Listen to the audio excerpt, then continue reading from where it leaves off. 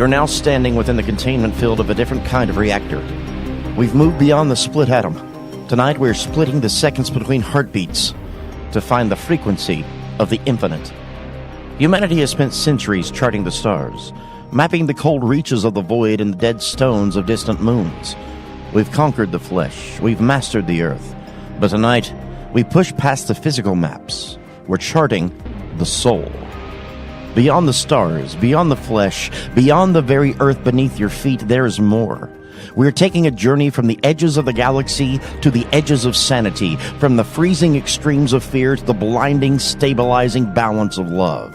We are diving into the very soul of man to find the one thing the sensors can't always catch, the spark that keeps us going through it all. Welcome to the Soul Gate. We're peering through the aperture of the internal cyclotron now, looking for the particle of the spirit that remains when all other matter is stripped away. Keep your eyes on the horizon. Not the ones where the sun rises, but the one where the soul begins. There is a light here, a radiant energy. It is the original fuel. It is the spark within the machine. Our first test flight takes us to the absolute limits of aeronautics and reality. From April 8th, 1950, we bring you Dimension X and the Outer Limits, right here on Hojo Radio. Stay tuned. Adventures in time and space, transcribed in future tense. Dimension X.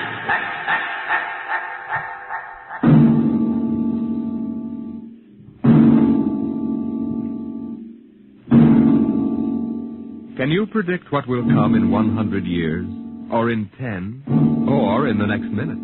Some people think they can. Nuclear science, mathematicians, astronomers, biologists.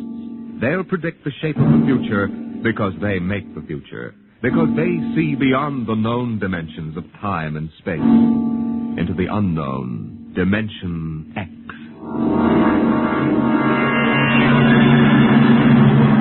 We go ahead now in time to 1965. We're on a vast concrete runway set in the desert of the Southwest. A giant metal ship stands before us, prow pointed for the stars. And in 5 minutes, the signal will flash, and it will tear up through the atmosphere to the outer limits.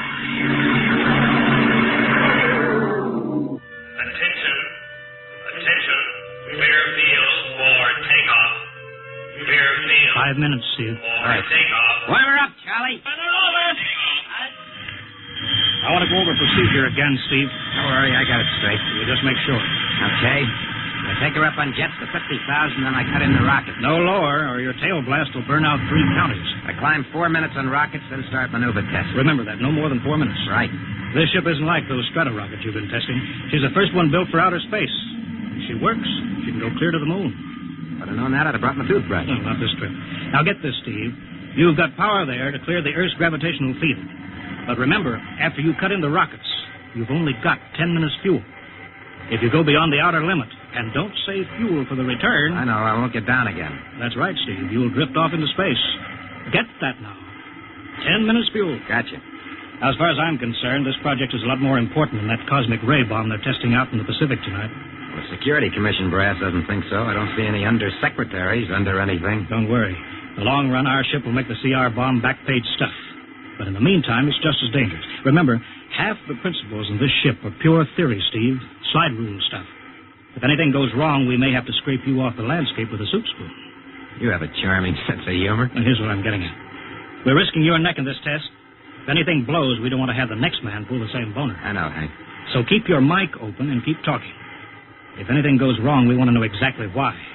And we won't be able to ask you. Let us know before you pull every switch. Before you do anything. You got that? Yeah. Even if you only have to blow your nose. All right, get those fuel lines away. Okay, Bro. Well, I guess that's about all, Steve. That reminds me. Look, if Mary calls, I'm just up on a milk run. I didn't tell her today was it. How is she? She's okay, but she's due about now, and I don't want her to be nervous. Hey, I didn't know the baby was that close. Yeah? Steve, I really ought to be sending a single man on this job. What, cut me out of a soft paycheck? Forget it, Hank. You know you can't get anybody else who can take 15 G's acceleration when those rockets cut in. Yeah, I know. It's time, Steve. Yeah. Well, see you later. Don't worry, Hank. I'll sweat for both of us. Button her up, Charlie. So long, Hank. So long. We'll give you the light from control.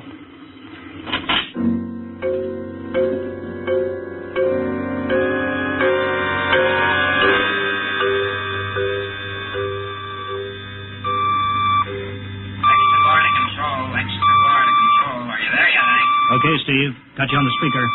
I'm ready to go. Mr. Hanson. Ready on radar, Sergeant? Mr. Hanson, you better see this. What is it, Elsie? Message center for Steve. Mrs. Weston just left for the hospital. What? Hello, Steve. Yeah. Stand by a minute. Shall we hold the takeoff, Mr. Hanson? What? Oh, yes. No, wait just a minute. It's too late now. You going to tell him? Maybe he's got enough to worry about. Hey, what's holding us up, Hank? Something on your mind? No, it's nothing, Steve. I just wanted to say good luck. Clear for takeoff, Charlie? Right. Okay. Give him the light.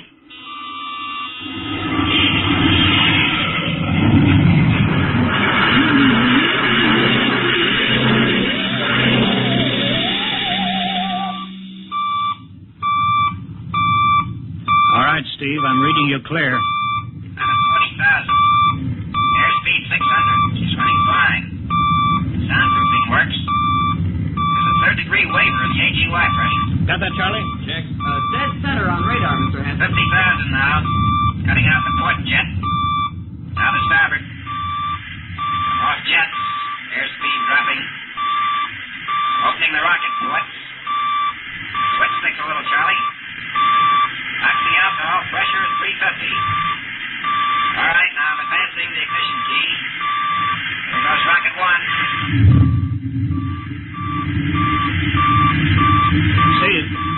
Steve, you all right? Yeah. Looks like nobody's snuck into the sledgehammer. Airspeed now 1,200. Here goes number two.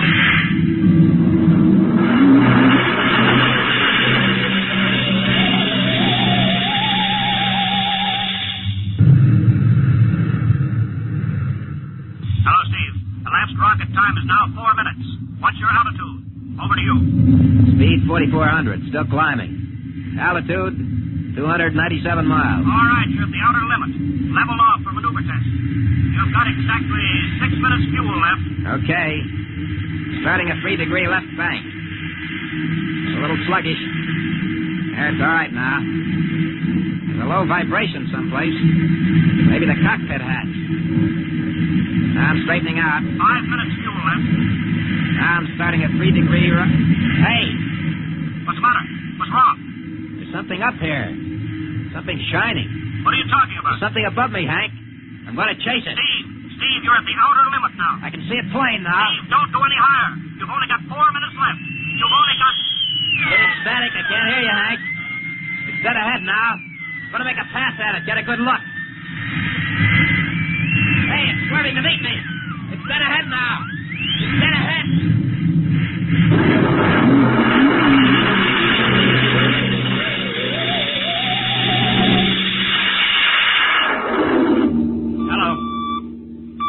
Hello, Steve.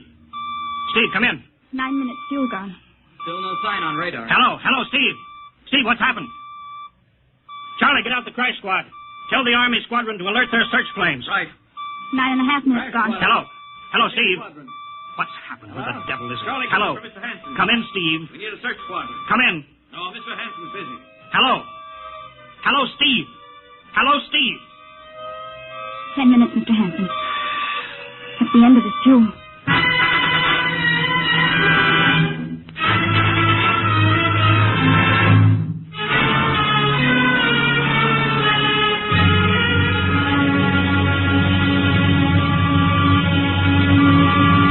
How long's it been now? 10 hours, Mr. Hanson. Nothing more on radar, Sergeant? Screen's blank. Colonel Corelli called in. Search planes are back. He didn't find anything. Should be some trace. Couldn't have bailed out, could he? You don't hit the silk at 4,400 miles an hour. Either went past the outer limit, ran out of fuel. Something blew, and we'll find the pieces scattered from here to the coast. Why does it have to be the best men? Always the best men. I'll get it, sir. Charlie, I'll we've got to figure out what was wrong. All right, I'll tell you. Something must have blown. Hanson. Yeah? There's a message from Northside Hospital for Steve. Oh, what is it? Mrs. Weston's fine. It's a boy. Thank you, Elsie.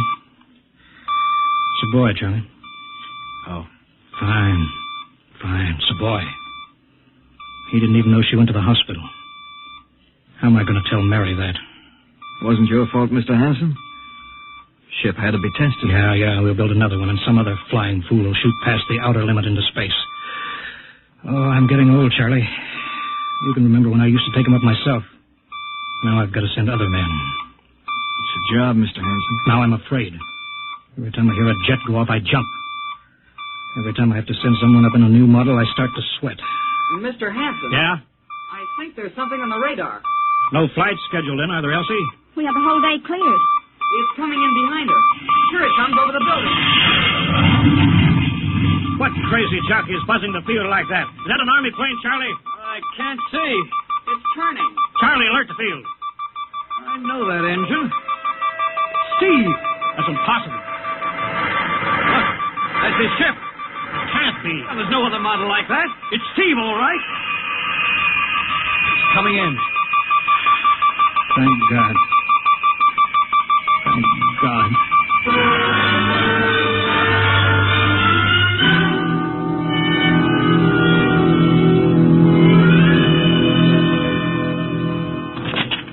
All right, sit down, Steve. The quicker we get this done, the quicker you get over to see Mary and the baby. Hank. Elsie, give the order to check and refuel the rockets.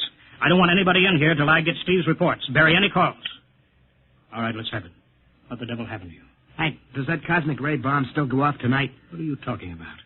Straighten out, Steve. Where you been for the last 10 hours? Listen, Hank, there's something more Come important. on. I've got to get a report on the screen to Washington, so let's have it. I've got to know how you stretched 10 minutes fuel to keep you in the air for 10 hours. Now, one thing before I talk. Look, have the Steve. Geiger men run over the ship before they refuel. What'd you run into? So help me, Hank, I don't know. But we better check and make sure it isn't radioactive. Elsie, add a Geiger report on the standard check. Steve, maybe we better have the doc look you over, too. No, I'll be all right. They said I'd be all right. They? Look, son, I know you've had a tough time, but we've had this field on the alert for 10 hours. One of the Army boys cracked up looking for you, and he's hurt bad. So let's have the story. Let's have it straight. I don't know how to tell you. Hank, I saw something up there. At 300 miles? I chased something up there, Hank, and I caught it. Now, don't hand me that, Listen, Steve. I was cruising along, just starting the right bank, when I spotted something. It must have been going about half my speed. It was egg-shaped and smooth. I made a pass at it, and I was coming back for another, and then there was a humming sound. Humming? A sort of vibration. And I blacked out. I was headed straight for it at 4,400 miles an hour. I thought it was going to be the biggest smash since Hiroshima, and I guess they were drinking that bottle. Never mind that, Steve. What happened? I came to inside their ship. Uh-huh. Steve, this whole thing has been a devil of a strain on you. I'm going to call Major Donaldson from the Army base. Ask him to sit in. The psychiatrist?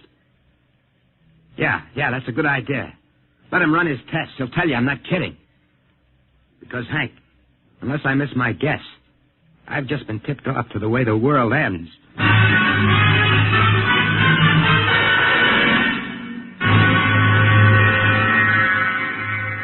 All right, Mr. Weston, suppose you continue your story. Yes, let's have it, Steve. You woke up inside the ship? Yes, and the place was jammed with machinery.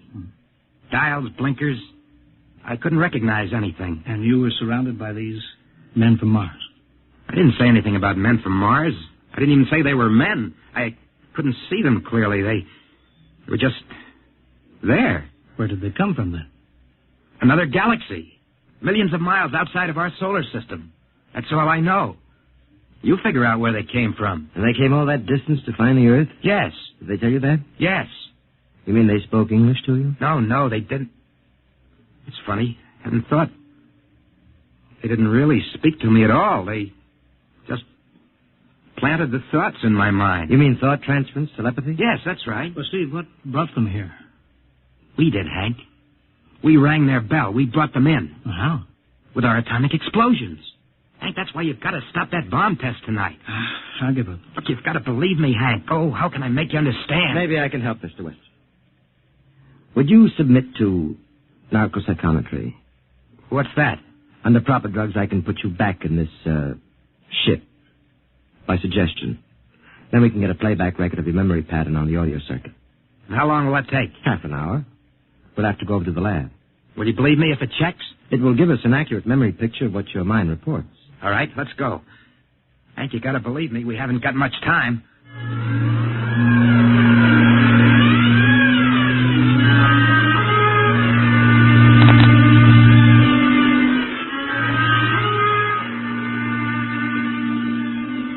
You should be getting drowsy now.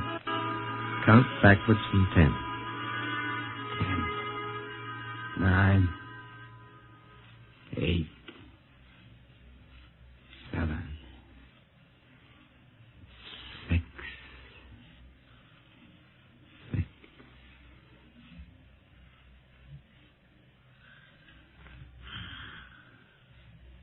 He's under.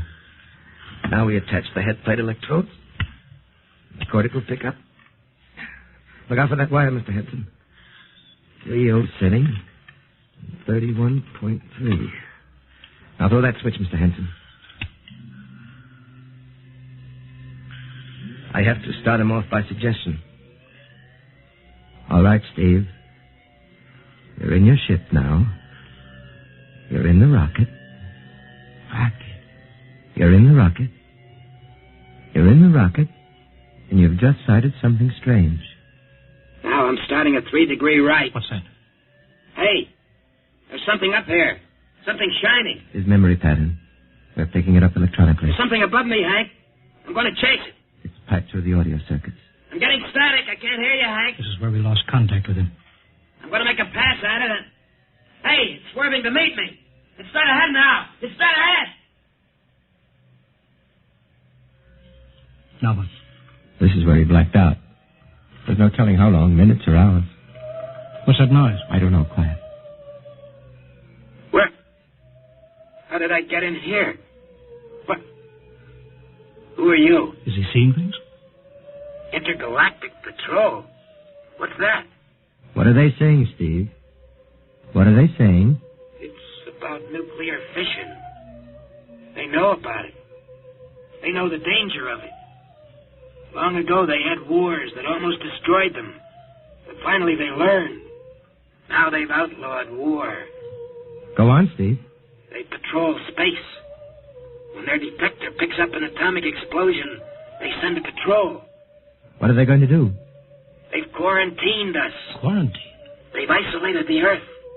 Because we don't know how to control ourselves yet. And until we learn, we'll be a menace to the whole universe. What is this nonsense? Quiet. How are they going to do it, Steve? They've spread a layer out here of... I don't know how to call it. All around the Earth. It's miles deep. When there's an atomic explosion on Earth, the radioactive particles will drift up to this layer and set off a chain reaction. It'll go around the world in microseconds. And that's the end. The end? What's he... Wait. Yes. Yes. I understand. I've got to bring back the warning. You're going to put me back in my ship to bring the warning.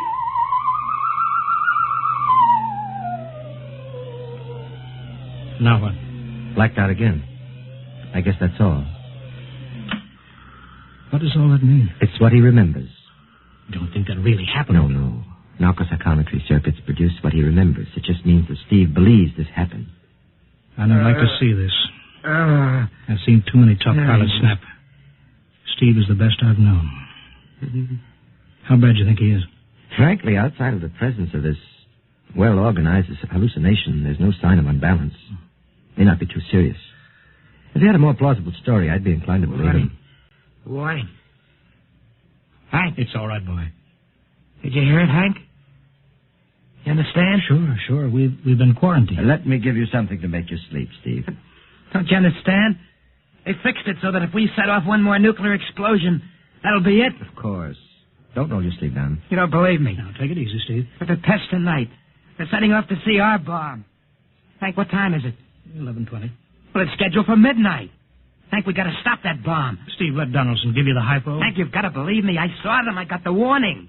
If we touch off that bomb tonight, it'll be the biggest galactic 4th of July of all time. The whole Earth will go up like a Roman candle.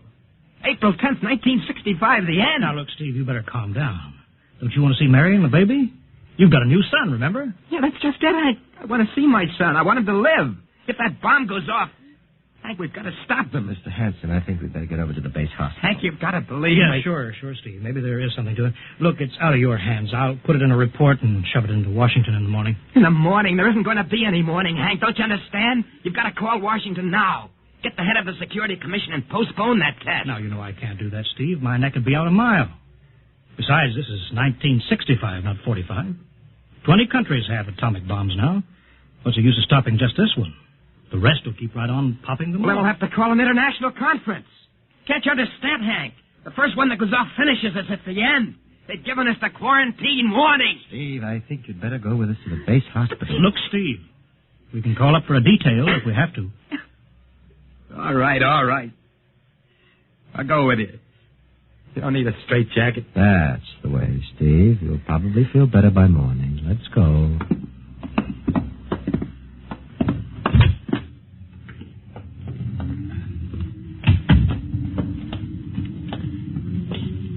Well, Steve, tomorrow I'll drive you over to the hospital to see Mary and the kid. Sure. Look at the ship under the floodlights. Pretty, huh? You'll be flying her again soon, don't you worry. Yeah, I guess so. What you doing out in the line? They refuel her? Yeah, we got Clausewitz coming in tomorrow from Denver for another test.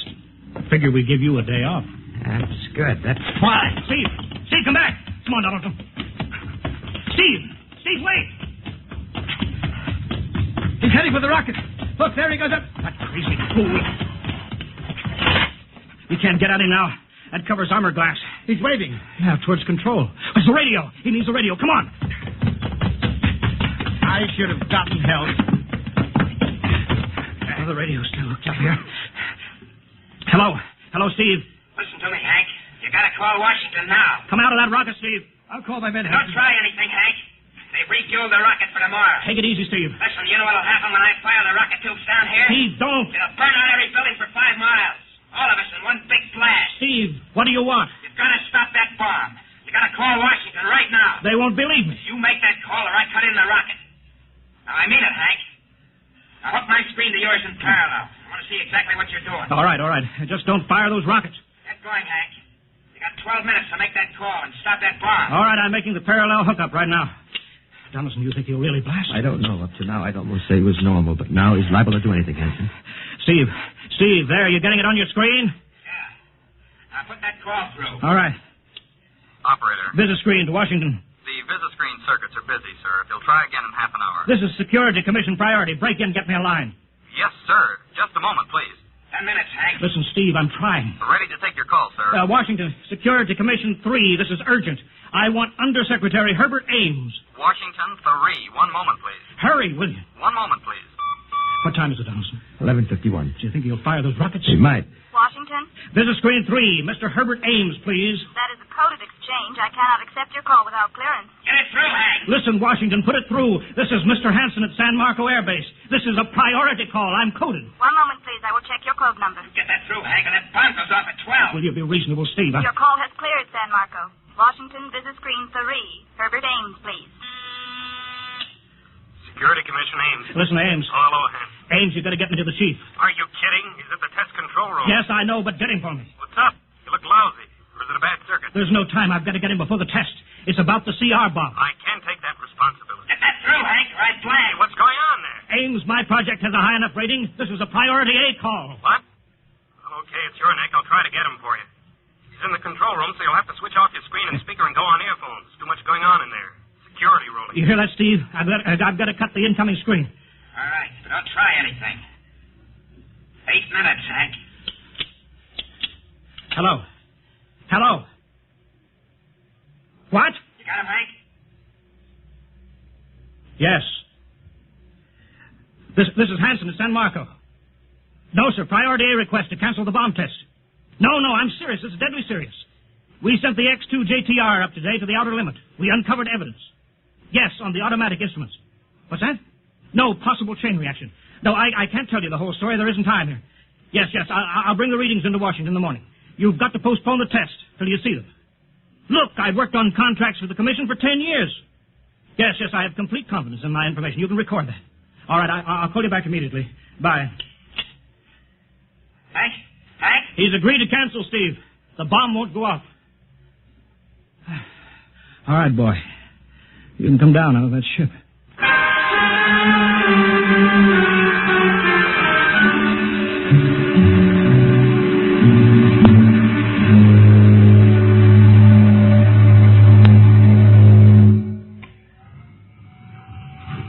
He's opening up. Here he comes. All right, Steve. Come on down. Sure, Hank. Just a second. Hank, I was scared. I was plain scared. Easy now. It's all over. The bomb won't go off. Thank God. Look, I want to see Mary and the baby. Can you get me transportation now? Oh, wait a minute. It's almost 12. They won't let you in the hospital now. I want to see the baby. Sure you do, but you've been under a strain. I've got a shot for you here, Steve. Give you a good night's sleep. All right. Roll up your sleeve. Yeah, here. There, that'll make you sleep. Sergeant will find you a bed. Yes, sir. Come on, Mr. Weston. Okay. Good night, Hank. I'm kind of beat. It's been a tough night.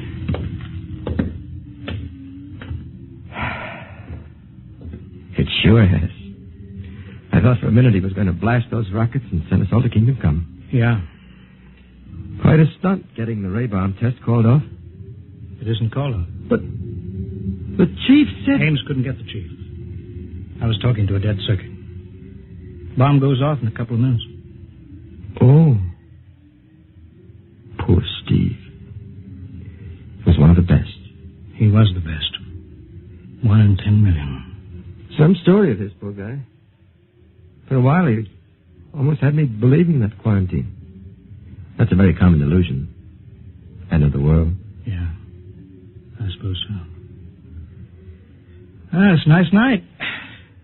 Never saw the stars so bright. We better be getting in. That wind is cold. Well, the bomb goes off in 30 seconds. Poor Steve. You know, Hanson, there's just one thing. Yeah? It's outside my field, but I'm curious. How did he keep that ship in the air for 10 hours with only 10 minutes fuel?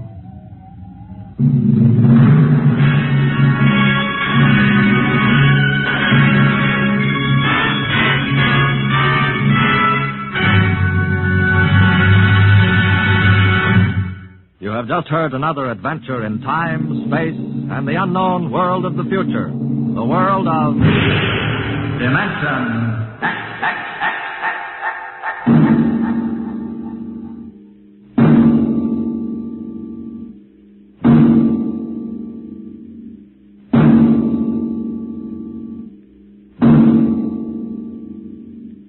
Next week, a star of the future appearing on the program of the future, Dimension X.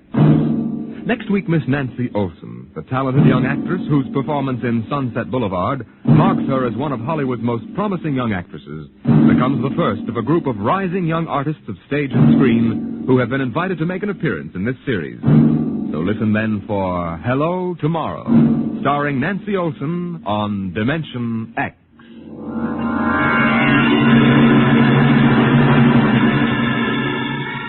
Tonight, Dimension X has transcribed The Outer Limits, written by Graham Dorr and adapted for radio by Ernest Kenoy.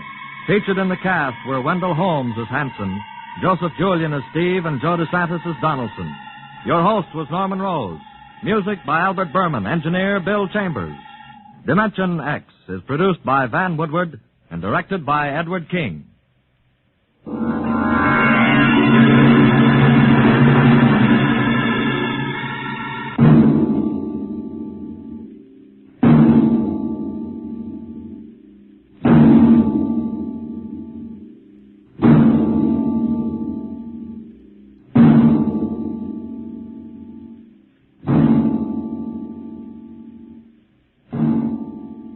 The pilot breached the ceiling, but he's brought back a shadow that doesn't belong in this spectrum. When we push our physical vessels to the vacuum, the internal pressure begins to leak. We move now from the mechanical to the psychic. Sometimes the most dangerous radiation isn't found in the lab, but in the memory of an ancient place that refuses to stay buried in the dirt. From February 1948, we escape into ancient Sorceries. Fed up with shoveling snow? Can't shake that cold of yours? Want to get away from it all? We offer you escape.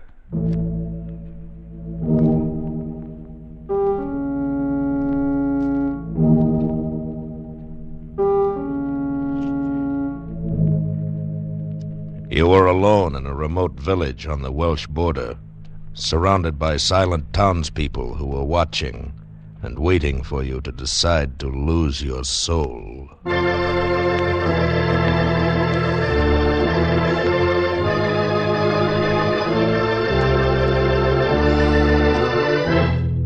Escape. Produced by William N. Robeson and carefully contrived to free you from the four walls of today for a half hour of high adventure.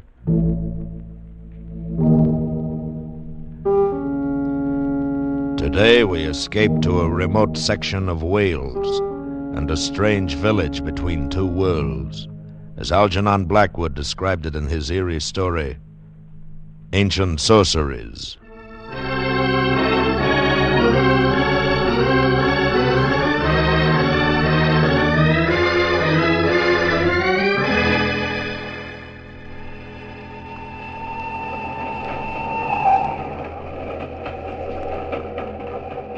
I had spent a week's vacation in Wales and was returning to London by train when it all began.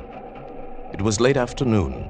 We'd left the Welsh mountains and crossed the border into western England, passing through a countryside which appeared singularly empty, deserted of life. Over the soft hills and the valleys between hung a faintly perceptible haze, giving to the whole landscape a feeling of enchantment and unreality. The train slowed at length to stop at a tiny wayside station. As it did so, a sudden thought occurred to me. Why not leave the crowded train with its irritating noises and spend the night in this peaceful spot, then take a slower and emptier train in the morning? On the impulse, I rose from my seat, and the man sitting opposite me said, Why say, sir, we only stop here for a minute or two. If you were thinking of walking about a bit. No, matter of fact, I'm getting off here. I thought you were going to London. I'll go on in the morning. I'm going to stay here for the night. I strongly advise you not to. I beg your pardon? This is the village of Malton. Malton? I've never heard of it. Few people have, outside. But if you place any value on your soul, you'll not spend the night here. What are you talking about? Why not? Because of the sleep. And because of the cats. That's all I can tell you. You're insane. I'll take my bag now, if you don't mind. You're making a terrible mistake. You may not even get the chance to regret it. Don't leave this train. I know what I'm talking about. Oh, but utter nonsense. Don't, I tell you. Goodbye.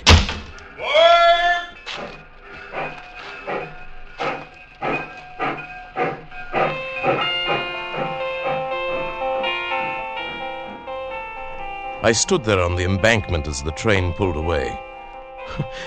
What was the matter with the man, anyway? Cats, sleep. His words made no sense. I picked up my bag and started walking up the long hill toward the village, and suddenly, for no reason at all, I shivered.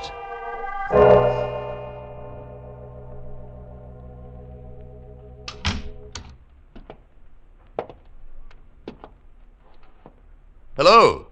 Hello, is anyone here? Yes? Oh, I didn't see you at first. Is there something I can do for you, sir? Why, yes, I saw your sign outside the Inn of the Golden Bough. I should like to get a room. You're planning to stay here? Why, yes. Very well. You may sign the register. Here. Thank you. I'm going to catch another train and go on in the morning. Yes, of course. There we are. Arthur Llewellyn. Llewellyn? Yes, from London. Arthur Llewellyn. You've been a long time coming back. What? But now that you're here, you'll find there are some things that never change. Madam, I'm afraid I don't know what you're talking about. You rang, madam? Don't worry. The gentleman would like a room for the night. His name is Arthur Llewellyn. Aye, so it is. Welcome back to Malton, sir. I knew I'd never been here before. What was it all about? First the men on the train, and now these people. Were they crazy, or was I? Oh well, I left the inn and walked along narrow cobbled streets, beneath quaint gables leaning out from the silent shuttered houses, through dappled pools of light and shadow. As I walked, it gradually dawned upon me that the village of Malton was centuries old, older than any town in England ought to be. And the people I passed now and then were dressed in the fashion of another day. They paid no attention to me, went silently about their own business. Yes, that was it. That's what I'd been noticing. Silently. As I walked, I noticed they came and went with only soft padding sounds to mark their passing, as though they walked in shoes with soles of velvet. When I stopped, there was no sound. The silence was unbroken. I hurried through the streets and came at last to the far side of the village, to a place where the hill broke away sharply from a low, flat wall of stone, perhaps a rampart once.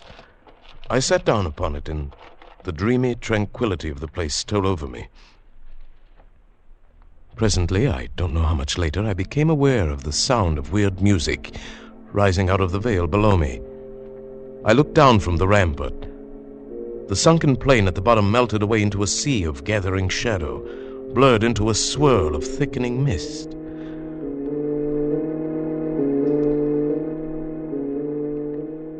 I thought of dead trees swept by the night wind, of animals with half-human voices singing to a white moon, of the wailing of cats on the roof tiles at night, of unearthly creatures far off in the sky calling to one another in chorus. I felt my heart beat faster and faster, felt the vague stirrings of some urge inside of me trying to answer the awful call of that music. I fought against the feeling, fought against myself, and even as I did, I found I was staring down into that valley, peering desperately into the dark mist, trying to see I don't know what. And then suddenly,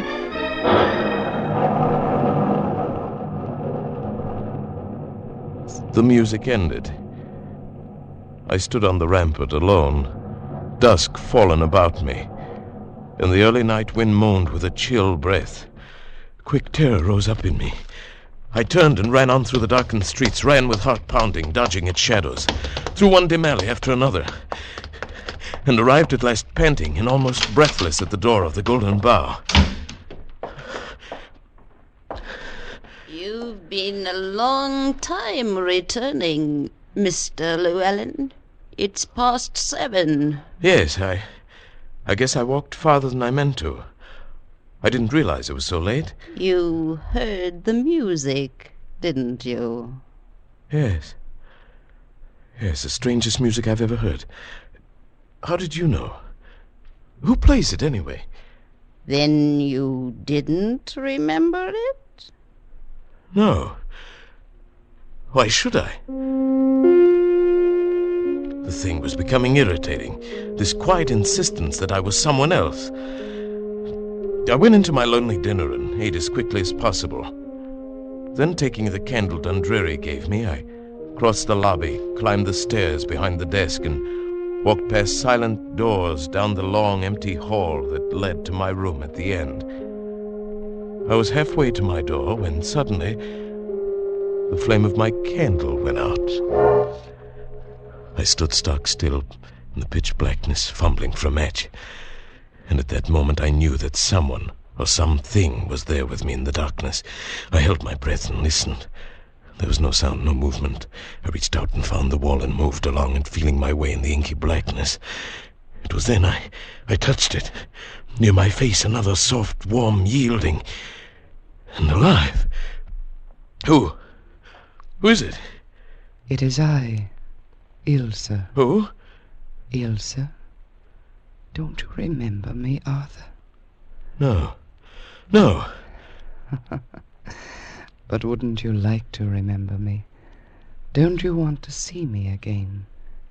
To look at me? Now? I don't know. But not tonight, Arthur. Perhaps tomorrow. Tomorrow. Tomorrow. Tomorrow.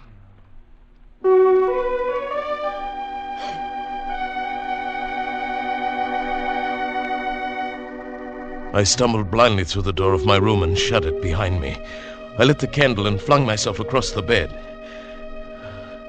The room was small, with one shuttered window, and the light of the flame flickered on the walls and ceiling.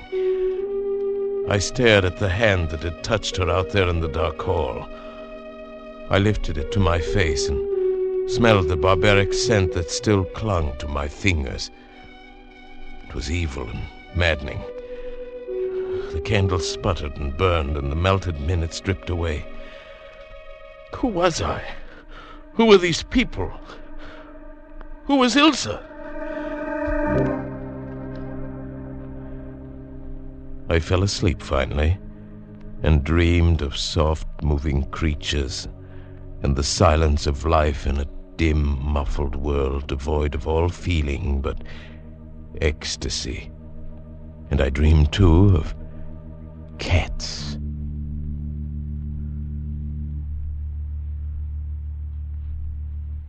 You slept quite late this morning, Mr. Llewellyn. Morning, Dundreary. I felt as though I'd been drugged. The night air here in Malton is very conducive to sleep. I'd meant to catch the morning train to London. Now it's too late. What a terrible shame. Yes, Oh, by the way, Dundreary. Yes, Mr. Llewellyn? Do you... I mean, I was wondering if you'd know anyone by the name of Ilsa. Ilsa happens to be my daughter, Mr. Llewellyn. Oh, I didn't hear you come in.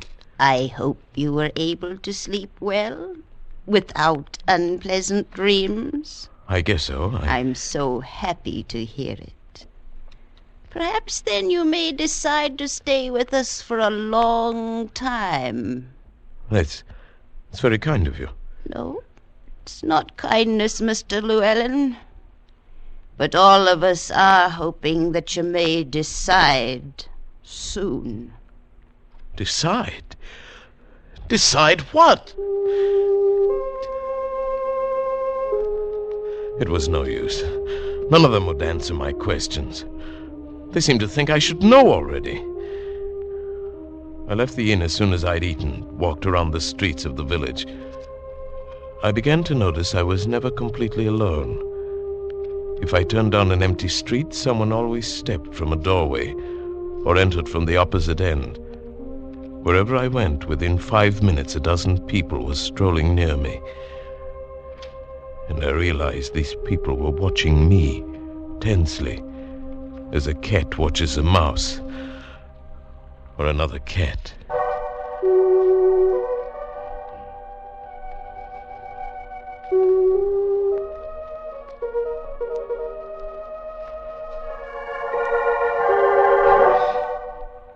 It's quite fortunate you came back early, Mr. Llewellyn. Your dinner this evening is a rather special one.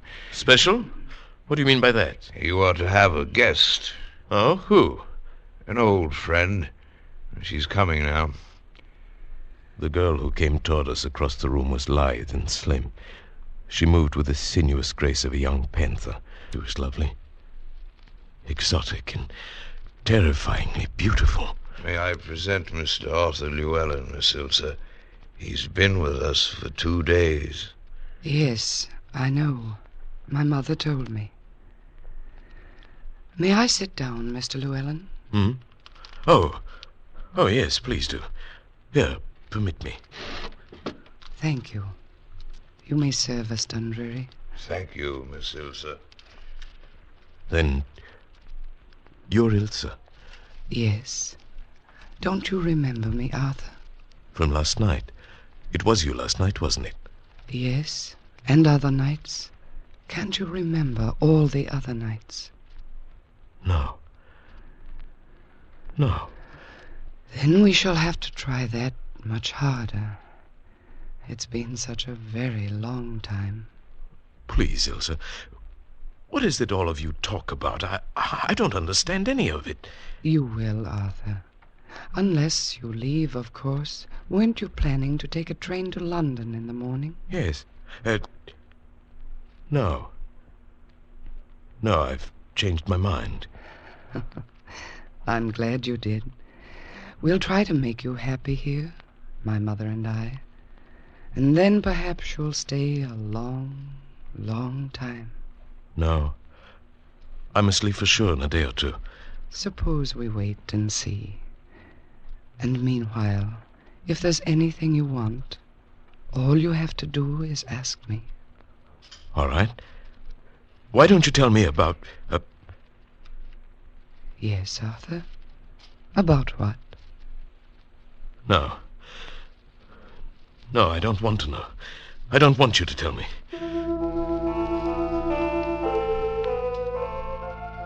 Suddenly I realized I was afraid to know. I was afraid. I should leave now, but I couldn't leave. It was Ilsa. She attracted, repelled, fascinated, and horrified me, all in single flashes of blasting emotion. I felt the presence of a great grey curtain ready to roll back at any moment and leave me on the brink of an awful adventure. And I knew the village held its breath, watched and waited. And then on the evening of the 5th day, the whole ghastly secret exploded into hideous life.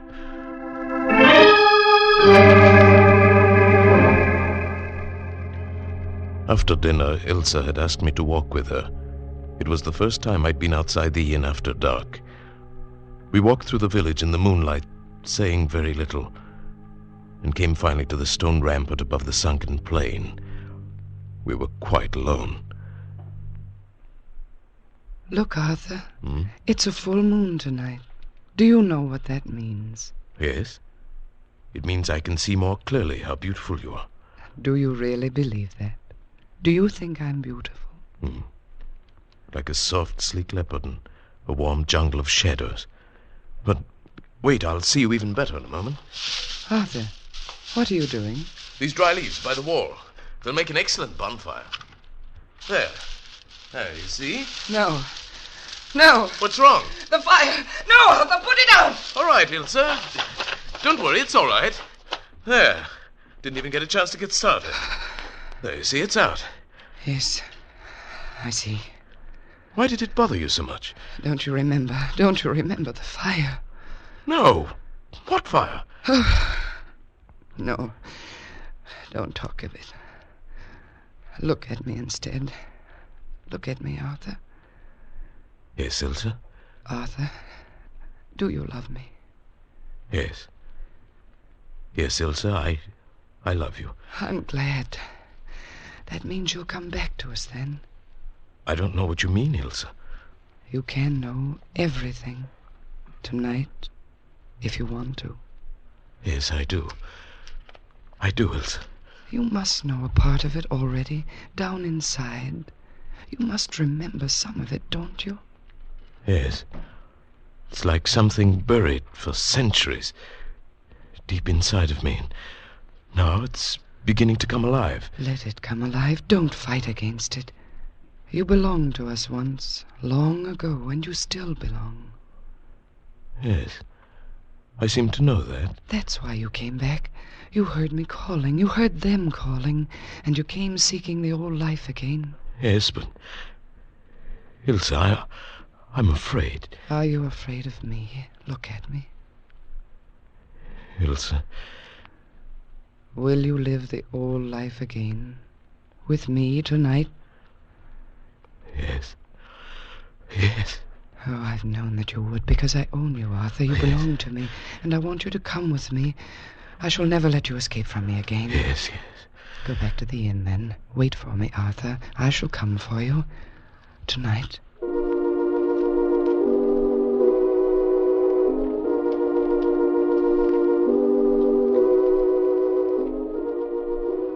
Back at the inn, I paced the floor of my room, a tense, uncontrollable excitement driving me along in a nervous frenzy. The dry crypt of the memory had broken open, and all the things I'd hidden away for centuries poured into my consciousness. I knew now why I'd come here. I knew what I was going to do. And I knew that I was lost. I sensed the rising stir of movement throughout the inn, and outside in the courtyard below my window. I knew what to expect when I threw open the window. From every window of the inn and from those of the houses about the court were leaping great monstrous beasts with soft dark fur and eyes that gleamed with eerie phosphorescence. Cats! Cats of human size! This was the secret of Malton. Lycanthropy. The witchcraft of centuries long dead and buried. The half-human cries floated up to me, and the moon cast their dark shadows on the ground as they padded across the courtyard and vanished through the narrow streets of the village, heading for a hideous rendezvous. This is what I'd been. This is what I wanted to be now. I scarcely heard the door of the room open behind me. Are you ready, my love? Shall we join them? Ilse. Here, Arthur, the sacred bomb, made of vervain and mistletoe and blind things out of the sea. Remember? Yes. Yes, I remember. Take it. Use it. We'll change now. Transform. Leap from the window and join them. Lead us again, Arthur. Yes. But not here, Ilse. Not yet. Wait until we get there. Then we'll change. If you wish. Come then, Arthur, to the stone wall above the grove. That's where we'll change, on the stone rampart.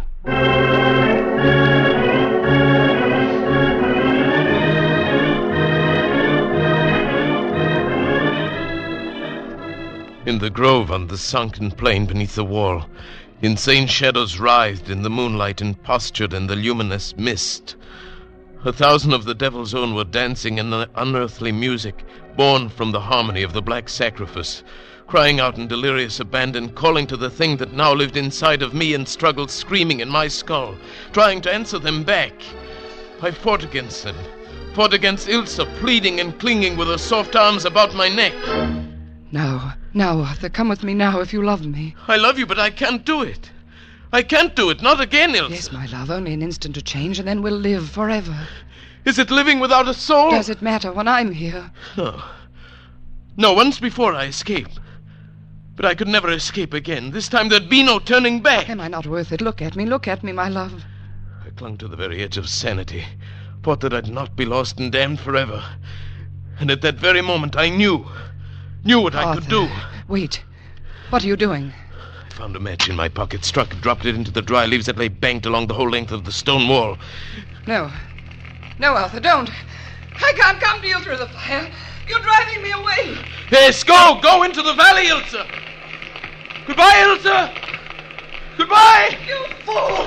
You fool.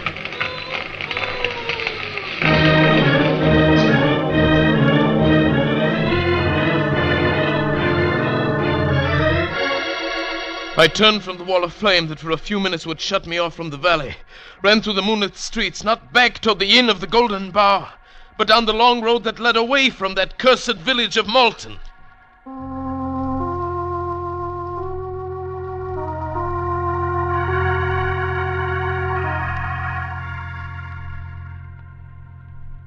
Well, Mr. Llewellyn, I find this one of the most interesting cases of hallucination I've encountered since I began the practice of psychiatry. I tell you, it really happened, Doctor. And having investigated your story a bit during the past week, I'm in a position now to answer most of the questions that have been worrying you since you came back to London. What do you mean, investigated? I went up to Hereford and looked over some of the old records there. And then I motored over to Malton for a couple of hours. Well, then you know it's all true. You saw it. You know I was there. Oh, there's no question but what you were there, Mr. Llewellyn. The lady who runs the inn showed me your name in the register. Said you'd left quite suddenly without taking your luggage or paying your bill. She was really quite put out. I see. Well, what about the records, Doctor? The ones you spoke of? I think they really explain the whole thing, Mr. Llewellyn.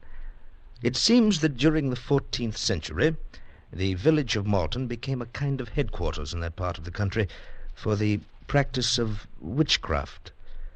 Yes. Go on. Numerous trials were held there in the late 1300s, and a great many men and women were convicted of sorcery and burned to death. Yes. In the records of a trial in 1372, I found the name of an Arthur Llewellyn and of Ilsa and her mother. That proves it, then. It proves a clear case of hallucination. You knew that story before you went there, not consciously, but somewhere down in your latent memory. I knew nothing of it before. That man was an ancestor of yours. The story must have been known in your family. When you arrived in Malton, accidentally, the association of the name just pulled the trigger, and your imagination did the rest. But, Doctor, my parents died when I was 4. I've never been around any of my family. No matter. You see, a childhood memory is amazingly persistent at times. Yes. Yes, I suppose it is.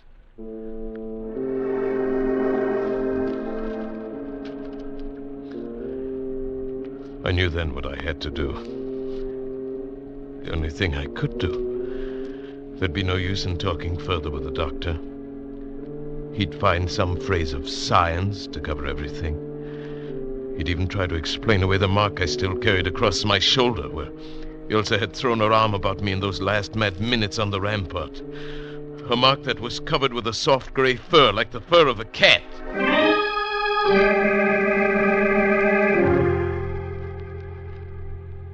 Yes, I knew now what had to be done, and must be done while I still retain my sanity. One last act, final and irrevocable. An act that begins by walking into the railway station at Charing Cross.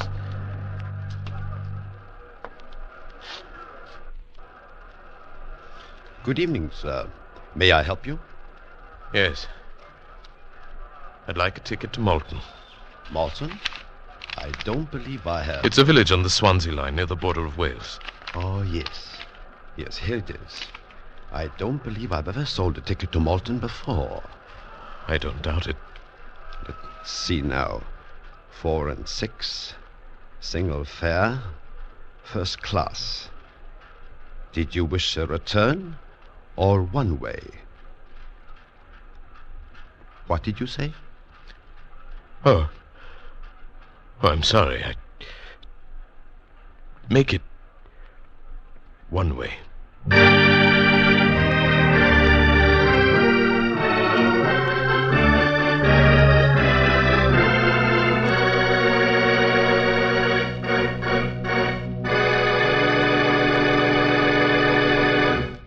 Escape. Produced by William N. Robeson and directed by Norman MacDonald, today brought you Ancient Sorceries by Algernon Blackwood. Adapted for radio by Les Crutchfield, with Paul Frees as Arthur Llewellyn, Kay Brinker as Ilsa, Anne Morrison as Madam, and William Conrad as the Doctor. Music is conceived by Cy Fewer, with Eddie Dunstetter at the console. Next week... After you've had a hard day at the office or bending over a hot stove, next week at this time, when your problems seem too much for you, we offer you escape.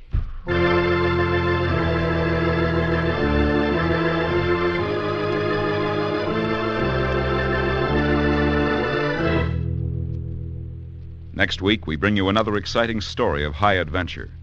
Goodbye, then, until this same time next week, when once again we offer you Escape.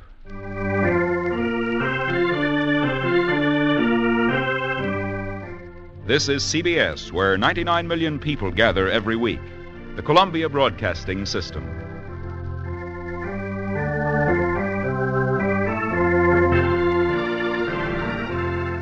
The experiment is escalating. We've looked into the past, but the radar is now picking up a signal from the year 2000 and beyond. What happens when the evolution of the machine meets a life form that doesn't compute? When we find that the green thing in the dark isn't an error in the system, but a new master of the planet. From September 1950, 2000 plus, and the green thing, right here on the Hojo Radio Network. I am a voice that no man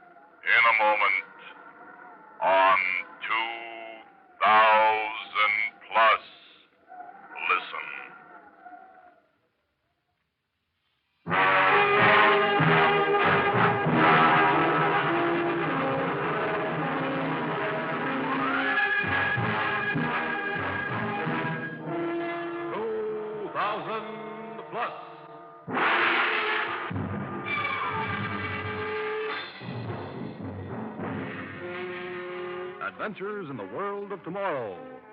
Dramatic stories of science fiction from the years beyond 2000 AD.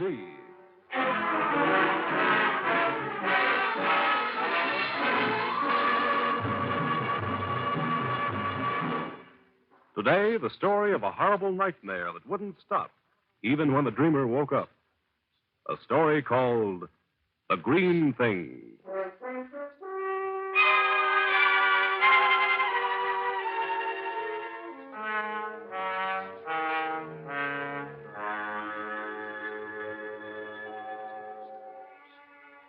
It is the year 2000 plus 175. It is late evening, and all is peaceful and quiet in Dr. Harvey Glendon's sanitarium. Outside, on the vast estate that stretches away from the main building, there are only the soft country noises, the wind sighing in the trees, the shrill chirpings of innumerable crickets.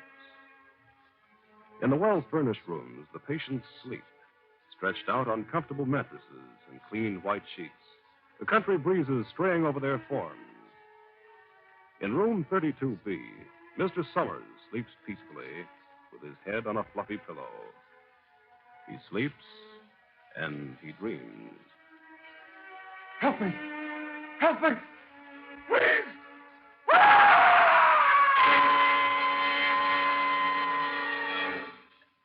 So, in the light of the growing psychological problems facing our nation, the government has sent me to you, Dr. Glendon, to enlist your aid, since you're the country's outstanding psychiatrist. Well, I'm honored indeed, Mr. Carley. But I don't know that there's much I can tell you about the advancement of psychiatric research that isn't being published in the medical journals.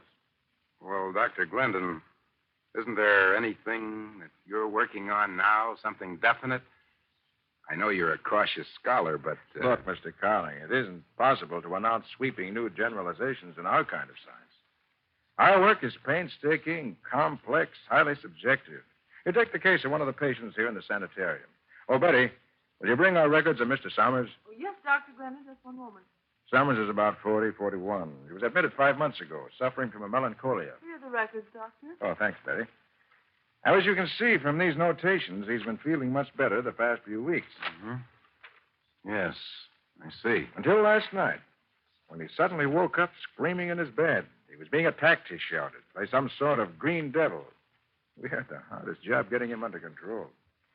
Now, in the past, Summers had spoken quite often of a green hat that he lost as a child. His father, he remembered, had punished him severely for losing it. In later life... Dr. Glendon, this is all very interesting, but you can hardly call this dream analysis anything new. Yes, it has been known for centuries. Well, then I don't understand... Mr. Carling, I know why you came to see me. Apparently, I haven't been able to keep my achievement as secret as I'd hoped. That's right, sir. We've heard rumors. All right, Mr. Carling. I've said that Mr. Summers' dream is very unusual. And would you like to see it? You mean see his dream? Exactly. I'm going to show you a motion picture of Mr. Summers' dream. Photographed from the subconscious mind, exactly as he dreamed it.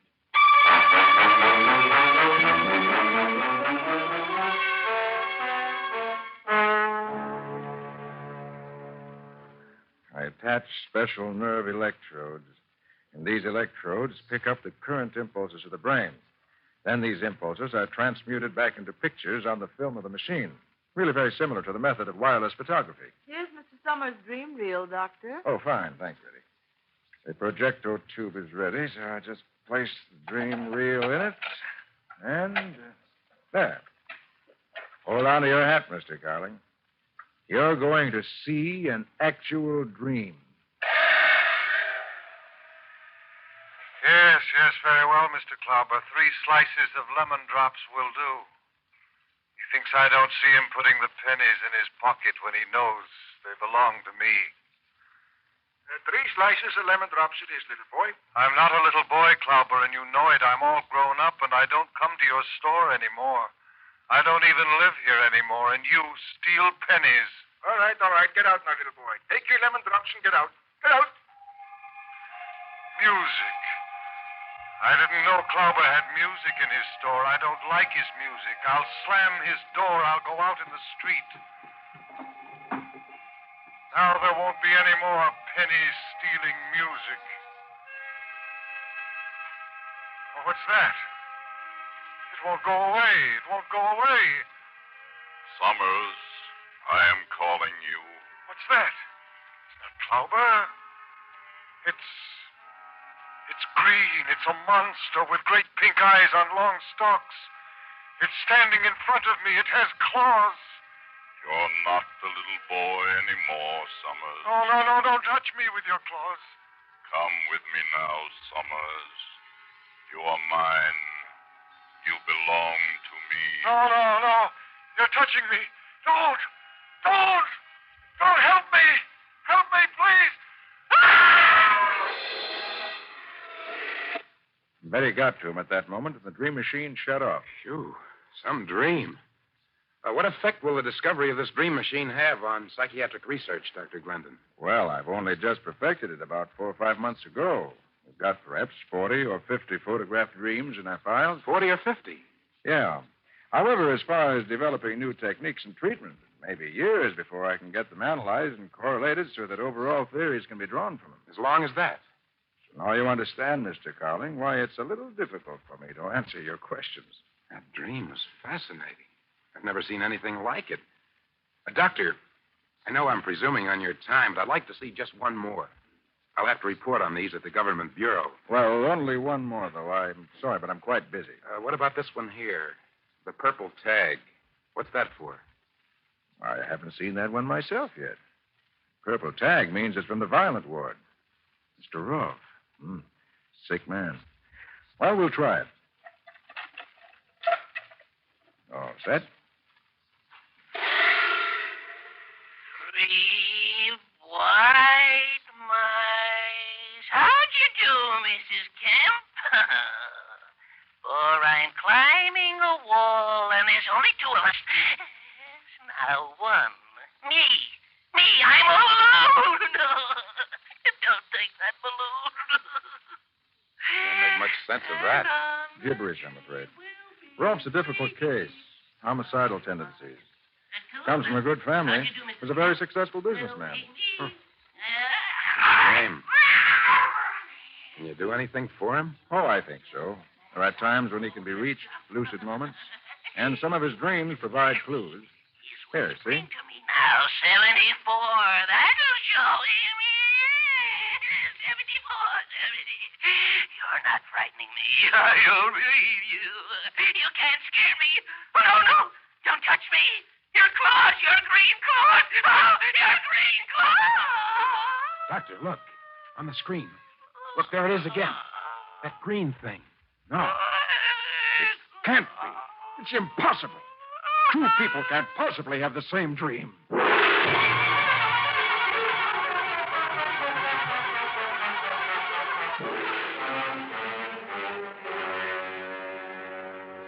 I don't understand it, Betty. I can't understand it. I've been through all the records of both of them, Summers and Rolfe. There's nothing in their background that would cause them to have the same dream. Are you sure they haven't been together at some time? I'm positive, Doctor, they haven't even met. Mr. Rolfe came here only a month ago, and he was placed in the violent ward immediately. He's never been out of it. It's possible for people to have similar dreams, yes, but never to dream of the same unusual, horrible, specific subject as that green thing. Every detail was the same. The pink eyes, the claws. Makes me shudder myself. Betty, I want our dream reels, all those I haven't seen. Oh, now, you're not going to view them all. It would take you... I don't care how long it takes. I want to see them all. I've got a funny feeling inside, and I won't be at ease until I know, until I'm sure. Sure of what, Dr. Glendon? Sure that none of the other patients have had that dream. That same horrible dream of that green thing. Dream 9, Mrs. Jordan. Shall I put the sound on? Oh, no, not necessary. We can see it if it appears. No, nothing here. Dream 10, Miss Farnham. No, nothing. I don't think we'll find anything, Doctor. It must have been a freak, a coincidence. Keep going, keep going. Dream 11, Mr. Craig.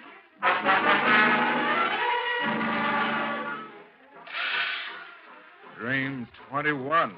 Nothing there either. Dream 22. Maybe you're right, Betty. I'm beginning to think myself Dr. Glendon! Dr. Glendon, look! There it is! A green thing. Dream 42, Mr. Bradley. Turn off the sound. Turn it off. That's it again. A green thing.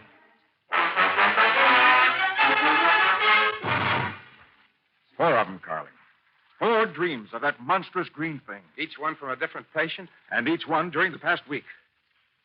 Carling, there's something there. Something to make even a psychiatrist feel frightened.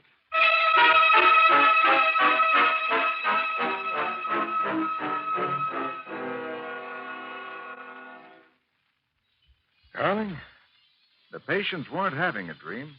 They couldn't be. They had nothing in common but the fact that they're in this sanitarium. Why, even the nature of their illnesses are different. Doctor, aren't you getting a little mixed up yourself? Huh? You saw those dreams. I saw them. Betty saw them. I know it's incredible. Listen, to have a dream means that you create that dream. You and nobody else. You mean you think the patients didn't create those dreams? They're not their dreams? There is such a thing as thought projection. Mental telepathy? Yeah. Why should anyone want Someone to... may have found out about the dream machine. Maybe jealousy or grudge or a hatred of psychiatry in general. There are many reasons. What we've got to do is to find out where it's coming from. The patients must be protected. How? First, we've got to find out whether this telepathy is coming from inside or outside the sanitarium. Then we've got to track it down. I tell you, Carling, whoever's trying this terror by mental telepathy isn't going to get away with it. I'm not going to stand by while a lifetime's work is destroyed by a campaign of terror against my patients. I'm going to institute protective measures at once.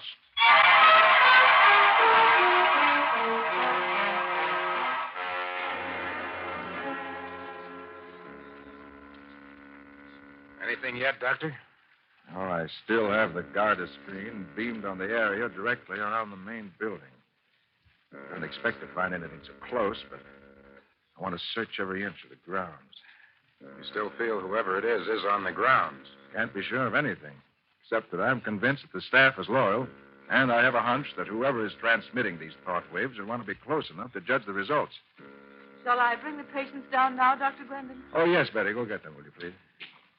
It's just possible that they may be able to help us. They may have felt currents emanating from a certain direction.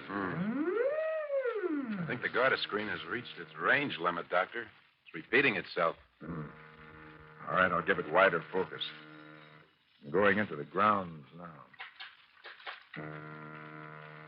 Wait, there's something. A figure on the screen. Yeah, I see him. He's carrying a club, a stick or something. Who is it, Doctor? Can you tell? I don't want to alarm him. I'll signal the patrol corps. Let me. It's that red button on the wall, isn't it? Oh, no, Carling. Never mind. That is one of the patrol corps. I can see his armband. Too bad. Well, I'll switch the machine to the north fringe. There's another figure. Is that... It isn't... We seem to be well guarded. Another member of the patrol corps. Well, let's hope the patients will be able to... Here's help. Betty. Doctor. Doctor. She's alone. Betty, where are the patients? They're gone, Doctor. What? They've disappeared. And a fifth patient has just begun screaming in his room, the green thing, the green thing.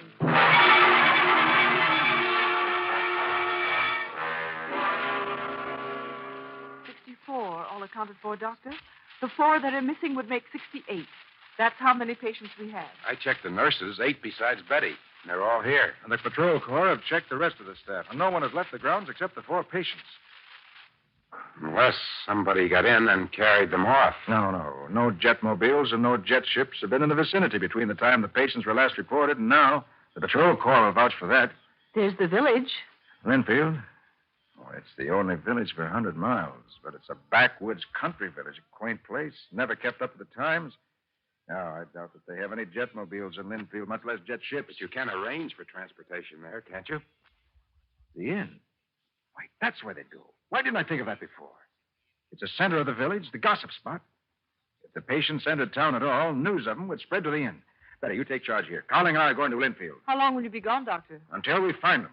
Or learn they're no longer alive.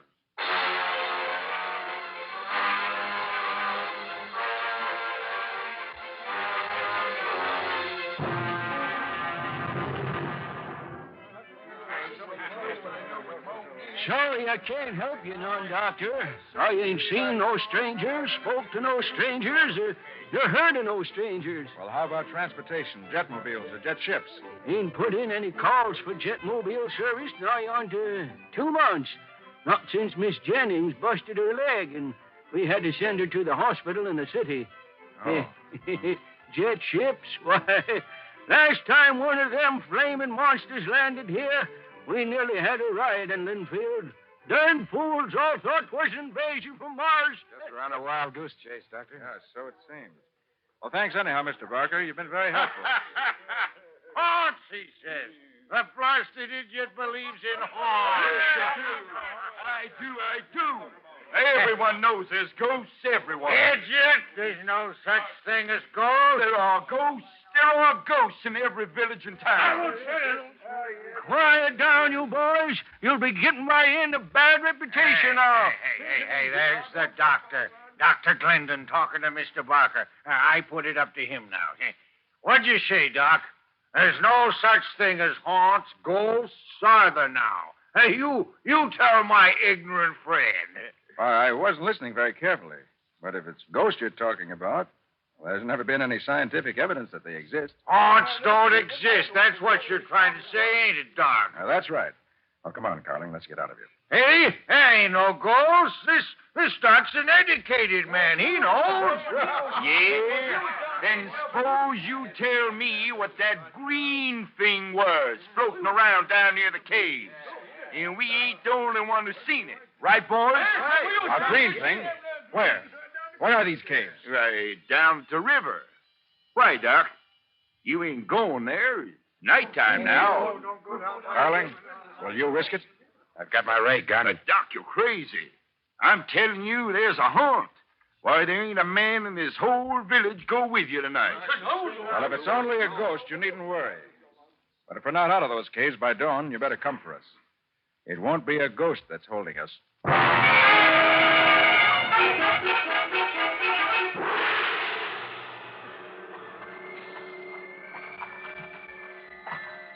This must be the right cave, Carling. It's the only one with a brush trampled down in front of it. Eerie as a tomb in here. Shh, quiet. I don't hear anything. We just don't want to be taken by surprise. Have to be as quiet as possible. All right, come on.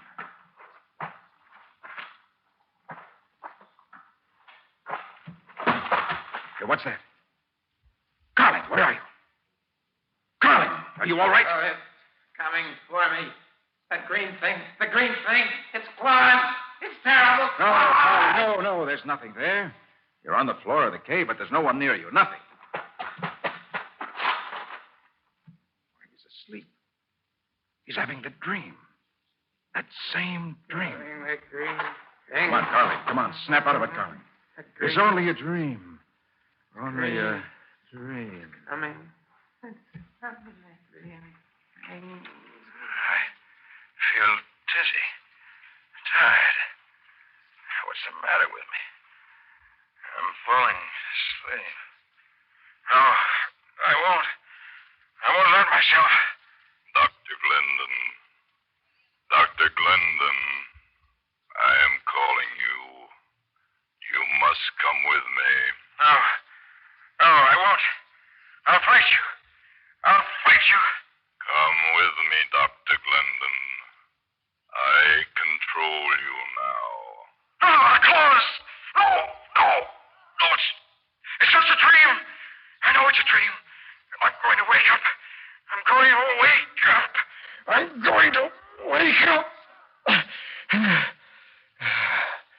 I did it. I'm awake. I conquered the green thing. Did you conquer me, Dr. Glendon? I can't be. Standing over me. The pink eyes and long stalks. Your clothes.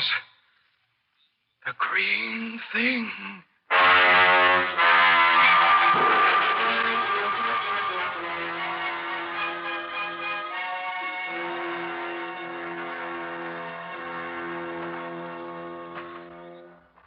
Right in here, Dr. Glendon.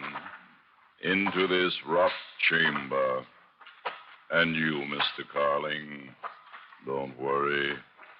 You won't fall. My will is controlling you. My patients. Over there in the corner. Rolfe, Bradley, Summers, Garden. Now, what have you done to them? Summers, are you all right?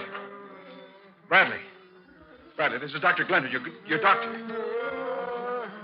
What's the matter with them? Gardner, Bradley. Nothing is the matter with them. They just don't understand you anymore. They are attuned only to Venusian thought wave.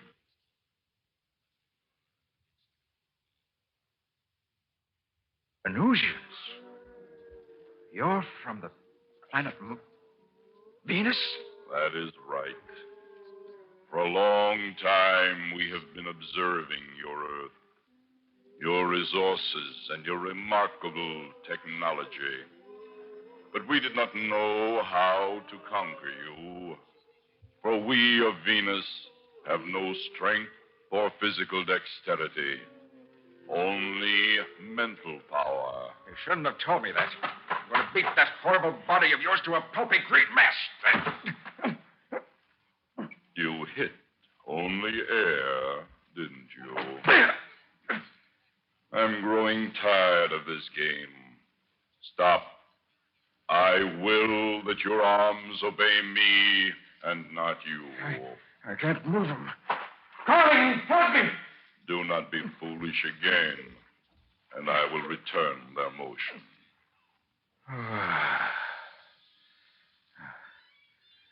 You hypnotized my patients the same way, didn't you? Are those dreams? A little more complicated than what you Earthlings call hypnosis. But it is mind control. I have come to Earth to prove to my planet that this is the way to conquer your Earth.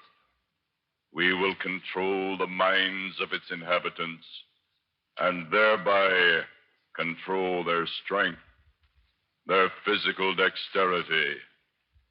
I began on your patients first because their minds are more easily controlled. What do you want of them?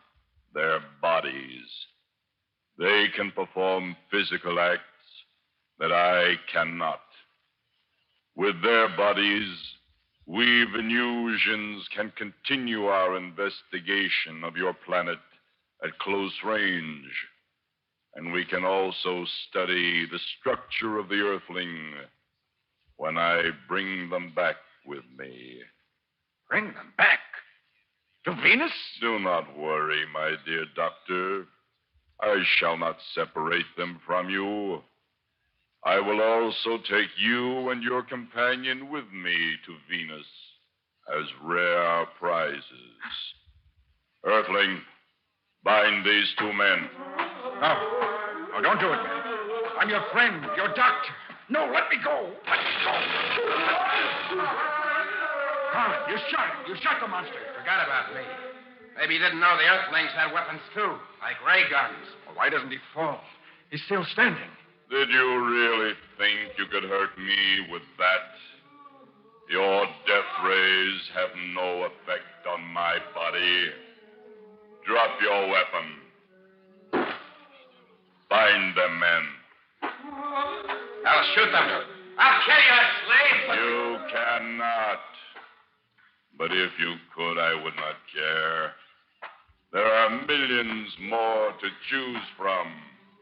You can kill yourselves, too. You are replaceable, except to yourselves. You are trapped. Your only escape is death. Walls, they're crumbling. The explosion of your ray gun, Carling, it loosened the rocks. It's a cave-in. We'll be buried alive. The corridor, quick. To the corridor.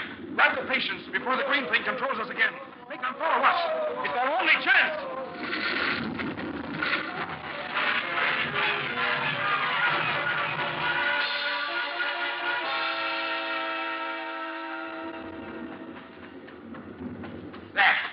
There's the mouth of the cave. Hurry, Doctor. It's blocked. The rocks have fallen here, too. There's one big one just at the mouth. If we can move that one, I think we can make it. All right, help me, Doctor. I'll get the patients, too. All right, come on, then. Here. Pull. Pull. That's right. That's it. It's moving. All right, come on. There. Now we can squeeze through now. You go first, Doctor. Pull the patients after you. All right. All right, I'm out. Now, Rolf, come on. That's it. All right, Bradley, you next. Come on. That's the way. All right, you, Summers. Hurry, Doctor. Quick, now, come on. All right, Gardner, quick. You, all right. It's all right there. All right, now you, Garland. I can make it. Help. Good. Help me. Earthlings. I cannot escape. You can't squeeze through. He has no physical strength. Earthlings. Earthlings. Come to me. Patience. They're going to him. He still has power over them. Come on, Colin, quick. Before they release him, help me shove this rock over the opening. Come on, quick. That's it. No. There we go. Thank goodness. Hey, what's that? Look out, step back!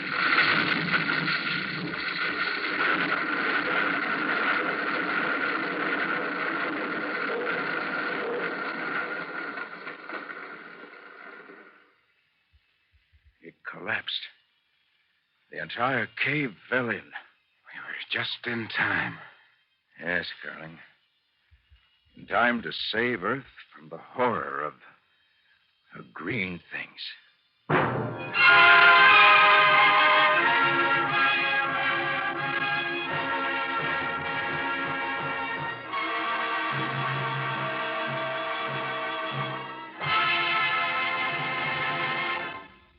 Next week, an incredible story about a man of science who dared tamper with the secret of human life.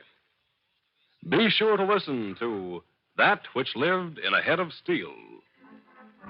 2000 Plus is produced by Dreyer and Winolson Productions Incorporated. In today's cast, Lon Clark played Glendon, Joseph Julian was Carling, Hester Sondergaard was Miss Connors, Gilbert Mack was Rolf, John Griggs was Summers, and Henry Norrell was the Green Thing. The script was written by Edgar Marvin.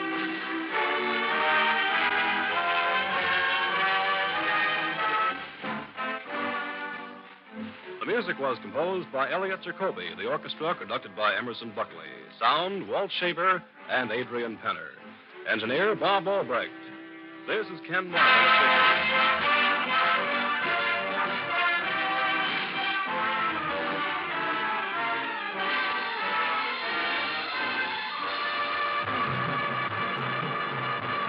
Biological anomalies are manageable. Temporal anomalies are not. If a man could reach into the clockwork of the universe and stop the gears, would he be an engineer or a murderer? We chase the ghost of the machine tonight, forgetting that time itself is just a signal, and signals can be jammed. Step into the dark with a man who knows what static hides in the hearts of other men. Tonight, we show you January 1st, 1939, with The Shadow and the Man Who Murdered Time, next on the Hojo Radio Network.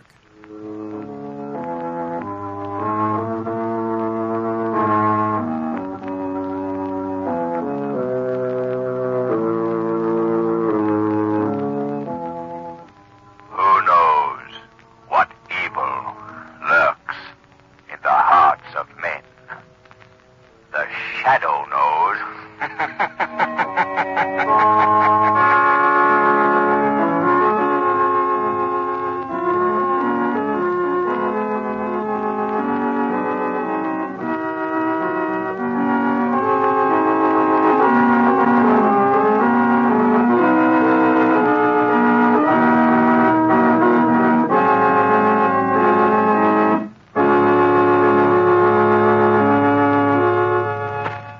we're waiting for the first act of the Shadow's latest adventure to begin, I'd like to ask every motorist to do this. Take a ride on the new Goodrich Safety Silvertown tire.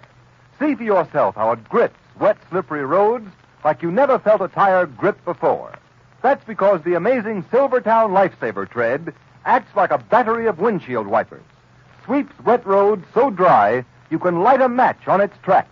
For the quickest non-skid stops you've ever had, equip your car with Goodrich Silvertown tires.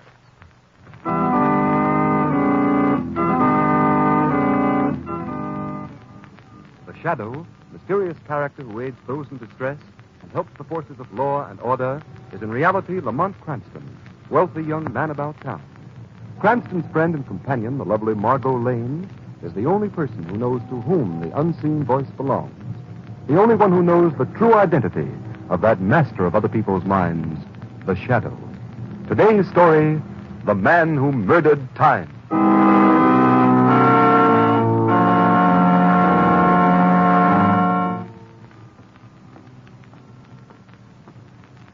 Yes, Stewart? Mr. Cranston, on behalf of all the employees of the club, I wish to thank you for your generous New Year's gift to the personnel. It's quite all right, Stewart. Happy New Year. The same to you, sir. And may I thank you, too, Mr. Hughes, for your gift. You're very welcome, Stuart. Happy New Year. Happy New Year, too. I wish I could have made it more, Cranston, but it hasn't been a terribly good year for me. I'm sorry to hear it, Hughes. Oh, by the way, how is Mrs. Hughes feeling these days? Poorly. Well, the doctors at the sanitarium say she may pull out of it next year. That's why I'm looking forward to the new year so eagerly. Well, Hughes, if there's anything I can do in the way of financial assistance... Thanks, old man, but it won't be necessary. I expect to be out of debt very shortly. Business improving? No, a trust fund is coming due in 2 weeks. Inheritance from my Uncle Matthew, you know. Well, I'm delighted to hear it, Hughes. It's 4 o'clock. Well, only 8 hours to a brand new year and new hope for all of us. Amen to that. You're coming to my New Year's Eve party tonight, aren't you? Oh, I meant to tell you, Cranston. I'll be late. I got a call this morning from a second cousin of mine. Wants me to come to see him this evening. Brilliant scientist, but I suspect he's losing his mind. Oh? Know what he claims to have invented? A time machine. A time machine? Yes, it's fantastic, isn't it? Well, come, Hughes. Is anything really fantastic in the modern world of science? 30 years ago, the notion that a human voice could circle the Earth without the aid of wires would have been called not only fantastic, but impossible. Radio, electric light, airplanes, all were called fantastic in their time, but today they're accepted facts. Why not the time machine? Well, I'm from Missouri. Anyway, I'm really going to see my cousin, not because of his alleged invention, but, well, because he's dying. Oh, that's too bad. Yes, the poor chap's got an incurable heart condition. He told me his doctors don't give him more than a few days to live. Well, I've got to be off. See you tonight, then, Hughes. Only a miracle will keep me away, Cranston. A miracle like the time machine.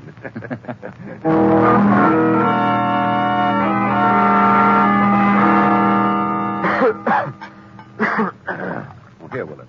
Drink this water. There. Feel better now? Yes, better Hughes.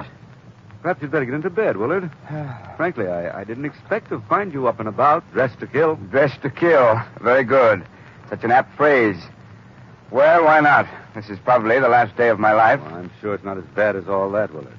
If you take care of yourself. Come, Hughes. I'll never see the new year. That's what you're really thinking. Know what I've done today? What, Willard?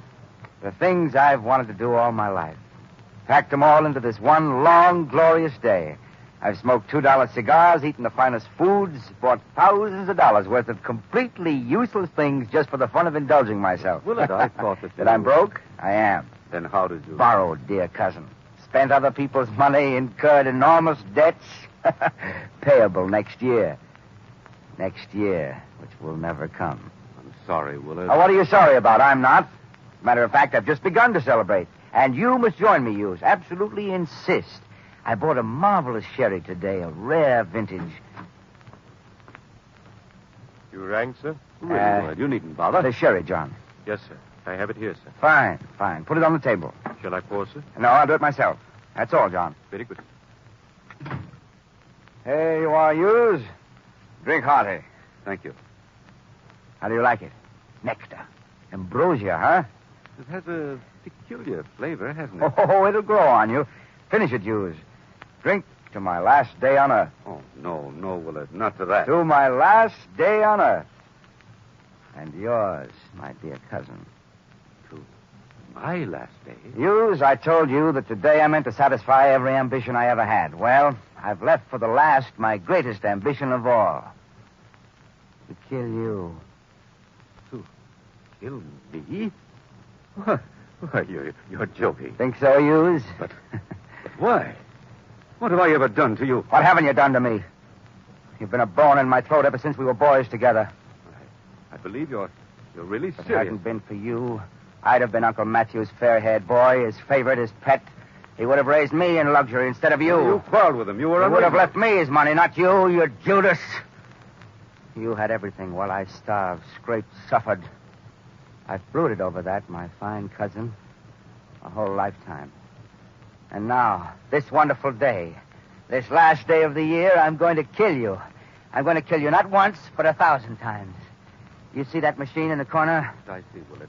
Calm down. That's my time machine. Your time machine, yes. I remember you saying. Do you know what this machine can do?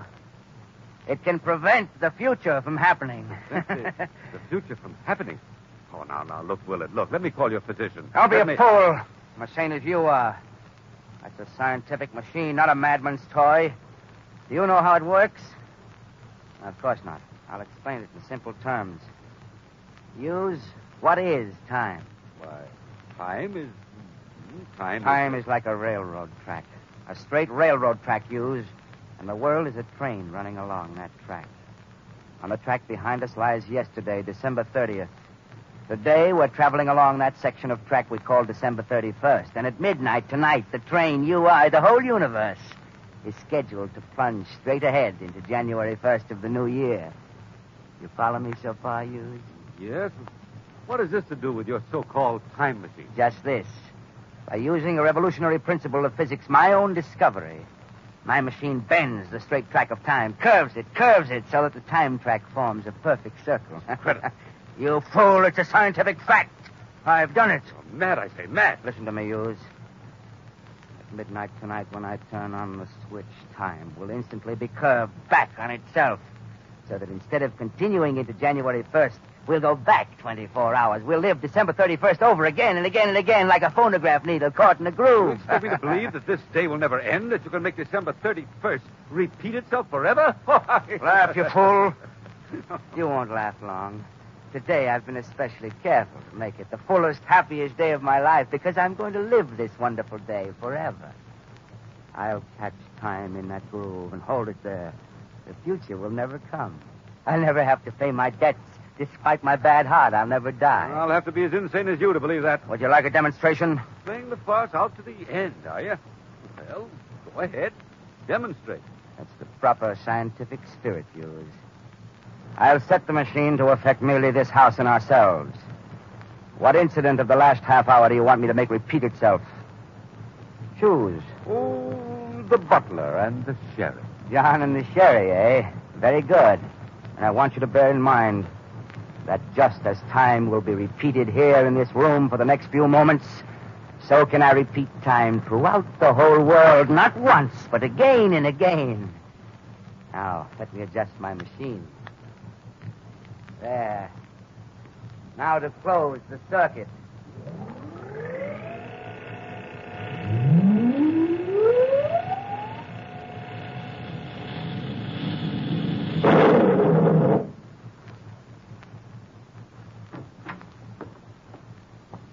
You rang, sir? Really, Willard. The sherry, John. Yes, I have it here, sir. Fine, fine. Put it on the table. Shall I pour, sir? No, I'll do it myself.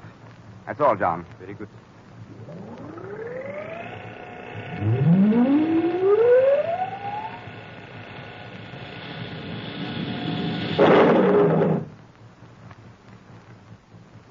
There. The automatic circuit cut us off, and we're back in ordinary time again. Convinced, Hughes? It can't be. It's impossible. It's a trick, a dream, a nightmare. You'll be saying that for all eternity. I'm getting out of here. Are you, cousin? Try it if you can. I can't. I'm paralyzed. I can't get out of this chair. You feel pain now, don't you, Hughes? Yes. Yes, horrible pain. You shouldn't have drunk the sherry, Hughes. Your glass contained a slow poison, you see. No! No, help! Help! There's an antidote on the table. You see that little green bottle you is just beyond the reach of your fingers? Isn't it ironic? If you could only move your arm 5 inches. Try. Oh, you can't. Dear me, how very, very sad. All you can do is look at the antidote while you die in agony. Please, will it help me? Help me! I don't want to die. Just a little while now, cousin, a little while. It's almost midnight. You'll die just before midnight. And then I'll turn on my machine. Set it to affect the whole world forever, and time all over the world will snap back 24 hours. Everybody in the world will live December 31st over again and again, forever and ever. You too, you. No. You'll visit me again. Drink the poison cherry again. Die again. Live again. Die again.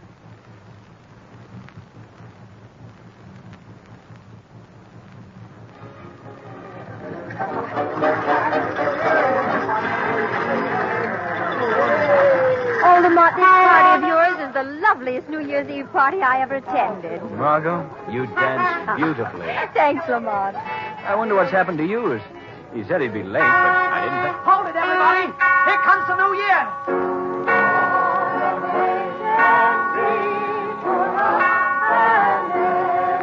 Happy New Year, Lamont. Not yet, Margot. 8, 9, 10, 11...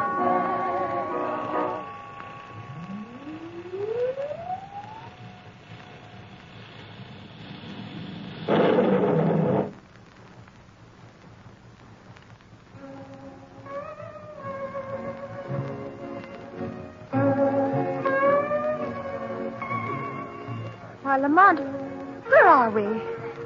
I'm still in your arms dancing with you, but it's not the party, the New Year's Eve party in your apartment. How could that be? I don't know, Margot. What was that awful crash? I don't know. But look around you, Margot. We're dancing in the Honolulu Club. But we were dancing in the Honolulu Club right here last night. Last night at midnight. I mean, 24 hours ago. Oh, I don't know what I mean. Keep dancing with me, Margot. I've got to figure this out. Seems like a dream, and yet... That's it, Lamont. It's a dream. I dreamed through the whole day, December 31st, right up to midnight. Then that crash, and I woke up here in the Honolulu Club. Margot, it wasn't a dream, I tell you. Then what was it, Lamont? I don't know. But something's gone wrong, Margot. Something's gone wrong with the whole world. But everything seems all right, Lamont. Margot, hold on to me. Don't let go. Let's walk back to our table. Well, all right, but I don't understand. Keep holding on to me. Margot, do you remember last night, just about this time, as we were dancing, a waiter accidentally dropped a whole tray full of dishes? Why, yes, that's so, Lamont. Lamont, it's happened. He dropped it just as he did last night. Yes. I see it all now, Margot. We actually lived through December 31st. We, everybody, the whole world. But just as the last stroke of midnight came, something happened to time. Time? Yes. Time snapped back 24 hours. Instead of going on to January 1st, the world went back to the first moment of December 31st. But nobody else seems to realize what's happened. Yes, that is strange. Apparently everybody's forgotten that they lived through the last day of the year. Why do we remember? Margot, I believe that the same power that makes me invisible to others has something to do with this. What do you mean, Lamont? Years ago in India, I was studying with the yogi priests. I developed my powers of concentration, my power of will, to such an extent that apparently this accident of time doesn't affect me. How long I'll be able to fight against it, I don't know. But I haven't your power, Lamont. Why do I remember, too? Margot, because at the instant time flashed back, you happened to be dancing with me. You were in my arms, within the aura of my will, my influence. No. Just so long as you're touching me, you'll remember, too. Oh, Lamont, I can't believe it. I can't. Well, then try it. Let go of me. Go on, let go, Margot. Well, all right. You're right, Lamont. You remember the Higgins, don't you? Margot. Yes, that's the family. Margot, stop. Well, they're very Margot, anxious listen to that me. you and I go south Margot. for this year. What am I saying? What happened? Oh, Lamont, you're holding me again. Margot, the instant you let go of me, you said exactly what you said 24 hours before. When I grabbed you, you snapped back, free of the new time spell. Then it's true. Oh, Lamont, I'm afraid. Don't let go of me. Steady, Margot. Oh, but it's horrible. People will go on living through December 31st to eternity, never knowing, never realizing. Lamont, there'll never be a New Year. You're absolutely right. Unless this can be stopped. But how can anyone stop it? Nothing human could have caused a thing like this to happen. I'm not so sure, Margot. Hughes told me that a cousin of his, a brilliant scientist, claimed to have invented a time machine. That cousin of Hughes may be responsible for what's happened to time. But who is this man? Where does he live? Hughes didn't say. I'll have to find him some way. And when I do, Margot, it'll be as the Shadow. Perhaps the Shadow will be able to switch time back to normal. Bring the new year to a world doomed to live a day which never ends.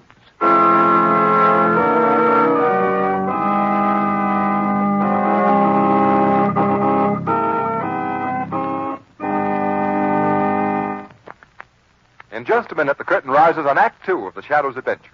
Meanwhile, a word to you motorists. Do you slow down passing a school? Do you pass other cars on a hill? Do you come to a full stop at street intersections? The shadow wanders. The terrific toll of deaths and injuries indicates that too many motorists fail to exercise caution, fail to consider the other fellow. Play safe. It pays. And motorists, here's one thing more. If you only realize the importance that safe tires, too, play in safe motoring, you wouldn't hesitate a minute to put the new Goodrich Safety Silvertowns with the Lifesaver tread on your car. For remember, this new Silvertown is much more than a new tire. It's a new kind of tire safety. On the inside, it has the famous blowout protection of the Goodrich Golden Ply.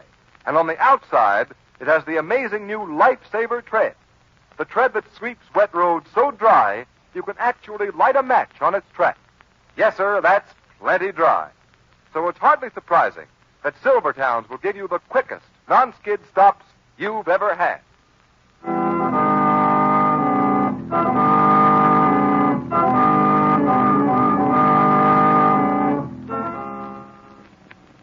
Margot, keep holding on to me. I will, Lamont. We can walk. My apartment isn't far. Oh, why don't you let me come with you? No, Margot. This is the Shadow's job. It may be dangerous. I want you to be safe. Safe in a world gone mad? Oh. Watch yourself. The streets are slippery with ice. Here, hold on to me more tightly. We'll cross here.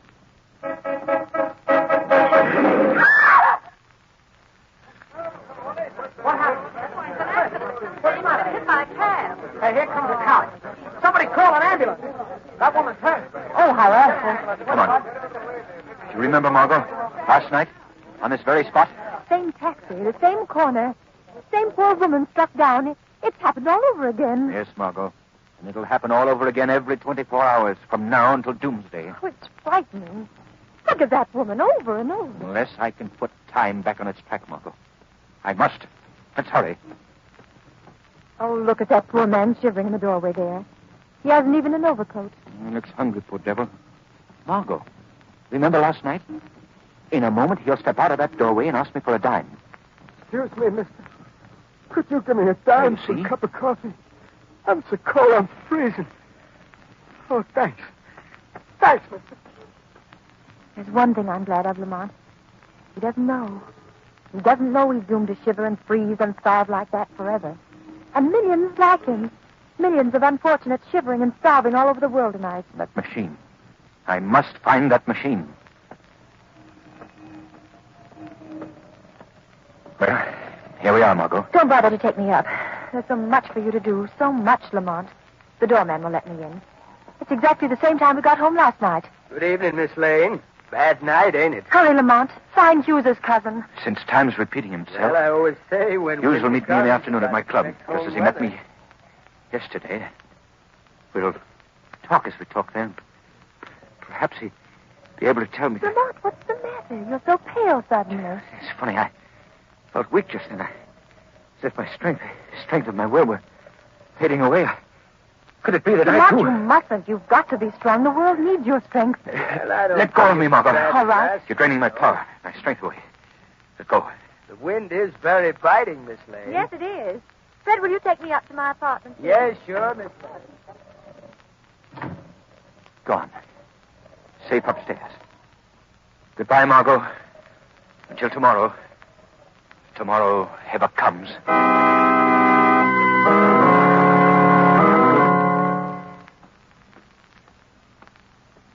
Mr. Cranston, on behalf of all the employees of the club, I wish to thank you for your generous Stuart, New Year's gift to the listen personnel. to me. Can't you hear? Don't you The understand what same I'm saying to you? sir.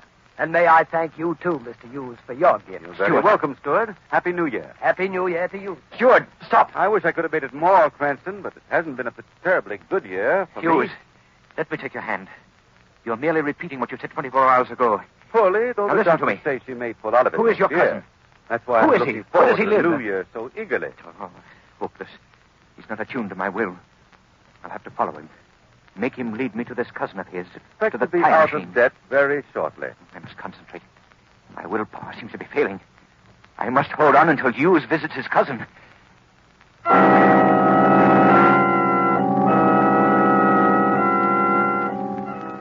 Convinced, Hughes? Can't be. It's impossible, Willard. It's a trick, a dream, a nightmare. You'll be saying that for all eternity. I'm getting out of here. Are you, cousin? Try to, if you can. I can't. I'm paralyzed. I can't get out of this chair. Hughes, you can. You're not paralyzed. Now, Yes. don't you, Hughes? Yes, horrible pain. Hughes, there is no pain. You None. shouldn't have drunk the Hughes, chair, hear me. Hughes. Your glass contained the slow poison, No, you see. no, help! Help! I have helped you, Hughes. You were not poisoned. I substituted this antidote for the poison in the glass of sherry Willard handed you. You're not poisoned, I tell you. Exert your will, attune it to mine. Try to get out of that chair. Here. Hold me. Hold me. Now try. I've broken the grip of the time spell a little. I made something happen that didn't happen yesterday. You did something just now you didn't do then. You drank the antidote instead of the poison. Try, Hughes. I heard a voice. But there's no one here. No one but... Try, it said. Chair. Out of chair. I'm standing. I'm free. Thank the Lord. Hughes, can you hear me now? Who are you? I see only Willard. I don't think he sees me. I feel someone holding me. Who are you? Never mind who I am, Hughes. Get out of this house at once. Go to the home of your friend, Lamont Cranston. Yes. You are to attend the New Year's Eve party there. Remember? Yes. I seem to remember. Go now, Hughes. You don't need me to hold you now. I will you to go. Yes. Little while now, cousin. A little while. It's almost midnight. You'll die just before midnight. Where am I? Who is that? You feel my power now, Willard. I'm holding you fast. Fast, do you hear? I will. And that's where the transmission stops. We don't know what happens, but perhaps you really do know in your own heart. The soul is a carrier wave, but waves can be intercepted. It's the laboratory of the mind. We find that the boundary of the self is as fluid as mercury. You think your life is a closed circuit? Think again. The mysterious traveler has a file on they who sleep and the waking nightmare of a stolen frequency. Stay tuned right here to Hojo Radio for the mysterious traveler next.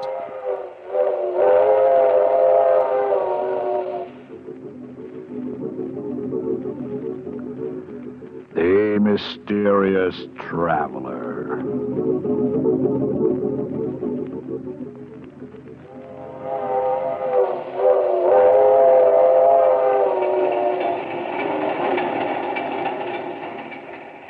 This is the mysterious traveler, inviting you to join me on another journey into the realm of the strange and the terrifying. I hope you will enjoy the trip, that it will thrill you a little and chill you a little. So settle back, get a good grip on your nerves, and be comfortable, if you can. Where are we going? Why, we're going to visit a man who could change the soul of a human being from one body into another, in a story I call They Who Sleep.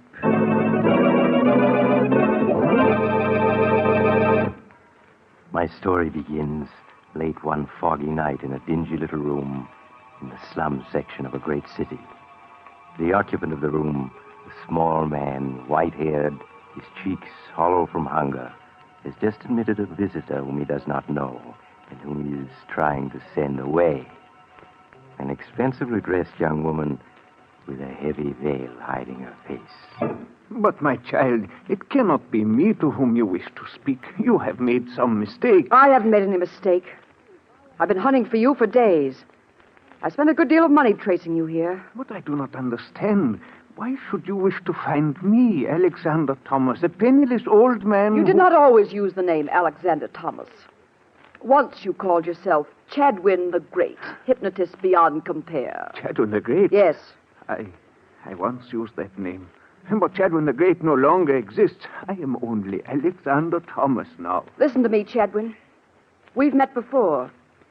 10 years ago, you gave a performance at the Bijou Theater. There are so many Bijou theaters. You asked for volunteers to be hypnotized. I came up on the stage. I and my sister Rose.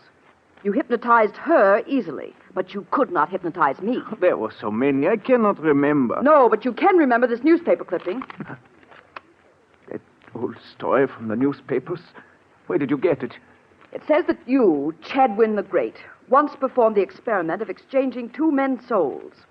By the use of secret drugs and your great powers of hypnotism, you transferred one man's soul into another man's body. You cannot believe all the newspapers say. But you did this before witnesses.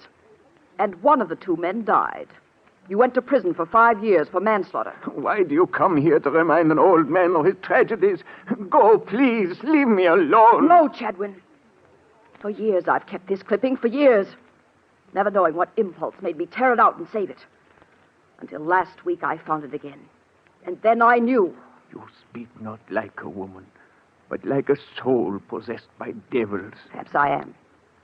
So you can transfer souls from one body to another? No, I cannot. How much would you charge to do it again? Do not ask that of me. I am old. I have been in prison. How much, Chadwin?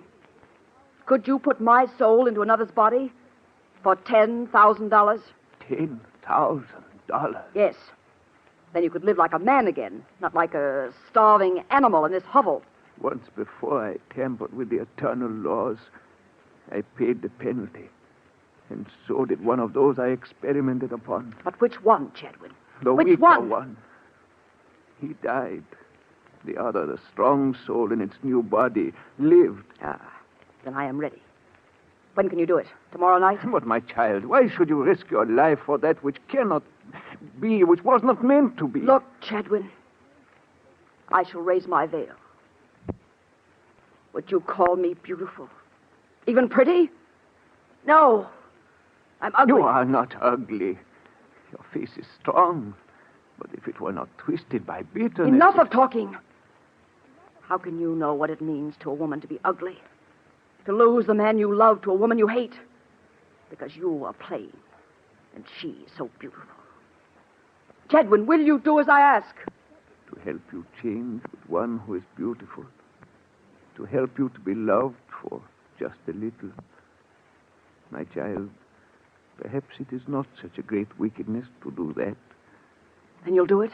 But it is only for a little while. You must understand that. For 10 days, no more. Then the laws which cannot be violated with impunity require that your soul must return to your body. It's enough. It's all I want, Chadwin. Very well. I have here a small bottle. Here. Take it. Guard it carefully. When the moment comes, she, the other, must drink it in water. Yes. It will be easy. She will drift off to sleep. Then you must come to me. But not here. It would not be safe. Never mind. I know the place. The safest in the world. Very well. The exchange will be made, and I will see that she, in your body, slumbers dreamlessly. After 10 days, she will wake and be herself again, with no memory whatever of what has happened. And now, Miss... Vaughn. Helen Vaughn. Now, Miss Vaughn, who is this beautiful one with whom you would change places? The girl who just married the man I love. My sister, Rose Vaughn.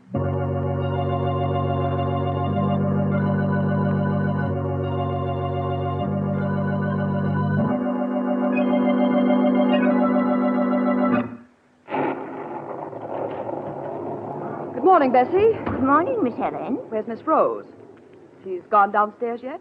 Mrs. Tabor, you must learn to say now, Miss Helen. Mrs. Tabor, then. She's in her room, Miss Helen.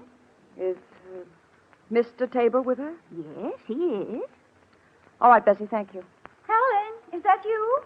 We thought we heard your voice. Come on in. Leonard's just leaving for the office. Good morning, Helen. How's the best sister-in-law I ever had? Hello, Rose. Leonard?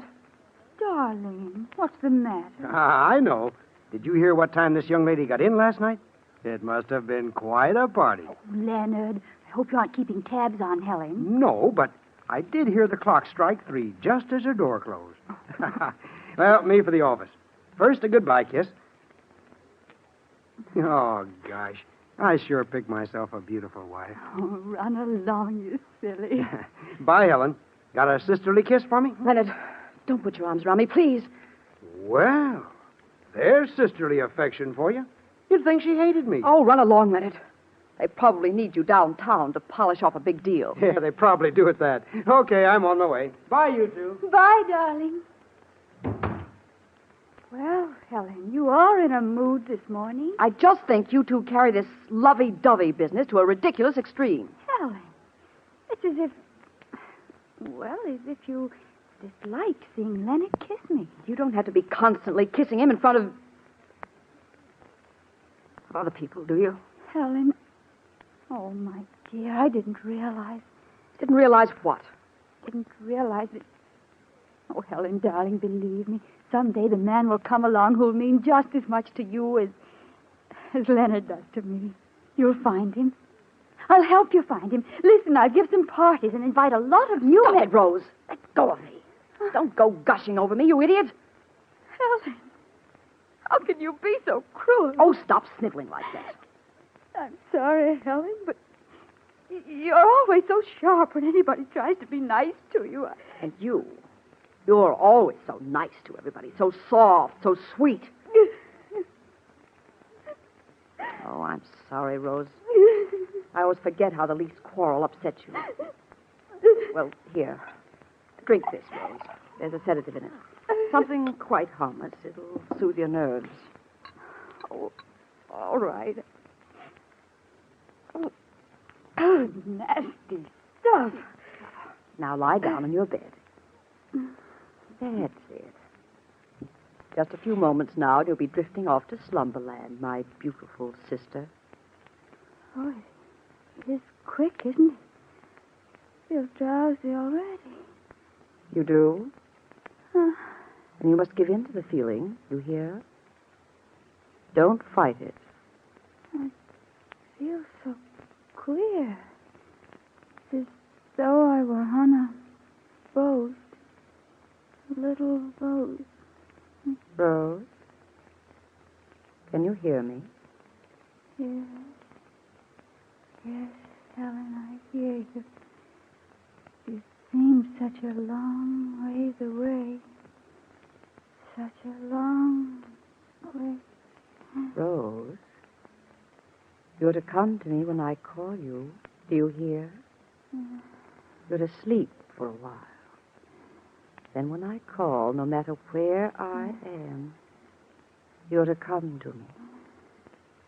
Yes, I'll come to you. I'll... She's asleep. Chadwin's drug is working. The rain! Come. Well, let it rain. Yes, let the skies open and drench the earth. Let the rain fall like a curtain, like a cloak to hide the rebirth of Helen Vaughn.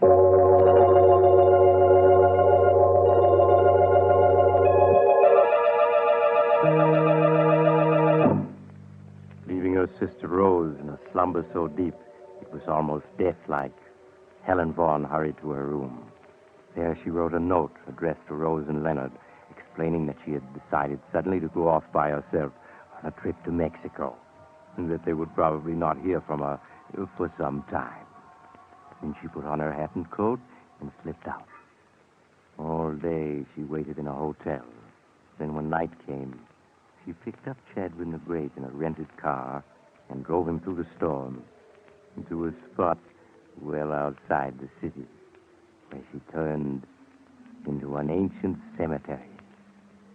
There she brought the car to a stop before a low building of white marble over which ivy and moss had grown for many years.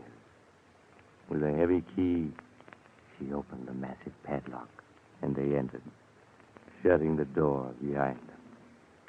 The air in this old mausoleum is dank odor of a charnel house. But where else could the living lie asleep, peaceful and undisturbed, as safely as here among the sleeping dead? No, I will not go through with it. You already have your money. You cannot back out now. Then in heaven's name, let us be finished quickly. Quickly, yes. The storm should hide the car from the cemetery guards, but we must take no chances. Now, here's a flashlight I brought. I'll turn it on. Look there, Chadwin, at the tiers of compartments this tiny stone building holds. Each compartment with its iron door, each holding within it a coffin in which lies the dust of a Vaughan. I see them, yes. 12 of them. This one, here on the bottom, is empty. Meant someday to hold the body of Helen Vaughan. Tonight it shall receive her. No, this is madness. I'll open it. There.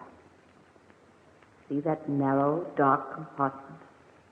So small, so quiet, so restful, so safe from disturbance. In it for the next 10 days shall rest my body, holding the soul of my sister Rose. No, there must be some other way. None that is safe. While my body sleeps and I am absent from it, it must be where no one can find it. And here, no one ever will. I do not like it. Hold the light. I'll slide into it. It's quite roomy enough. The stone is chilly, but what matters that to one who is asleep? Going. Rose Vaughan, hear me. Enter the body that awaits you here. Enter quickly and wait.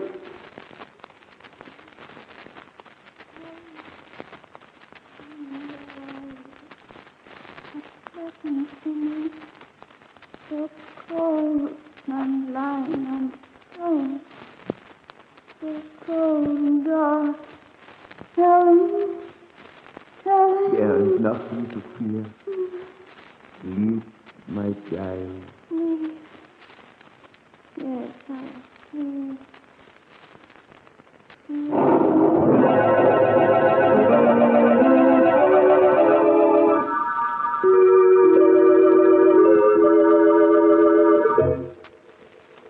Quickly, Chadwin closed and latched the iron door of the compartment, slipped from the mausoleum, snapped the padlock on the huge door again, and was gone. At the same time, back in the big house in the city, the frantic Leonard paced the floor, waiting for some change in the condition of his wife Rose, who all day had been in a strange stupor from which nothing could arouse her. There. Doesn't she look better? Yes, I think she does. She's waking up. Rose, darling, don't be frightened. Why, Leonard. Yes, of course it's me. Who did you think it was going to be? I don't know. I was startled. I guess I must have been dreaming. Rose, what's happened to you? Why, your voice sounds just like Helen's. Really, Leonard? That's odd. Perhaps I'm catching a cold. No. Now you sound like yourself again. But for a moment, I'd have sworn it was Helen speaking. I guess I've been so worried I'm just imagining things. Oh, Leonard, hold me close. Close, darling, close. Always, Rose. Always. Always. Yes, always. She'll never have you back. Never. What are you saying, Rose? I was just thinking of how much I love you. So much that I'll never let anything take you away from me. Never.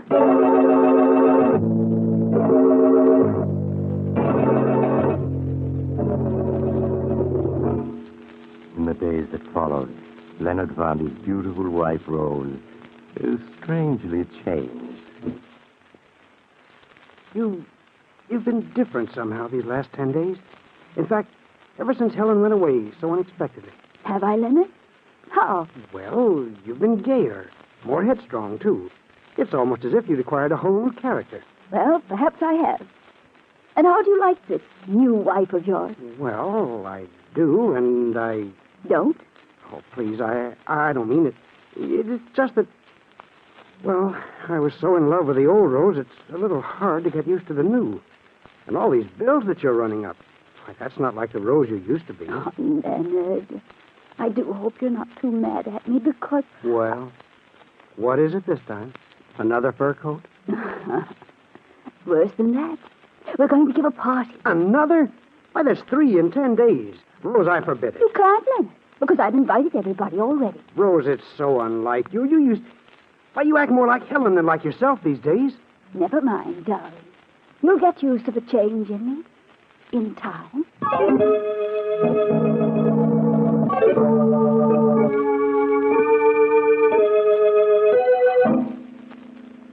Ignoring her husband's displeasure, Rose, or should I say, Helen, went ahead with her plans for a party that night. And when early in the evening, a small gray-haired man presented himself at the door and asked for her, he sent word by Bessie that she would not see him. I'm sorry, Mr. Chadwin. Mrs. Tabor says she cannot see you. She says she does not know anyone named Chadwin. But she does. 10 days ago I was here. I gave you an envelope for her. It had a key in it. Oh, surely you remember? Yes, but just the same, she says she doesn't know you. Now, please go, or I'll have to call an officer. Did you tell her what I said? This was the 10th day? Yes, and she said she had no idea what you were talking about. All right. I'm going.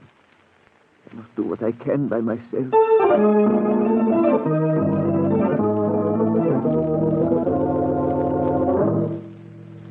And while the gay party went on, miles away in the old cemetery, Chadwin the Great worked frantically with a hammer and chisel to force the padlock on the door of the mausoleum in which, unknown to the world, a sleeping girl lay hidden. Look, got to get it open. Won't let me into our house. Won't even talk to me. Won't let me warn her. She what? What is that? Dog's coming this way. There he is. Somebody trying to break into the Vaughan mausoleum. The guards. I must run for it. Look out, he's getting away. Hey, you gray brother. If there was somebody... They missed me. Got to get back to town. I must warn her. She's got to know.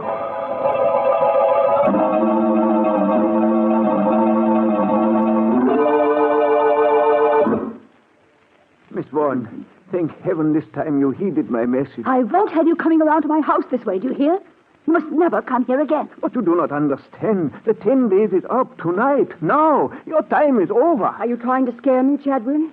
To get more money from me? Money? No. I am just trying to tell you. It was understood 10 days only. More is not allowed. You fool! Do you think I ever intended to give up Rose's body once I had it? In that narrow crypt in the tightly locked mausoleum, my body has long since died from lack of air.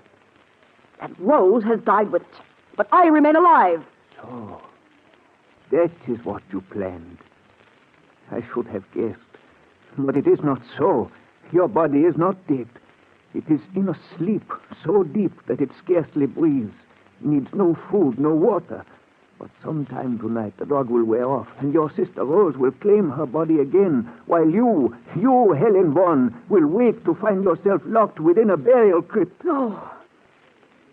No, it's not true. It is true. And you will not be asleep. You will be awake, needing air, and there will be no air. You're just trying to frighten me. Tonight I tried to open the tomb to save you. I was driven away by guards with dogs. But what can I do? Only if we can reach the tomb in time to open it can you be saved. And we must go now. I'll get the key. And we must hurry.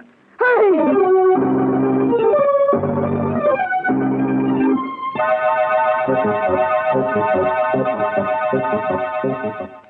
There's the mausoleum, Miss Vaughan. Pray heaven the guards are not waiting. They won't be. We fooled them by leaving the car outside and walking up this back path. Now hurry, Chip.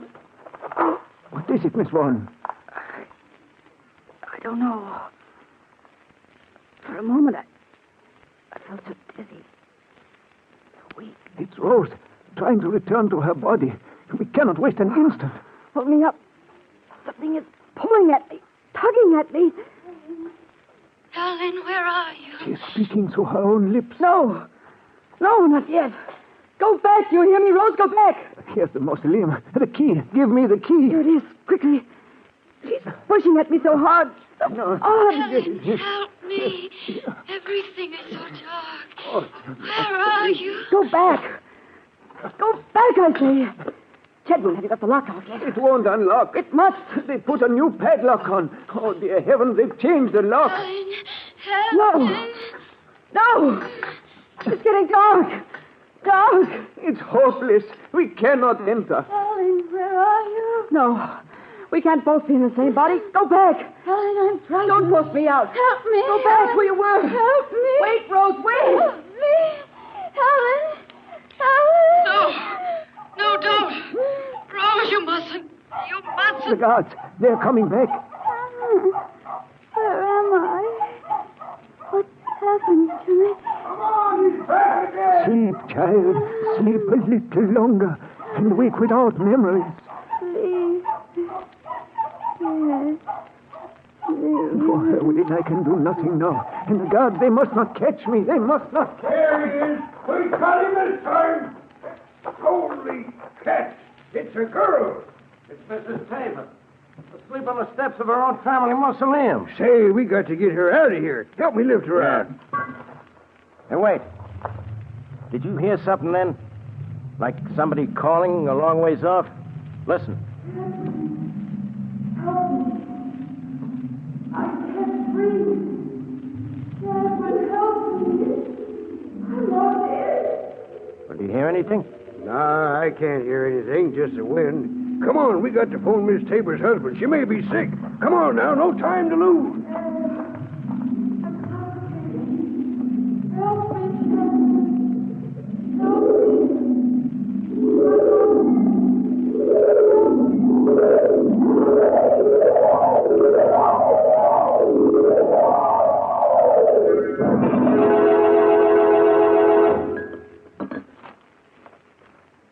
Rose, do you remember anything about a man named Chadwin? Chadwin? No, I don't, Leonard. Well, Bessie says he called several times last week to see you. The last time was the night of the party. You're sure you don't remember him? No, Leonard. I'm sorry, Oh, but... it's all right, darling. I just thought maybe you might have begun to remember some of the things that happened during those 10 days when you, well, weren't yourself. It's so strange. As if my mind had been asleep the whole time. Is there something about Chadwin in the paper? He committed suicide last night. Oh. His body was found near the old family mausoleum. He left a mysterious note saying he was paying for some transgression. How strange. I wondered if he could have given us any clue as to how you came to leave the party so suddenly that night and drive to the cemetery. Oh, but it's all over now and not worth worrying about. I'd remember if I could, but when I try, I become suddenly frightened and feel as if I were locked in some dark, tiny space where I can't breathe. All right now, darling, all right. Let's forget the whole thing. Now, let's see what came in the morning mail. Maybe there's a letter from Helen. You know, it's high time we were hearing from her. She's really not acting much like a sister being gone so long without even writing a letter to know where she is.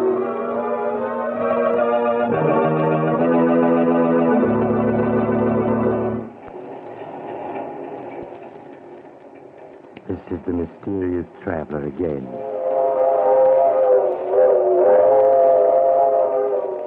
I'm afraid Leonard and Rose are going to have to wait a long time for a letter from Helen. In fact, I'll be very much surprised if they ever get one. I suppose it'll never occur to them to look in the old mausoleum. In fact, since they both feel a distinct aversion to going near it, it may never be opened again. But I don't suppose that'll make much difference to Helen. Now, if you were wishing you could step into somebody else's shoes, maybe what happened to Helen will make you change your mind. You know, I knew a man once who he stole somebody else's body, only to discover when it was too late that Oh, you're getting off here? Well, perhaps we'll meet again soon. I take this same train every week at this same time.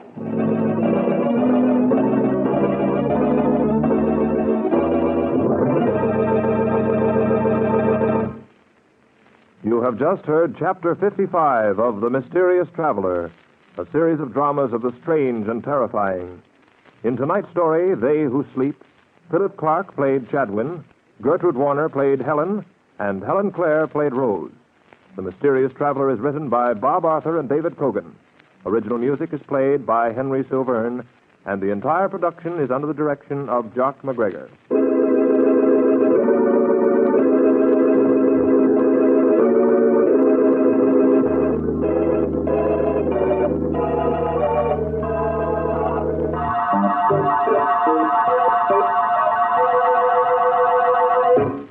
Listen next week to a tale titled Escape Through Time. Another tale of the Mysterious Traveler.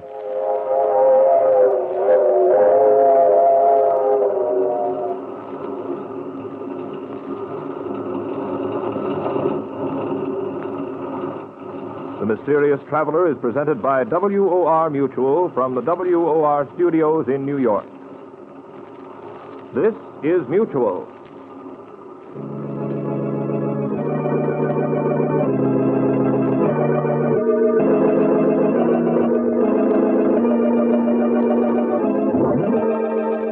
Looks like our power levels are stabilizing. We've seen the monsters in the static and the cracks in the clock, but look at the monitor. Deep in the humidity of a world at war, two simple carbon-based humans are proving that the strongest force in the universe isn't found in a warhead. It's found in a touch. It's the invisible tether of the Creator binding us together when the world tries to tear us all apart. From December 1952, we bring you the Lux Radio Theater and The African Queen, right here on the Hojo Radio Network. Stay tuned. Hollywood.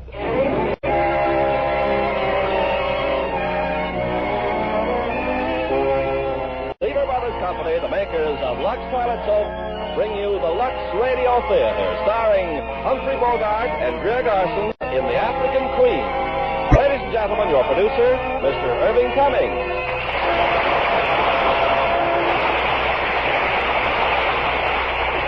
Greetings from Hollywood, ladies and gentlemen. When the Academy Award for Best Performance by an Actor was presented last March, a star who had built his reputation with great performances of gangster parts was among those nominated. And Humphrey Bogart won that award with great acclaim in the unusual role of the intemperate skipper of the African Queen. And as his co-star of this John Huston production, we have beautiful Greer Garson, another Academy Award winner. Tonight, Miss Garson will vary her popular role of the charming wife to play a straight-laced spinster. Naturally, Hollywood stars like to change the roles they play. But when it comes to complexion care, there's just one favorite, Lux Toilet Soap.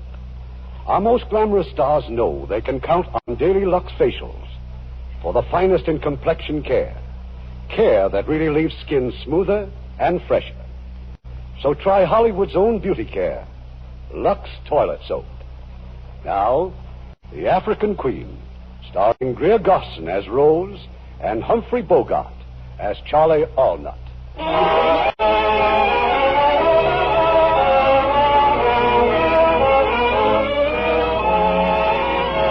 year is 1914, German East Africa, where Rose Sayer and her brother Samuel spread gospel of God.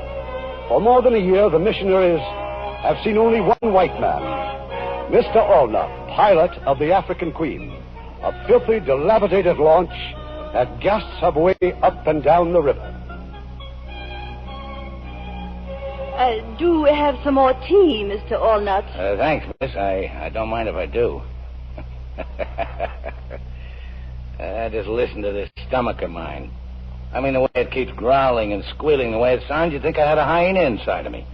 You do take sugar? Queer thing, ain't it? Now, what do you suppose makes a man's stomach carry on like this? You're planning to stay overnight, Mr. Allnut? Oh, no, miss. I got to get upriver and back to the mine. Oh, I almost forgot to tell you, I probably won't be coming around this way for a couple of months. But what about our mail? Don't look like there's going to be any mail for a while on account of the war. War? What war? Where? Europe, miss. Germany and England. England? You really mean war? Yeah, that's what they tell me, Reverend. But what do you know about it? What's happened? Well, now, let's see. Oh, yes, French are in it, too, and all them little countries, Austria, Hungary, Belgium. I forget who's with who, though. Oh, brother. Yes, Rose. I know. This is German East Africa. We're enemy aliens. Now, what harm could anybody do the Germans in this God-forsaken place? God has not forsaken this place, Mr. Allnut, as my brother's presence here will bear witness. Oh, no offense, miss. Well, I'll be getting aboard the Queen and shoving off. Thanks for the tea, miss. Goodbye, Mr. Allnut. Goodbye, and thank you. Oh, that wretched little man with his foul cigar. His indifference about the war. He's Canadian. Doesn't he realize he's in this, too? Shouldn't we try to get to Limbazi? I mean, while we can? The shepherd does not forsake his flock when the wolves are prowling. We shall stay here, Rose. Yes, brother. Yes, of course. Come, dear, come. We shall pray.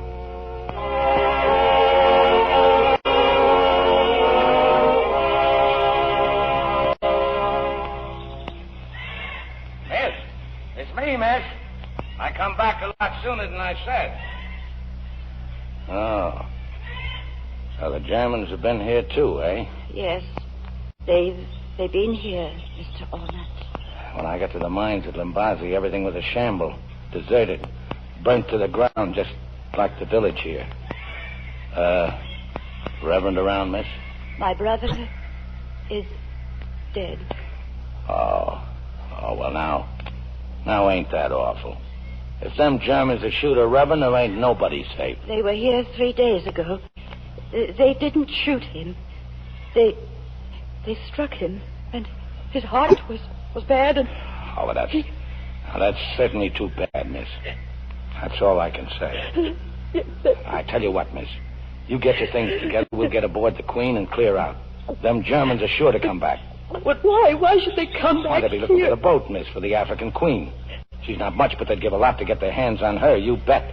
But what's aboard her, too? Plastin gelatin, tin grub, cylinders of oxygen and hydrogen. Heaps of things I was bringing to the mine. But where could we go? Out there on the river, miss. Get behind an island where it's quiet and safe. We can talk about what to do then. I'll get ready. That's the ticket, miss. You bet. You come with me.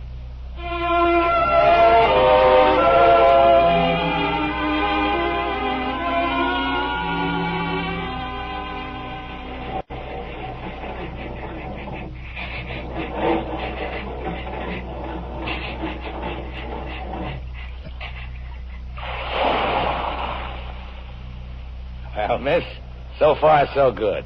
Here we are, safe and sound, as you might say. A nice shady spot and a nice lonesome spot. The question is, what next? Quite, Mr. Allnut. Now, we got heaps of grub aboard, 2,000 cigarettes, and 2 cases of gin. Gin? Why, we could sit out the war here if we wanted to. All the comforts are home, miss, including running water. Mr. Allnut, we simply cannot remain off a backwater island until the war is over. Can't we now, miss? Well, you've got the map there. Show me a way out and I'll take it. The British will certainly launch an attack. Now, the only question is, which way will they come? From the sea, maybe. Up the railway to Limbazi. Well, that'll put all them Germans between them and us. Might not our troops come up from the Congo? Miss, look. You see this lake on the map? Yes. That's 100 miles of lake, and there ain't nothing going to cross it while the Louise is there. The Louise? She's a 100-ton steamer, miss, and German. She's boss of the lake because she's got 6-pounders, the biggest guns in Central Africa. Oh. We're in a bit of a fix, miss, whichever way you look at it. This river runs into that lake, does it not? Yes, miss. Yes, it does. But if you got any ideas of getting there in this launch, you better get rid of them. Why? Well, you look at the map, miss. This here is Shona. The Germans have a fort at Shona. They blow us right out of the water, and before that, there's the rapids. 20 miles of water that's like it was coming out of a fire hose. But it has been done. Yes, miss, in a canoe. A fellow named Spengler, he almost... Mr. Allnut, what did you say was in those wooden boxes? Them? Them's blasting gelatin, miss. Is it dangerous? Bless you, no. That safety stuff takes a detonator to set it off. And what are those long torpedo-like things? More stuff for the mine. Them's oxygen and hydrogen cylinders, miss. Mr. Allnut, you're a machinist, aren't you? Kind of a fixer, miss. Jack of all trades, like they say. Could you make a torpedo? How's that, miss? Could you make a torpedo? A torpedo? Ask me to make a dreadnought and do it upright, miss. A torpedo? You really don't know what you're asking. Why, there just ain't nothing so complicated as the inside of a torpedo. It's got gyroscopes and compressed air chambers. Oh, but they're only to make it go, aren't they? Well, we've got the African Queen. How's that, miss? And if we were to fill those cylinders with that blasting gelatine, and then fix them so that they'd stick out over the end of this boat, and then if we were to run this boat against the side of the ship, well, they'd go off just like a torpedo would, wouldn't they? Yeah, that's right, miss. Well, then we could point the launch towards the ship, and just before she hit, we could dive off, couldn't we? Sure, miss. Absolutely, only there ain't nothing to torpedo. Oh, but there is. Is what? The Louisa. The Louisa? Oh, now, don't talk silly, miss. You can't do that. Honest, you can't. I told you before we can't get down the river. Spengler did. In a canoe. If a German did it, we can do it. Not in no launch, we can't. And how do you know? You've never tried. Well, I never tried shooting myself in the head, neither. In other words, Mr. Allnut, you're refusing to help your country in her hour of need. I wouldn't put it that way. Just how would you put it? All right, miss. Have it your own way. But don't blame me for what happens. Very well, then. Let's get started. Well, you mean now? Now. But there ain't 2 hours of daylight left, miss. We can go a long way in 2 hours, Mr. Allnut. But the boiler, the fire's gone out practically. We can't move till we get the old kettle boiling again. Well, you're well stocked with firewood. Do so. Oh. Refusing to help your country in an hour of need. Could you make a torpedo, Mr. Allnut? Well, do so, Mr. Allnut. Did you say something, Mr. Allnut? Me, miss, I didn't say nothing, miss.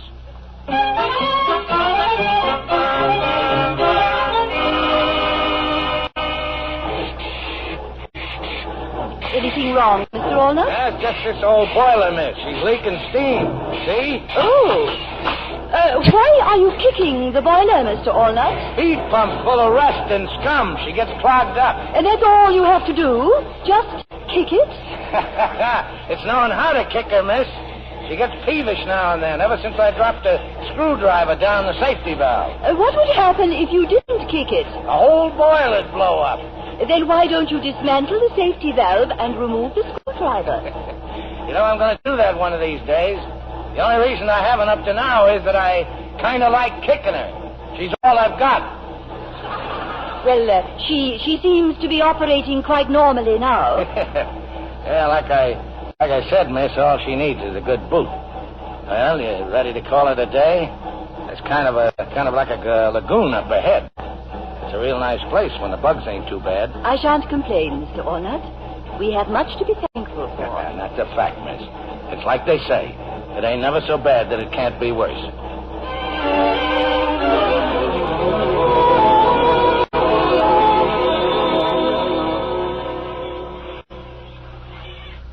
Mr. Allnut, do you suppose anyone has seen us? Oh, there ain't nobody in these parts, miss, forgetting the beasts of the forest. Kind of hot, ain't it? I could do with a drink. I got an extra cup here, miss, if you're going to have one. Oh, no, thank you. What is it? Gin, miss. Gin. Something wrong? No. Well, if you're worried about there not being enough, why, there's 2 full cases aboard. Oh, no, please. Well, maybe you'd like a nice cup of tea. Well, thank you. You get real service on the African Queen. Hey, see this? Hot water all the time. Out of the boiler? It'll taste a little rusty, but then we can't have everything, can we? There you are, miss. Just add the tea to suit your taste, like they say on the box. Thank you. Don't mention it. Well, now, you just sit and relax, and after a bit, I'll start thinking about supper. How long you been out here, miss? In Africa? Oh, almost 10 years. You ever get homesick? Well, I'm afraid I have been homesick many times. It's Sunday afternoons that I think of most. The peace and the quiet of home. On Sunday afternoons, I was always sleeping one off. Sleeping one... Oh. What brought you to Africa, Mr. Allnut? The Zambezi Bridge, miss. A whole boatload of us Canucks came over to work on it. Don't know yet what they wanted the bridge for, but then why did the chicken cross the road? I beg your pardon? Nothing, miss. Yeah, sometimes I wish I was back, but then I remember how I'd have to be taking orders from somebody while out here I'm my own boss. Well, drink your tea, miss. I'll go fix you some grub.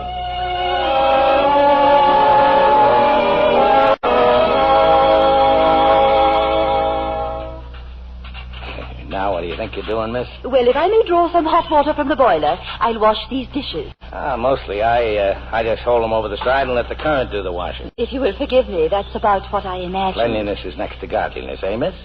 Is that so amusing, Mr. Allnut? No, miss.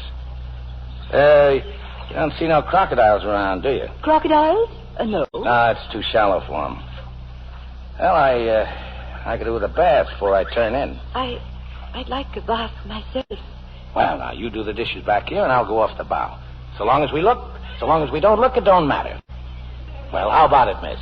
Well, very well, Mr. Allnut. That's the ticket. I won't be a minute, just a slosh or two. Mr. Allnut! Mr. Allnut! Right here, miss. How's the water? Oh, no. Stay just where you are. I can't get back into the boat. Well, I'll give you a hand, then. Oh, I've been trying to climb up, but I can't. I'm afraid I do need help. Is that blanket still there? Yes, miss. Well, if you will please hold it up in front of you and close your eyes. Well, I just got two hands, miss, and if I hold up the blanket... Oh, then just close your eyes. I got them closed, miss. Now, here, you grab my arm. Oh, thank you. Oh, but don't you dare move until I say so. Oh, no, miss. I bathed in my undergarments. You'll have to wait until I... Now, it's all right, miss. It's all right. You just say when.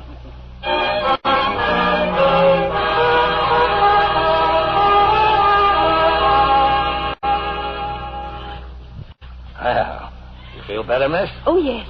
Yes, I do. Well, now, you better sleep here under the awning, miss, in case it rains.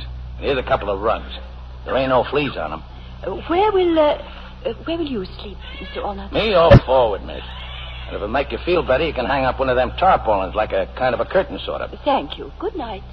I'll turn out the lantern if you're ready, miss. I'm quite ready. Good night, Mr. Allnut. Good night, miss.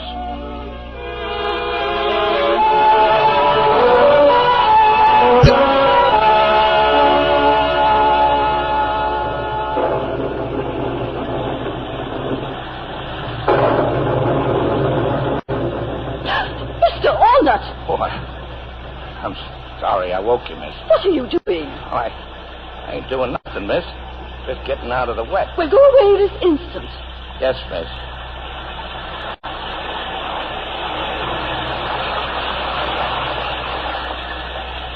Mr. Allnut. Yes, miss? You may come in out of the rain if you wish. Thank you, miss. Miss? Yes? I'm sorry I gave you such a turn. Oh, that's quite all right. I didn't realize that you were just... how hard it was raining. I won't get near you, miss. There's heaps of room. Good night, Mr. Allnut.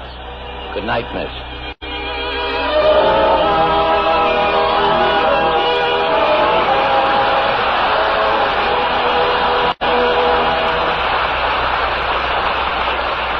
Before we return with Act Two of The African Queen, here's Francis Scully, popular Hollywood commentator. Wasn't it a pleasure, Ken, to meet the famous swimmer Annette Kellerman on your program last week? Oh, yes, indeed, Francis. She's a remarkable woman. No wonder Metro-Goldwyn-Mayer filmed her life story and called it $1 Million Mermaid. Well, the film looks like $1 million in gorgeous Technicolor with stars like Esther Williams, Walter Pidgeon, Victor Mature, and David Bryan. Esther Williams certainly does some sensational routines in those beautiful water ballets. Oh, and she looks so glamorous. particularly in the famous one-piece bathing suit that shocked Boston in the 1920s.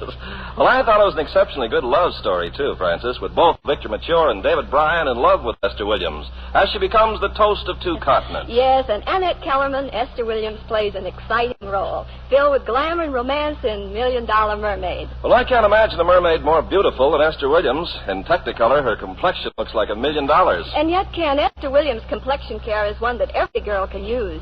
It's Lux toilet soap. Like 9 out of 10 famous Hollywood stars, Esther's devoted to Lux soap care. And when all these famous beauties agree on one complexion soap, you know it must do something wonderful for skin. Must really smooth and freshen your complexion. And that's just what Daily Lux Care does. Its skin tonic action helps your skin retain natural moisture. Even dry skin looks fresher, more appealing. And Lux facials take only a minute. You just cream in the rich Lux lather, rinse warm, splash cold, and there your complexion sparkles. Yes, girls, Lux Care is simple, but so effective that Lever Brothers Company guarantees it will improve any normal skin. So try these daily Lux soap facials. See how quickly your skin looks lovelier. Really Lux lovely. Now, here's our producer, Mr. Cummings. Act 2 of The African Queen, starring Humphrey Bogart as Mr. Allnut and Greer Garson as Rose.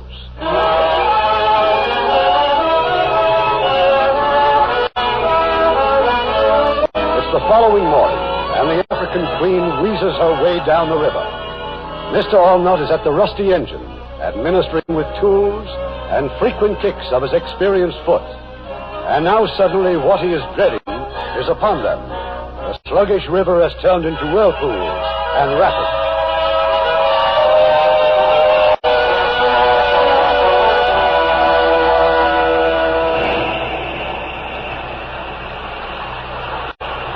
Well, miss, how'd you like it? Like it? White water, rapid. Oh, I never dreamed it. I don't blame you for being scared, miss. Ain't nobody in his right mind ain't scared of white water. I was about to say that I never dreamed that any mere physical experience could be so stimulating. Huh? How's that, miss? I've seldom known such excitement. A few times in my dear brother's tournament, when the spirit was really upon him, I felt... Well, you mean you want to go on? But of course I do. Miss, you're crazy. Oh, I must say, I'm filled with admiration for your skill, Mr. Allnut. Do you suppose that after I practice steering a bit more, that someday I might try? Miss, let me tell you something. Those rapids back there ain't nothing to what's in front of us. Oh, I can hardly wait. But, miss... Oh, now that I've had a taste of it, I don't wonder that you love boating, Mr. Allnut. Boating? Excuse me, miss, I need a drink.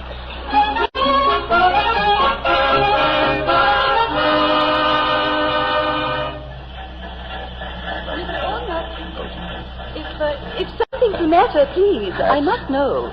It's nothing you'd understand. You're drinking gin again, Mr. Allnut. Yes, miss, I sure am. It's been such a pleasant day up until now. What is it that's driving you to drink, Mr. Allnut? All right, I'll tell you. It's all your foolish talk about us going on into the lake, all this crazy talk about the Louisa. Well, we ain't gonna go. Well, of course we are. What an absurd idea. What an absurd idea. What an absurd idea. Why don't you want to go on? Because of the river and the rapids and then Shona. Shona? Oh, yes. Well, Germans have a fort. Yeah, you're darn right, Shona. There's one bullet in that blasting gelatin missing. We'd be little bits and pieces. Then we'll go by the fort at night. Oh, no, we won't. Then we'll go by day. We could go on the far side of the river, speeding along just as fast as ever we can. We ain't gonna go speeding along any place. You agreed to go. I never did. I never agreed to anything. Mr. Allnut, you are a liar. And what is worse than that, a coward. Oh! Coward yourself. You ain't no lady, no, miss. That's what my poor old mother would say to you. My poor old mother would say to you. Whose boat is this, anyway? I asked John because I was sorry for you. That's what you get for feeling sorry for people. Oh, I ain't sorry for you anymore. You're a crazy, psalm-singing, dried-up old maid.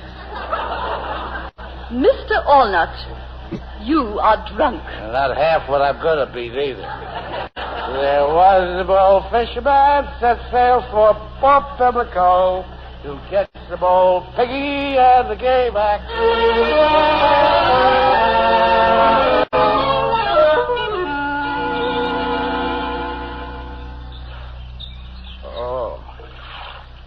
Oh, miss.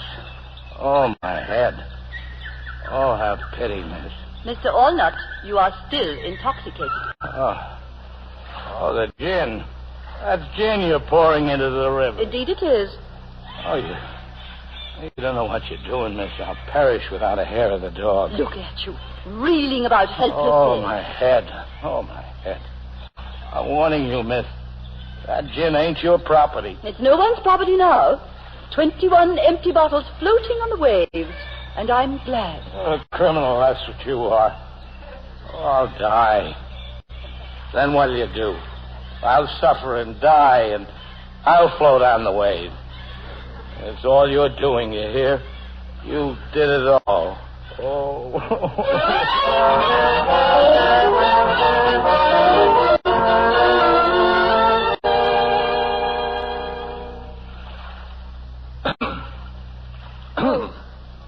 Oh, it's you. Good morning. I look different, huh? Yeah, I shaved. Oh, I see you're reading your Bible. It's a good thing to have a lady aboard, miss. Sets a man a good example. A man alone, well, he gets to living like a hog. And too with me, it's always put things off. But with you, miss, it's business before pleasure every time. I tell you, it's like an inspiration. And that old engine, I ain't got that old engine so clean in years. Just look at her, miss. You don't care. I only had some clean clothes like you. Now you, why, you could be at high tea. Say, that's an idea, miss. How about a nice little cup of tea? How's the book? How about reading it out loud? I could do with a little spiritual comfort myself. And you call yourself a Christian, don't you? Don't you, huh? You're behaving like an infant. And how are you behaving? You're just plain mean. Man takes a drop too much once in a while. It's only human nature. Nature, Mr. Allnut, is what we're put into this world to rise above. I'm sorry. I apologize for getting so drunk. What more can a man do? Besides, you paid me back. Didn't even leave me a drop. Have a heart, miss. Say something. I don't care what it is, but you got to say something. So you think it was your nasty drunkenness I minded? Oh, what else? You promised me that you'd go down the river. Miss, listen to me. There's death 1,000 times down there. I'm sorry to disappoint you, but don't blame me. Blame the river. You promised. Well, I'm taking my promise back. All right, miss, you win. As the crocodiles will be glad to hear. Down the river we go. Thank you, Mr. Allnut.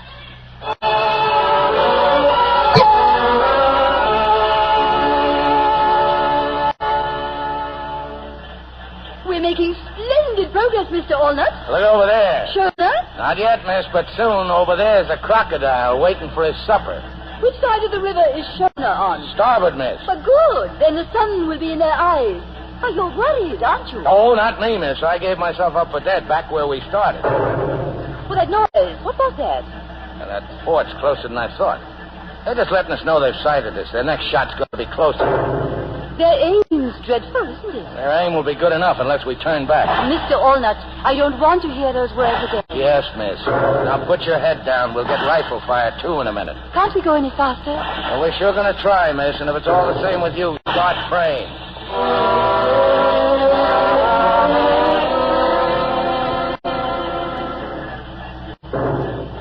We've made it! Look, we've made it! Hooray, Mr. Oh, we Allnut. sure put one over on them Germans that time, didn't we, miss? Oh, we showed them, miss. Hip, hip, hooray! But was my handling of the boat all right? Better than all right, miss. They were that surprised at seeing the old African queen. They didn't really start shooting till we were past. Oh, those wonderful old boats. We're full of water, miss. We're battered and we're busted. You see these bullet holes? One through the steam hose and two in the boiler. The engine stopped. Long since, miss. But we can drift into them shallows, and I'll start pumping. No, I'll pump while you go ashore for logs. Well, that would save us time. Thank you, miss. Here now. You watch close, and I'll I'll show you the trick.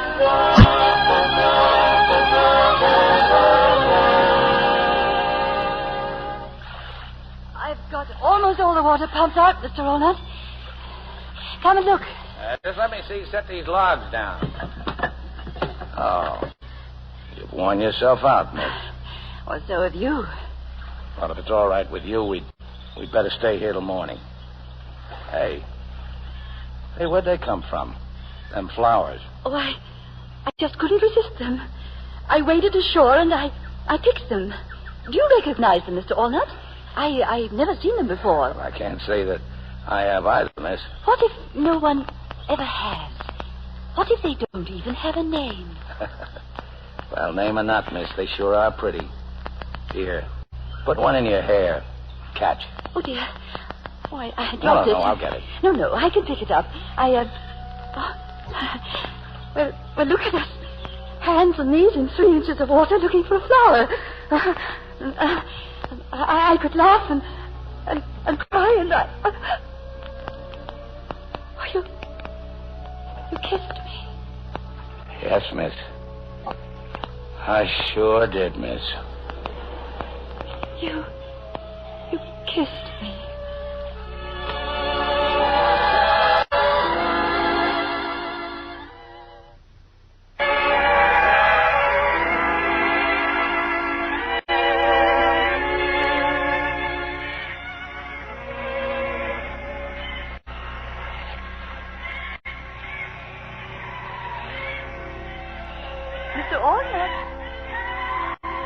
Mr. Allnuts.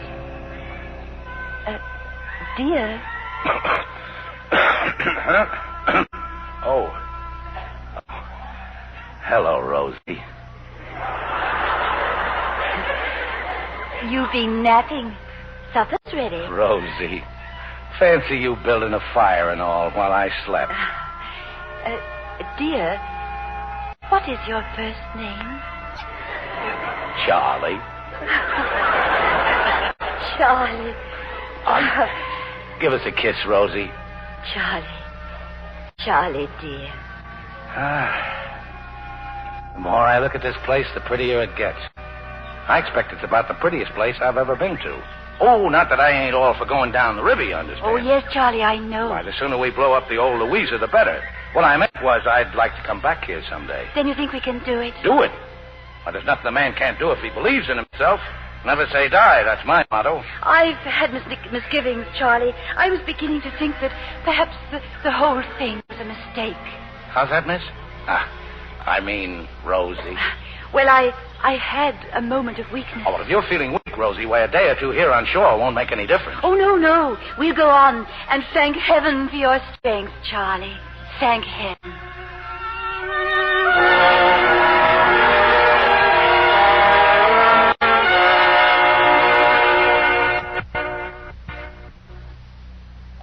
Well, Rosie girl, looks like there ain't nothing can stop the old queen. What about the propeller, Charlie? Turning nice as you please, Rosie.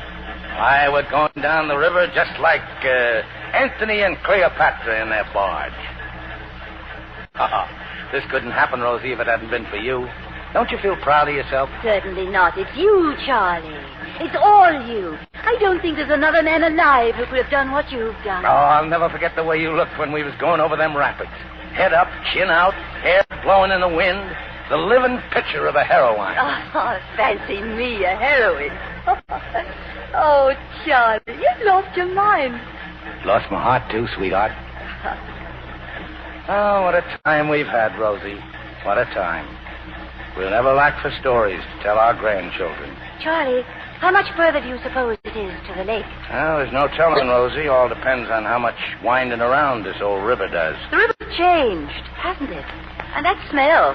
Why, it's like marigolds. Stale marigolds. Not a very good smell for a flower. They're very pretty, though, marigolds. Rosie, look. Another bend? Oh, if only that's all it was. Rosie, it's on all sides, nothing ahead but grass and papyrus as far as you can see. The river doesn't stop up there. It can't. Not according to the map, it can't. Only, how do you get through that stuff? Charlie, they're islands. Thousands of tiny islands. But where's the main channel among them? Don't look like there is one, Rosie. Just a sea of grass and a forest of weeds. Well, I better cut the engine. Charlie. What are we going to do, huh? I don't know, Rosie. Get into it and take a look around, I suppose. Yes, dear. Yes. But once we're in, Rosie, and the grass and them reeds close up in back of us, there'll be no going back. If anything happens, we'll just sit there. We go off our heads with fever. I know, Charlie. So, you pays your money, and you takes your choice. Which is it, sweetheart? Straight ahead or turn around? Straight ahead, Charlie.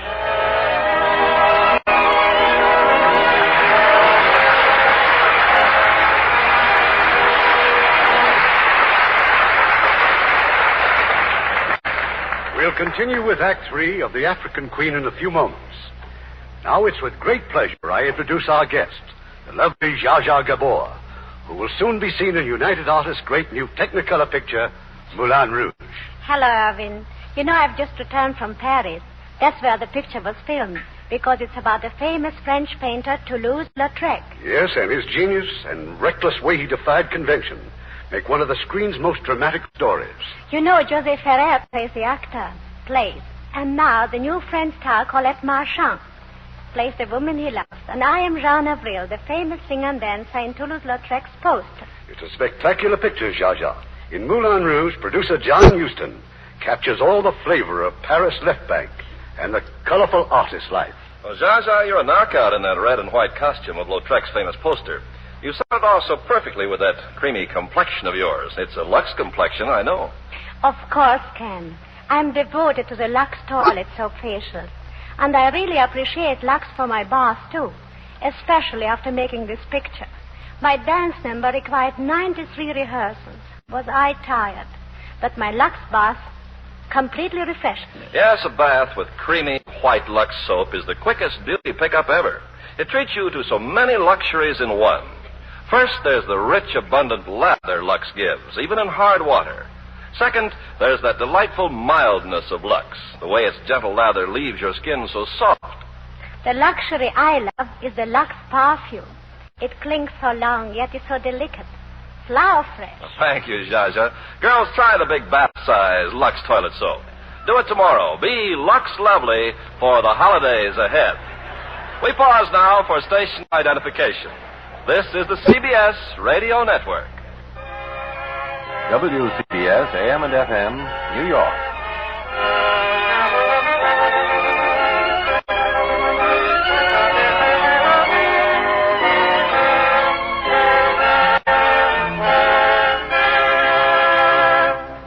The curtain rises on Act 3 of The African Queen, starring Greer Garson as Rose and Humphrey Bogart as Charlie.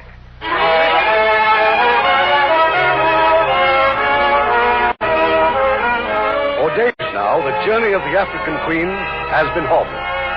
Across the breadth of the river, like a towering living wall, is a jungle of grass and reeds, an endless morass through which 1,000 different channels twist and turn. And somewhere among them, Rose and Charlie are hopelessly lost. Charlie, please. Let me pole for a while. It's no use, Rosie. All the channels we've lost. All the squirming and turning we've done. This river's crazy. Crazy as I am. Oh, Charlie. Sorry, old girl.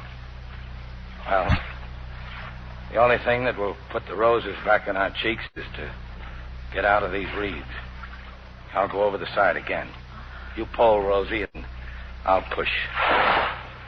Just keep her straight if you can, Rosie. Head her through the grass. Your main channel mustn't there. It just can't disappear. I'm sick of talking about it, Rosie. Or searching for it, or even... Charlie! Leeches! Bloodsuckers! You're covered with them. Ooh, my legs, Rosie, my arms. Ooh, the little beggars. Pull them off me. Rosie, help me. Yes, No, don't touch them, don't. Ooh, salt, Rosie. Yes. You pull them off and the head stay in. Poison the blood. Get the salt. Yes, dear, yes, Ooh, pour it over me. Pour the salt over me. I am, Charlie, I am. Ooh, they can't stand the salt. See, Rosie. Look, They're dropping off. Oh, my poor Charlie. If there's anything in the world I hate, it's leeches. Oh, the filthy little devil. You're bleeding. Oh, it ain't nothing. The salt will kill the poison. Well, here I go. Charlie, no. You're not going over again. No. Take the pole, Rosie. We'll try again.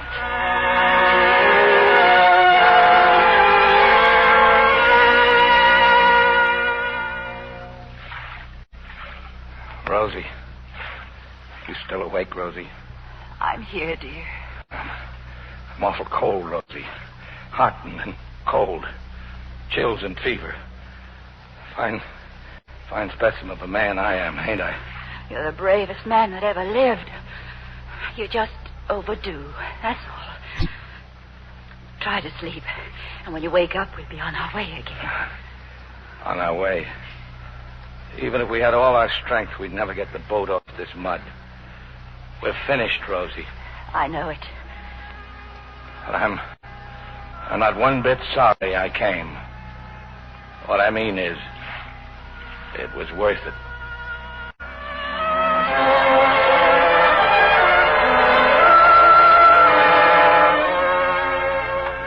Dear Lord, we've come to the end of our journey. I pray for you to be merciful. Judge us not for our weakness, but for our love. And open the doors of heaven for Charlie and me.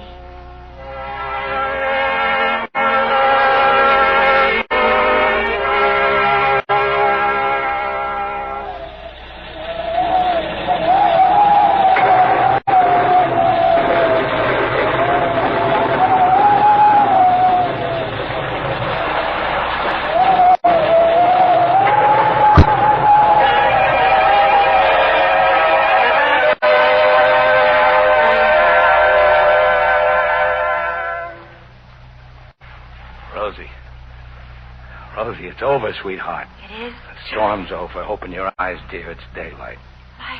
I wonder if I dreamed it, Charlie. If it was just a nightmare.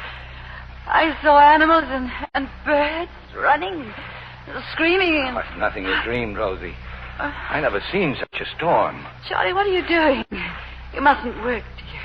You're not strong enough yet to... Rosie, I ain't doing anything. Open your eyes and see. I'm just sitting here next to you. But we're moving. Moving? Rosie, look. Charlie, where are we? Rosie, dear, we're on the lake. Oh, the rain did it. It filled the channels. Look, the rain and the wind just lifted the old queen up and carried her over the mud. We've cleared the weeds, Rosie. Oh, look back there. Oh, we couldn't have been 100 yards from it last night when we give up hope. Oh, Rosie. Oh, let's try and build a fire if we can. And get the engine started. And go right out to the middle, away from these reeds, where we can breathe again. Sure, sweetheart, sure. We'll be out of here in a jiffy.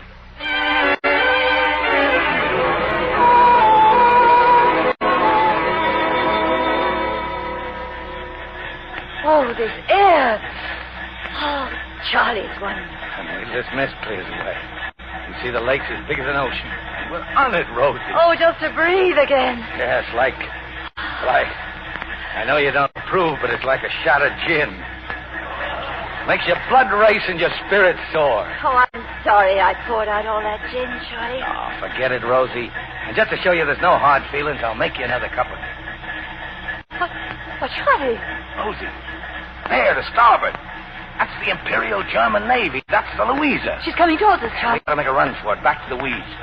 Stick around while I stoke the boiler.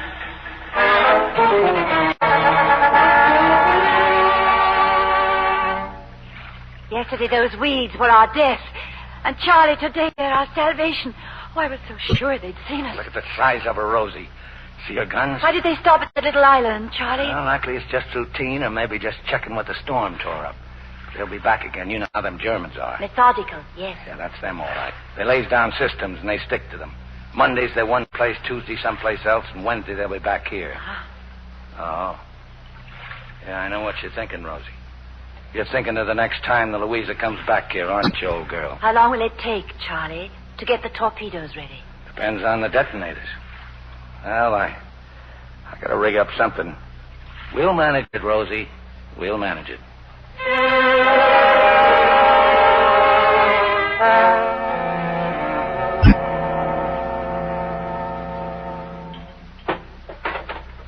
Well, there they are, Rosie. Them's the detonators. Oh, Charlie, you're what's wonderful. more, I think they'll work. Now, what about the cylinders? Well, with you helping, I'll lash them on each side of our bow. Only we can't set the detonators on them till we're ready to set out. You see, they're kind of tricky, Rosie. We'll be working at night, Charlie. Can you do it in the dark? That's the case I have to. And you're sure they'll come back with the Louisa? Well, let me see. Figuring both the speed and the size of this lake, my guess is she'll be back here tomorrow afternoon. And when she comes, we'll be ready. Tomorrow afternoon.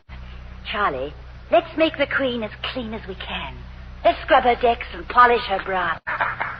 She ought to look her best, representing as she does the Royal Navy. I think I even got a flag around somewhere. Charlie. I will sail out of these reeds proud as a dreadnought. Rosie. Yes, Charlie? Now, there ain't no use of both of us doing it. As you can plainly see, it's a one-man job. Oh, you couldn't be more right, Charlie dear. Now, Rosie, I'm glad you agree. When the time comes, I'll put you off here on the east shore. You'll wait for me while I attend to the Louisa. Well, certainly not. You're the one to put ashore. This whole thing was my idea, wasn't it? I'm the logical one to carry it out. Rosie, I'm surprised at you. You're a very sensible woman, as a rule. Why, with 2 torpedoes hanging off our bow, she'll steer entirely different, let alone being half swamped. Didn't I steer us down the rapids? Well, suppose she broke down out there. Wouldn't you look foolish? But me, she knows who her boss is, you bet that old engine does. Well, I suppose you're right. Now, that's settled. Oh, no. I only meant it may be necessary for you to come along. Come along? Oh, no, you don't. You'll wait for me on the east shore. Who do you think you are? Ordering me about... I'm the captain, that's who. And I ain't taking you along. You'd only be in my way. I suppose I was in your way, going down the rapids. And what you said to me back there on the river was a lie. How you never could have done it alone. And how you'd lost your heart and everything. And... Oh, you liar! Oh, Charlie, we're having our first quarrel. Oh, Rosie.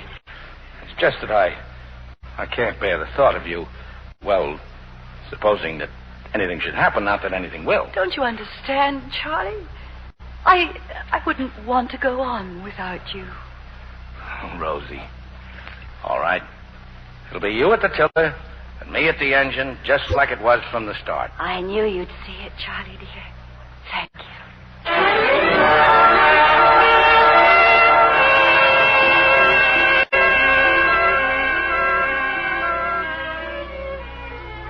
There she is, Rosie. That's the Louisa, right on time. There's no smoke from her sack. The wind, sweetheart, is blowing the smoke fast as it comes out. I don't like this wind. Me neither, Rosie. It's going to storm. But if it storms tonight, there'll be less chance of them seeing us. Maybe a storm would be a blessing, Charlie. That's the way to look at it, Rosie, old girl. Now let you and me get them started on them detonators.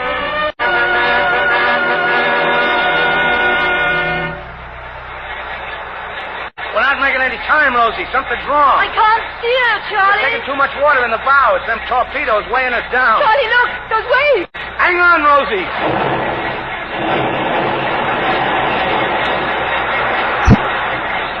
Charlie, the torpedoes. They're torn loose. Worse than that, we're sinking, Rosie. The killer's gone. Something broke. Everything's broke. Grab the preserver, Rosie, and then jump. Charlie. Rosie.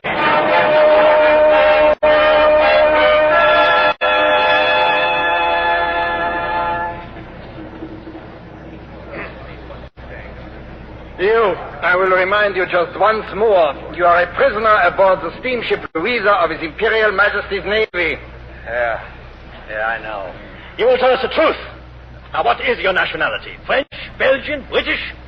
Yeah. Yes, what? British. What were you doing in these waters? Fishing. Yeah, fishing off the island. You're a spy for the British. Well, do you deny this?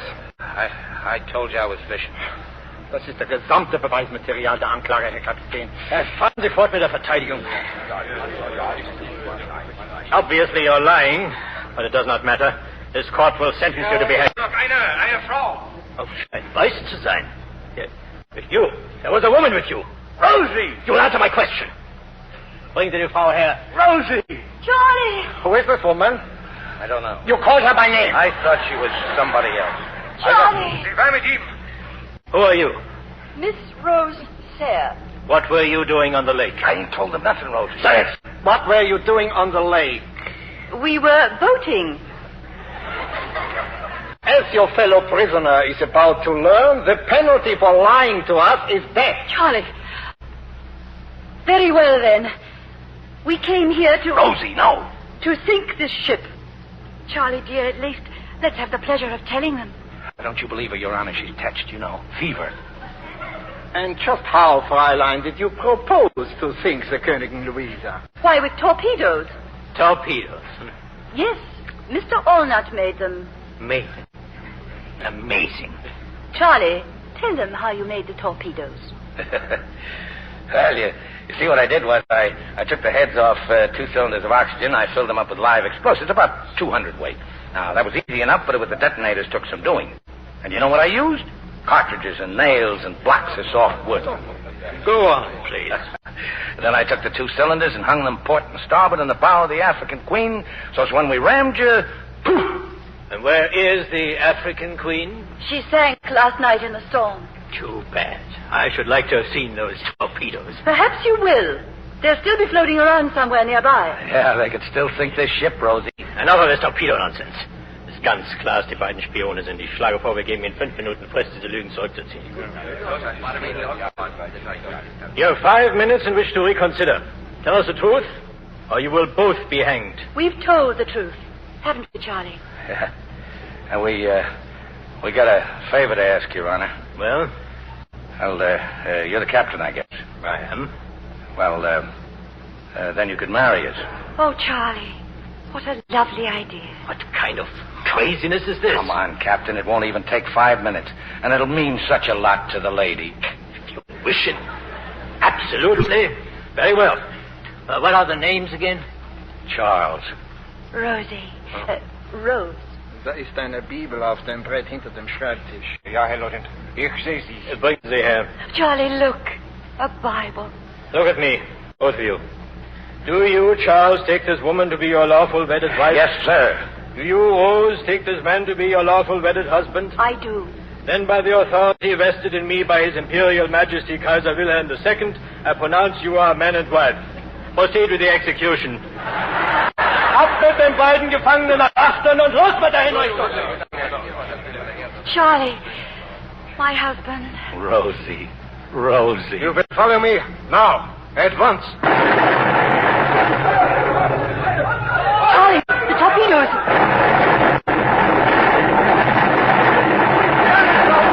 Rosie, we've done it! We've done it!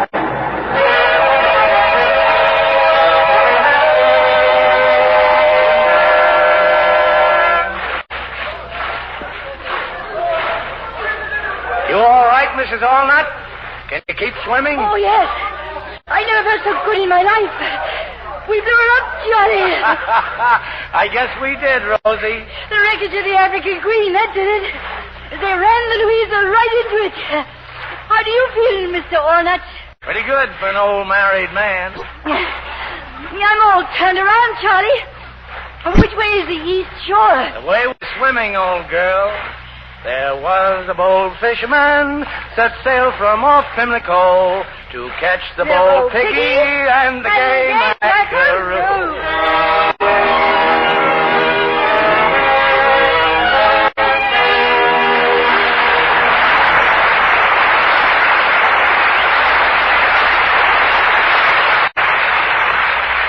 In a moment, our stars will return.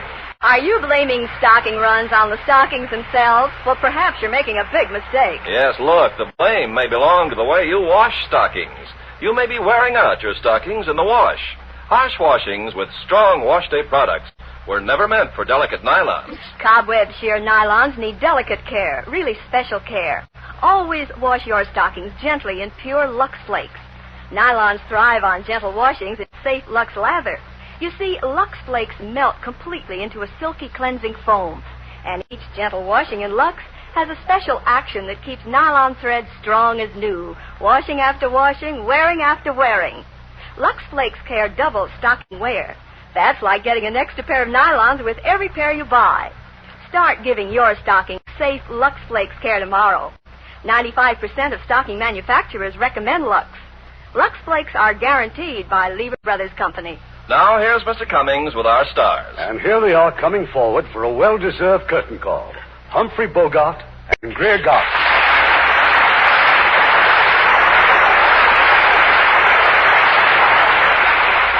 We certainly suffered every step of the way with you two on the trip of the African Queen. Irving, I remember another safari full of hardships that you and I made quite a long time ago. A safari, Bogey? What, to Africa? Well, no, to Palm Springs. It was Bogey's first picture in Hollywood, and I was the director.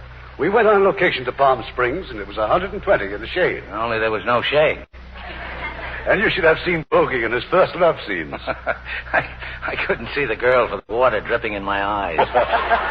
But it doesn't sound as if you were having exactly a circus. No, but my latest picture is just happens to be Battle Circus, co-starring June Allison. I'll get into it. See, I've been working at your home studio, Metro Goldwyn Mayer. Well, I congratulate you, Bogey. You know we make only the very best pictures over there. We mentioned one on the Lux Radio Theater recently, Plymouth Adventure, starring Spencer Tracy, Gene Tierney, Van Johnson, and Leo Gann. I don't think Greer would like that. It's all about the pilgrims leaving England and sailing for America on the Mayflower. Oh, we English think it's a great idea. We've been doing it ever since. We're always glad to welcome our English cousins, particularly you lovely actresses with those beautiful complexions. Well, thank you. We're glad to adopt your way of caring for those complexions with Lux soap. I think it's wonderful. And you'll both think next week's show is wonderful. It's such a great story that it's been made into a picture 5 different times. And we're going to bring you the inspiring 20th Century Fox version of Victor Hugo's immortal classic, Les Miserables. And from the original cast, we have the lovely Deborah Paget and that fine actor, Robert Newton. And in the unforgettable role of Jean Valjean, another great Academy Award winner, Ronald Colman. Well, that'll be a swell show. Good night, Irving. Good night. Good night and happy holidays. Now here's Ken Carpenter with news about mouth health. Ken? Millions of Americans have found that Chlorodent toothpaste does more to give you a clean, fresh mouth than any other dentifrice.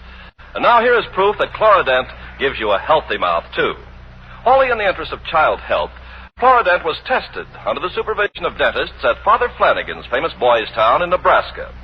In this research, Chlorodent and the fine white toothpaste were used regularly by different groups of youngsters. And in just 60 days, dentists found that 3/4 of the boys using Chlorodent showed dramatic improvement in mouth health. Chlorodent was actually proved twice as effective as the fine white toothpaste for quickly reducing acute gingivitis, a common mouth ailment. And that's another reason why Lever Brothers Company unconditionally guarantees that Chlorodent does more for you than any other toothpaste, white, ammoniated, or chlorophyll, to give you a clean, fresh, healthy mouth. Make sure you get the toothpaste used in this Boys Town research. Ask for Chlorodent. Lever Brothers Company, the makers of Lux Toilet Soap, invite you to be with us again next Monday evening. And the Lux Radio Theater presents Ronald Colman, Deborah Paget, and Robert Newton in Les Miserables. It's Irving Cummings saying good night to you from Hollywood. Heard in our cast tonight were John Dodsworth as the Reverend and Harold Ironforth and Hans Conried as the German officers. Our radio play was adapted by S.H. Barnett, and our music was directed by Rudy Schrager. Connection is the ultimate energy source, but it carries a heavy half-life. It makes us want to stop to the countdown, to hold back the inevitable decay. What would happen if you could put death in a cold storage trap? Would you do it to save your own skin, or to keep the light on for someone else? The physics of the heart often defies the laws of the lab. Right now, from 1946, Theater Guild on the Air presents On Borrowed Time. Next. The Theater Guild on the Air.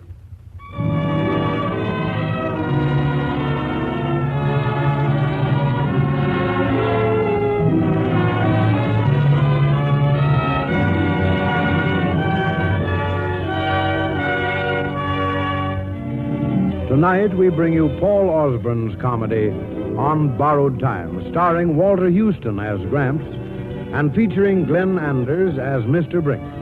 As to who is playing Pud, well, we'll have a surprise for you at the end of the program.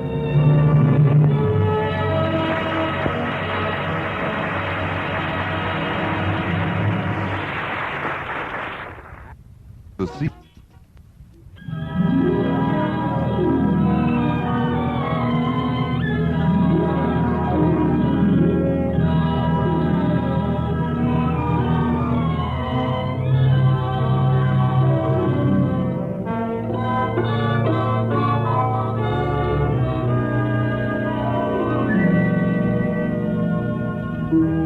This is the home of Dr. Jim Northrop's family in one of those quiet, small American towns. Perhaps the nicest thing about the Northrop place is the cool, grassy yard, shaded by a gnarled old apple tree. Opposite the tree is a screen door leading to the comfortable living room where Granny Northrop usually does her knitting, while Gramps Northrop, on a summer afternoon like this, is apt to be tinkering at his basement workbench on some gadget for his 5-year-old grandson, Pud. Before long, Granny will call... Julian? Oh, Hecate. There's your Granny. Where's Hecate, Gramps? Where the woodbine twineth. Julian! I'm coming. Hold your horses, can't you? Here, pal.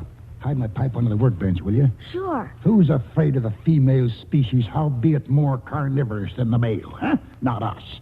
Not us. Carnivorous, not us. Carnivorous, not us. When you two get together over some gym crack, you're as deaf as a post. Was you calling, Nellie? Didn't hear you. Come on, give us a kiss. I hollered loud enough to wake the dead. I suppose you were too busy smoking your filthy pipe. Dr. Evans said 1 pipe full a day. Smells to me like you've been smoking 6. Here, Trixie, come on. You go out for a walk with your grandpa. Now, I'll thank you not to claim kin to me with that flea bag. Julian. I've got a bag full of fleas. I'll give you one if you say please. There, listen to that child. Turning your own grandson into a foul mouth like yourself. If you don't mend your ways, Julian Northrop, I'm going to talk to Jim and Susan about sending Bud away to school. Yeah, there ain't no school to take him. He's too little. Dimitri knows a nice boarding Dimitri, a great jump in Jerusalem. I might have known she was at the bottom of this. The old bird stuffer. Dimitri is a fine Christian woman, and I won't hear a word against her. She's a bird stuffer. What's a bird stuffer, Gramps? Well, it's just a bird stuffer. Adam saw a dog, and it looked like a dog, and he called it a dog. I saw your Aunt Dimitri, and she looked like a bird stuffer, and I called her a bird stuffer. You're poisoning that child's mind, Julian Northrop, and it's got to be stopped. It's got to be. I'm going up the street to visit a little with Dimitri. I'll be back soon. I'll answer it, Gramps. Hello? Hey, Dr. Northrop, this is Joe Mellett at Gainesville. It's coming, Doctor. The baby's coming. Hey, Pop, it's somebody called Joe Mellett. He's having a baby. Tell him I'll be over in 20 minutes. Can you wait 15 minutes, Joe? Well, tell him to hurry. Hurry. He says he's in a heck of a hurry, Pop. Yeah, the father's always in a hurry. Hey, Susan, want a ride? I'm driving to Gainesville. I'd love it. Take care of Pud, will you, Gramps? Well, who else has taken care of that whippersnapper since he was born? Whippersnapper, whippersnapper. And stop using that crazy language. Pud repeats it. What crazy language? You know what I mean. Come on, Jim. No. Bye. Hey, you infernal behemoth, shut up. Trixie, you're an infernal behemoth. Infernal behemoth, infernal behemoth.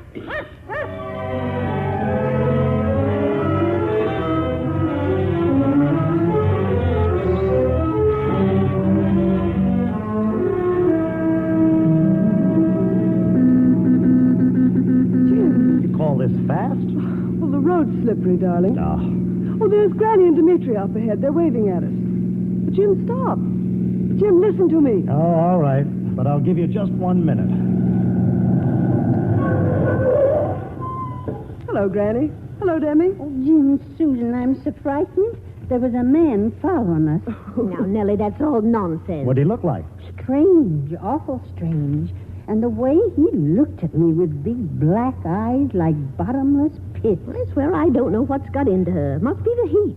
I didn't see a soul. Why, you ought to be proud there's a man following you, Granny. Shows you're still in the running. Oh, now you go home and lie down. That's orders, doctor's orders. Jim, I was hoping you'd be home. I want to talk to you. About Pud. I don't want him going to a boarding school, Demi. I've told you that. He's got a good home. Well, there's one person in that home whose influence on the boy... Demi, you're my wife's sister, and for some strange reason, she's fond of you. Jim, so you're Jim. welcome at my house, though I wish you'd stop picking fights with Gramps. He's an old man, and he's not very well. I pick fights with him. Why, last time... Granny, Jim's delivering a baby. I'm afraid we have to hurry. Oh, dear, yes. Run along, Jim.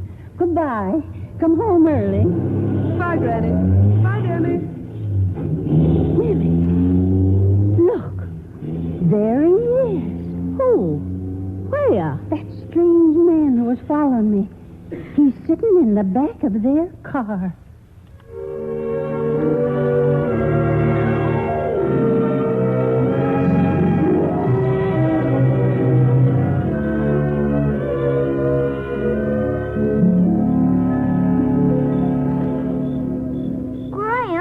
Hungry. Why is Mom and Pop staying so long? Well, they went to Gainesville on account of that baby, remember?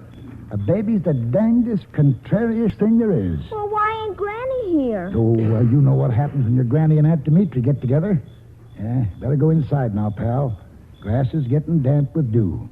Yeah, they'll be all coming home pretty soon to get your supper. Hey, Trixie, now you stay out here now. Go chase your tail around the grass. It'll do you good.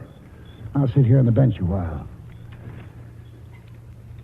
Oh, it's getting dark. It's cold, too. I feel so... Mr. Julian Northrop, I believe. What's that?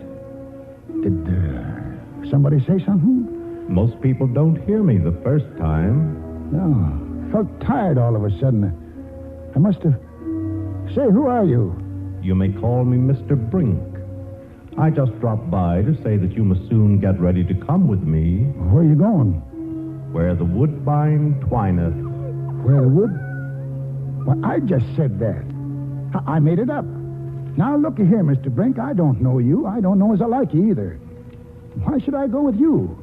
Because you're very old and you're tired. Oh, yes, you act hale and hearty.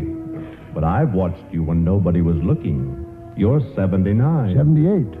My book says 79. It's almost time for you. Besides, Jim and Susan have come with me. Jim and Susan? Well, you're crazy. They drove off to Gainesville this afternoon. People will call it an accident, but they came with me. Jim and Susan went with you? Both of them went with you? Why? When they're both so young. Oh, poor Nellie. It's going to break her heart. And Pud, somebody'll have to look after Pud. You can't leave a little tyke like that alone. Demi'll get hold of him and she'll break his spirit. No, I can't go with you, Mr. Brink. Even if I wanted, you run along before... Oh. You see? Your hour is close. The next time I come... No, I ain't going nowhere. Now, you get out of here. You're trespassing. Now, get. Well, I'll be lollipopped. He's gone. Julian, who are you yelling at? I could hear you all the way to the front walk. Why, there was a fella here. Well, I don't see anybody. You better come upstairs with me and get some rest. I feel tired, too. All right, Nellie, I'll be up in a minute. Gramps? Who's that man? You saw him, Pud? Sure, he went past the kitchen window. What do you want? He wanted me to go with him. Where?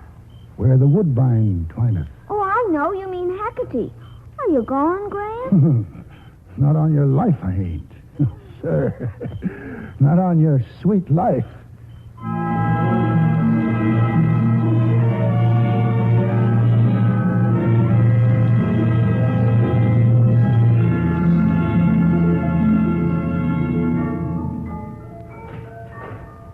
Pud, dear, take that record off. Why, Granny? Because it ain't proper to play music in a Christian home so soon after a funeral. You mean because Aunt Demetria says I'm an orphan? You hear that?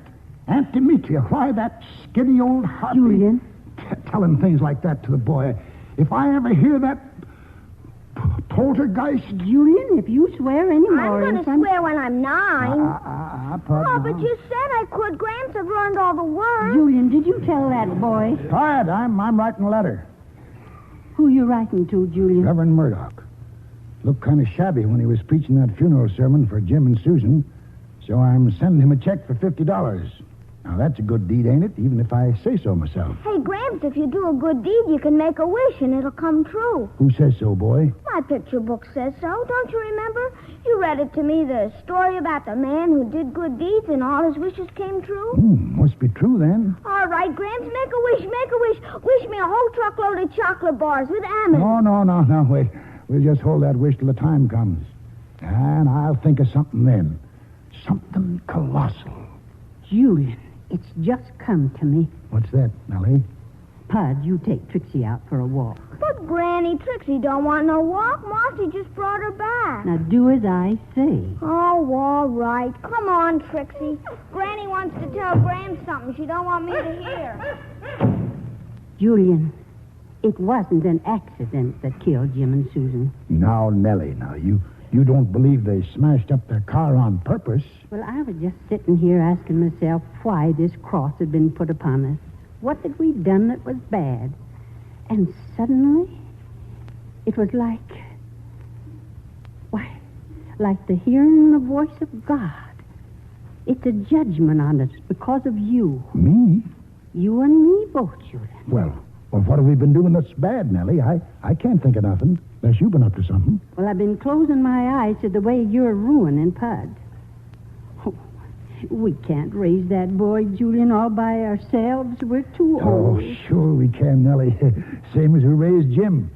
I'll keep teaching him to cuss, and you keep teaching him not to. Hey, Gramps, somebody's stealing our apples again. Great Judas Priest. Hey, you blasted young shite-poke. Hurry, Gramps, he's coming down out of the If I tree. catch you, I'll give you such a cannon. Gee, Gramps, he got away. I swear, I wish that anyone that climbed that tree would have to stay up there till I let him down. Gramps, you know what you did? You made a wish. Huh? A wish. You wished that anyone who climbed that tree would have to stay there till you let him down. Gramps made a wish. Gramps made a wish. Gramps... Oh, she's it, Gramps. Here comes Aunt Demetria. Oh, heckity. Oh, hello, Demi. I seen you coming up the path. Come right in. Pud, darling, come here to your Aunt Demetria. The heck he will. The heck I will. I hate you. Aren't you ashamed of yourself teaching a child to talk like that, you whited sepulchre? Whited Why, you woman of Babylon, you... You poltergeist. Yeah, that's right, boy. Come on. Let's get out of this country, boy. Come on, Trixie. We're going for a walk with Graham. You hear what he called me, Nellie? He called me... I know. Revelation 17:5. Don't say it, Demi. Come inside. Sit down, Demi. Sometimes I just don't know what I'm going to do. I wonder if you shouldn't bring Pud up. Well, Nellie, it ain't that I haven't thought about it, but I couldn't afford to. That is, not unless Jim left the will. Well, he did, Demi. He left $15,000. $15,000? Oh. Would you like some iced tea, Mrs. Northrop? Yes, I would, Marcy. It's so hot. Bring some for Miss Riffle, too. Won't take more than a minute. Nellie, you don't mean to tell me you've got that Marcia Giles in this house? Well, she came in to help us after the funeral. Why? Well, her and that young Bill Murdoch carrying on just as brazen as you please. And you're allowing a person like that to be around where Pud is. Nellie Northrop. Pud found a new mushroom right under the privet hedge. Well, be careful, Julian. That may be a toadstool. Well, that's what we're going to find out. Pud's waiting till I bring the plant guide. Excuse me, Miss Nellie. I'm in a hurry. Nellie, tell him about Marcia Giles. Oh, yes. Julian, wait a minute. Well, what is it? Well, it's Marcy, Julian. I'm afraid we'll have to get rid of her. I'd like to know why. Well, it seems that she's carrying on with young Bill Murdoch. Good. Fine boy, Bill Murdoch. And you're willing to have that kind of a girl in your house with Pud? Why, she's nothing more than a common little... You're a liar. Julian, don't talk that way to Demi. She knows what she's saying. Well, what do you know? Tell me one thing. All right. I saw them right in Millbauer Park. And what were they doing right in Millbauer Park? Kissing. Kissing like you never saw. Fair to make your blood boil. If they carry on like that in public, what must they do when they're alone? Great jumping Judas, that makes me mad. That makes me so gosh blame mad. Miss Nellie, if you listen to another word this old hellion says, you're just a fool. I'm plain disappointed you.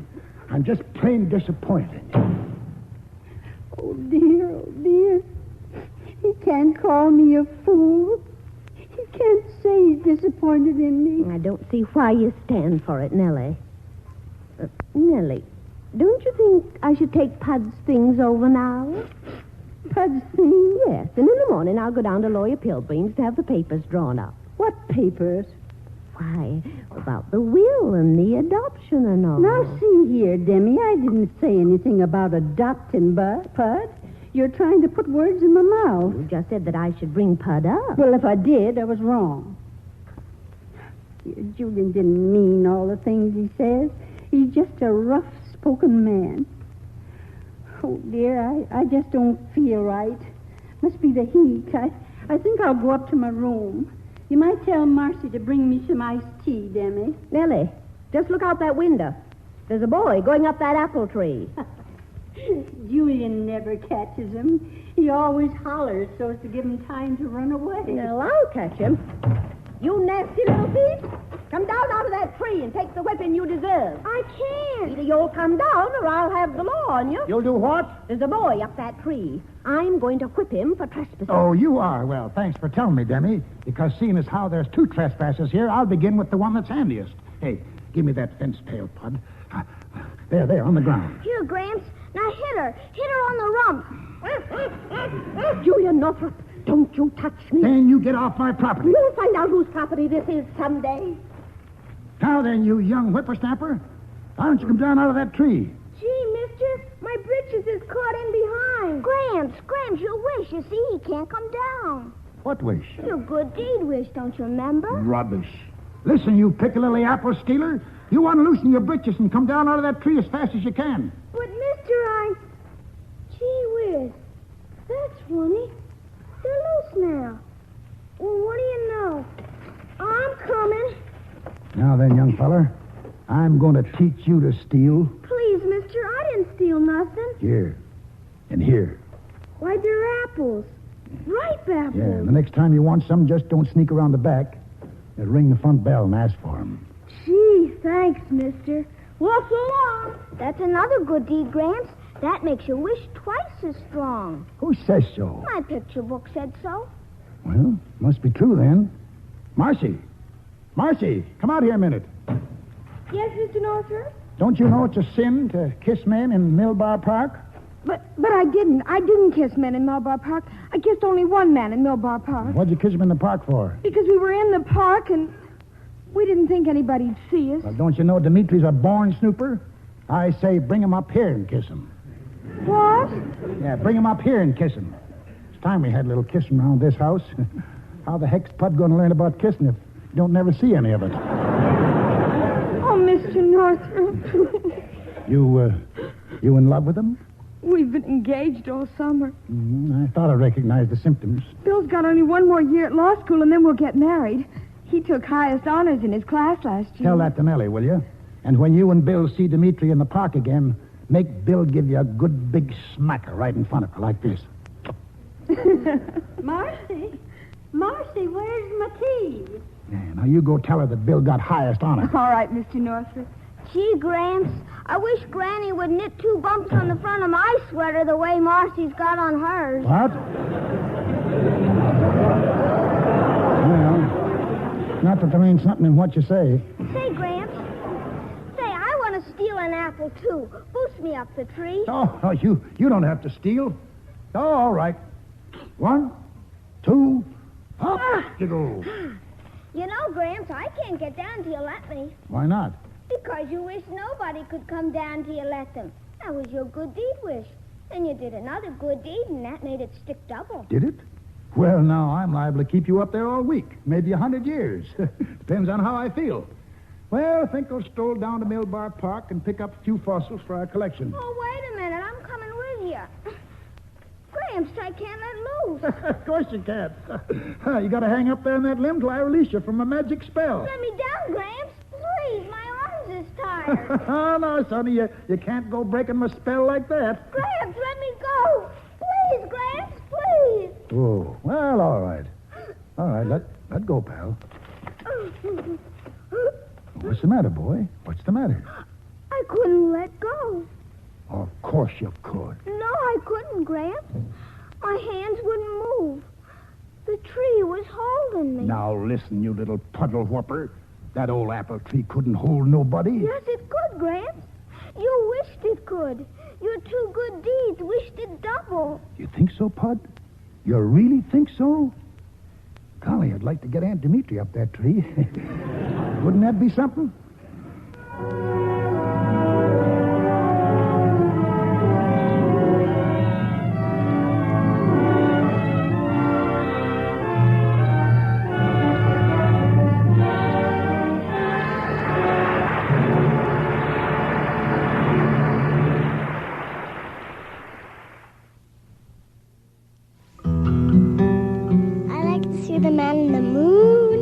Birthday cakes, and my daddy. There are millions of curably blind children who can't see their daddies, children who need your help. Operation Eyesight can do a cataract operation for just $25 so the curably blind children of the third world can see. You can help with a donation to Operation Eyesight Universal, Box 123, Calgary, Alberta, T2P 286. Operation Eyesight helps millions of people to see. You can help too. Please. You are tuned to FM 105.7, CHRE.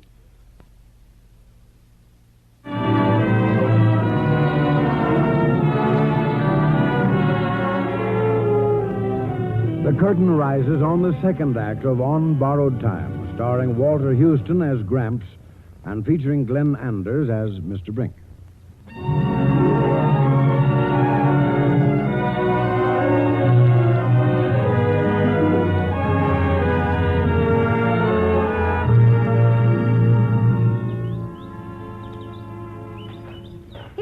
Mrs. Northrop. Oh, just set it down, Marcy. Is there anything wrong, Mrs. Northrop? You sound so... I guess I'm just kind of tired, Marcy. I'll go to sleep in a minute. Marcy, just see that Julian always has his pipe. Will you do that? Why, yes, Mrs. Northrop, but... You're a good girl, Marcy. Now hand me my knitting. Here you are. Get a nice rest.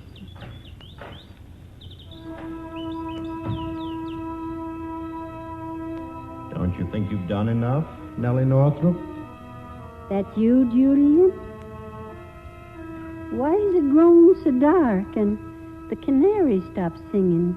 It's Mr. Brink. You're to come with me now. Come with you? Oh, I remember you now. You're the man who followed me the day that... See here, what call have you got to come butting into my bedroom and frightening my canary? It ain't proper. You'll feel better with me. You know, I'm not so bad as I'm made out to be. Well, you might as well sit down and wait then, because I ain't going to stir till I finish this mitten. Julian says there won't anything keep his hands warm in winter but a pair of my mittens. That those boughten things you get at the store, they're no good. Julian's headstrong, you know. He goes out in all kinds of weather. Are you ready now? Now, wait just a minute. I'm almost finished. There. That's got it.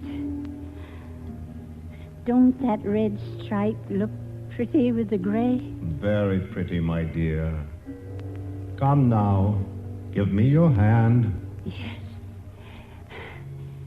Yes. My hand.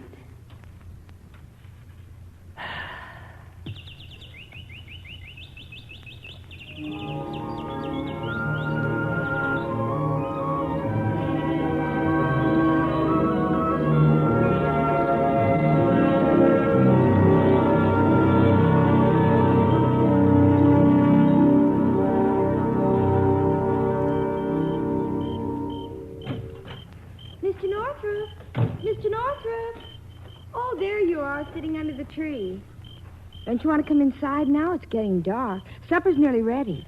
All right, Marcy. Miss Demetria came over again this afternoon, Mr. Northrop. Ask about your health. And old she-dragon been over every day since Nellie's funeral, just waiting for me to die. got to keep your strength up, Mr. Northrop. Besides, when you don't eat, Pud doesn't eat. Yeah, that's what Nellie said. Pud mimics everything you do. If only I'd got there in time, Marcy. We had words before she died, and I never got there in time to say I was sorry.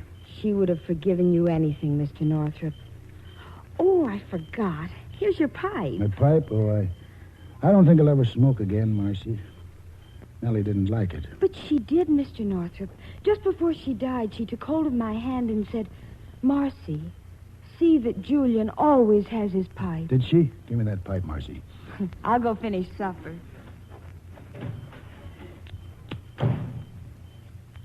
Bud, Yeah? gonna have supper in a minute. Oh, I'm not hungry. Yeah, gotta eat, boy. Hungry or not. Down, Trixie, down. There's only you and me and Trixie left now, Pud. 3 of us, we gotta keep up our strength. You're gosh darn right. That pipe tastes good, Gramps? Better than anything I know. You shouldn't cuss, boy. Why shouldn't I? You do. I know. I shouldn't either. Your granny didn't like it. Now, let's you and me turn over a new leaf. Huh, Pud? What for? So your Aunt Demetria won't say I'm a bad influence on you and try and take you away from me. We'll kill the old pucker foot. Hush, hush, hush, hush. All right, that's the old leaf. Now go on in and wash. And try some soap this time. Okay. Now, Trixie, you stay out here. Marcy will feed you later. Call me when the table's set. Good evening. Can't I ever shut my eyes without you butting in? I thought perhaps you'd like to come with me now. No, I can't do it. I got Pud to take care of. I'm all he's got now. I'm sorry, but you have to come. Just give me your hand. Yes, my hand. No, not yet. Not yet. Please, Mr. Brink, do me one favor before I go. Well? Could I have one of those apples? I haven't even tasted one this year. Why, of course you may. Would it be asking too much if you'd get it for me? I'm not as spry as I used to be. Why, of course I will. Guess I'll have to climb up. Let's see now. Oh, wait a minute. There are some nice ones up on the branch above. That's better. Now, which shall it be? This one or this one? I don't want either of them, Mr. Brink. Because now I've got you up that tree, and by jumping Judas, you ain't coming down. You don't know what you've done, old man. You don't know what you've done. I know what I've done, all right. I got you trapped, Mr. Brink, tied in a bolt in a monkey wrench. And you're going to stay right up there till I let you go.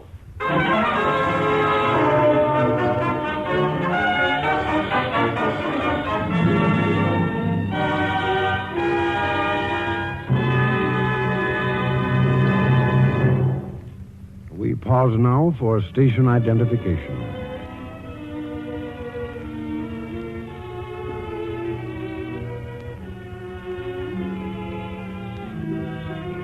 You are listening to the Theatre Guild's comedy On Borrowed Time by Paul Osborne.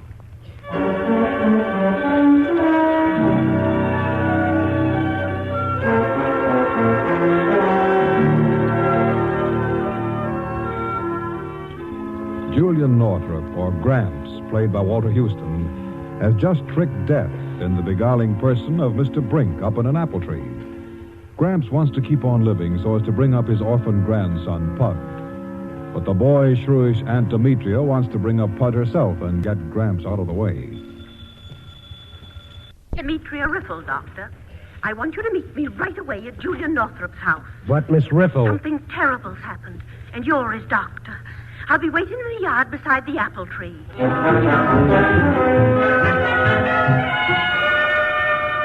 Mr. Pilbeam, something terrible's happened to Julian Northrop, and you're his lawyer. I'll be waiting for you beside the apple tree.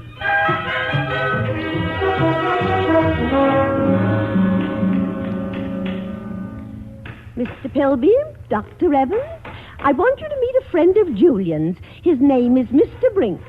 He's up in that apple tree. I don't see anyone up there.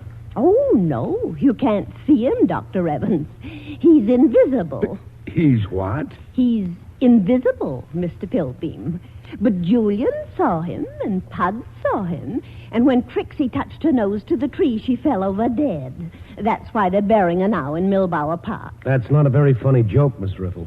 What would you say if I told you I believed it was the gospel truth? I'd say you were crazy. Oh, you would? Well, Dr. Evans, I don't believe it, but Julian does. He says he's having those men build a 7-foot fence around that tree because anybody who touched it would die. Touching that tree, in fact, is the only way one can die. There is no more death in the world, Dr. Evans, till Junior lets Mr. Brink come down out of that tree. Now, you don't think Mr. Northrop really believes that? I think his mind has snapped, Mr. Pilbeam. Julian Northrop is crazier than a loon. Miss Riffle, if Julian Northrop should be insane, you'd have charge of Pud, wouldn't you? Naturally, I'm next of kin. Yes, that's what I thought. Mr. Pilbeam, I intend to get that boy away from this insane man's house before something terrible happens. Dr. Evans, there is a way of acting fast in such cases. If I think Northrop's crazy, I'll talk it over with the head of the state insane asylum. Look who's back again, Graham. With Pilbeam and Evans, huh? So, you told them all about it after I told you not to. Is it true, Northrop? Just as true as I'm standing here. I got them up there all right. Now I've got to figure out what the heck to do with them. Look here, Northrop. Can you talk to Mr. Brink? Sure. Then talk to him now. Mr. Brink, you're not mad at me, are you? Well, I think I might be permitted a slight irritation. Say, I got an idea. Come here, Demi. Mr. Brink, you see this old scarecrow? Her name is Demetria Riffle. Have you got her down on your book to snuff her out? Riffle? No. Well, Mr. Brink, I'm going to keep you up there till it's time for you to exterminate her. Them's the terms. Well, you heard him, Demi. Oh, Julian, I'm sorry for you. I really am. You mean you didn't? Pilbeam. Evans. You heard him. I'm sorry, Northrop. No one hear what he said? He said, I think I might be permitted a slight irritation. Northrop, I want to show you something. Now, you keep away from that tree. I'm going to pick one of those apples and eat it. No, Evans, now listen to me. Pud, give me that hammer. This one, Graham? Say, you gall darn fool, those apples are sure death. You take one step toward that tree and I'll bang you. Oh!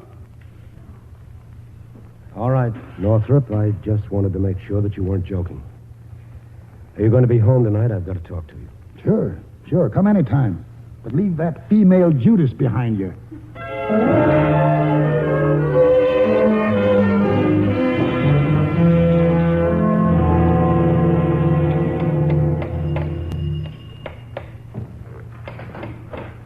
It's Dr. Evans. Mr. Northrop, I want you to know I'd do anything to help you and Pud. Thank you, Marcy. This way, Doctor. Yes, this is my workshop, Evans. Nowadays, I just make things for Pud. By the way, you haven't met Willard Grimes, have you? I've been telling him about Mr. Brink and the apple tree. And what do you want to go and do that for? Northrop, I was just going to ask you to come along with me and talk it over. Another fellow I'd like you to meet wants to hear all about it. No, I reckon not, Mr. Grimes. You see, I don't want any more people knowing about this thing till I find some way of proving it. I figured that... Oh, what's the use, Evans? Now get this straight, old man. I'm taking you to the state insane asylum. You're taking me to the insane... Dimitri's behind this. Where's Demi Evans? She's outside in the car. Yeah, waiting for Pud, huh? Look, Mr. Grimes, there ain't nothing wrong with me. That's what we want to find out. If you're all right, you go home again. Now, are you coming along like a good fella or else? Well, so it looks like I got to, don't it? All right, I'll come along. Oh, wait, my badge. I've got to get my badge like I wear in parades. I'm a Spanish-American war veteran, you know. Fine.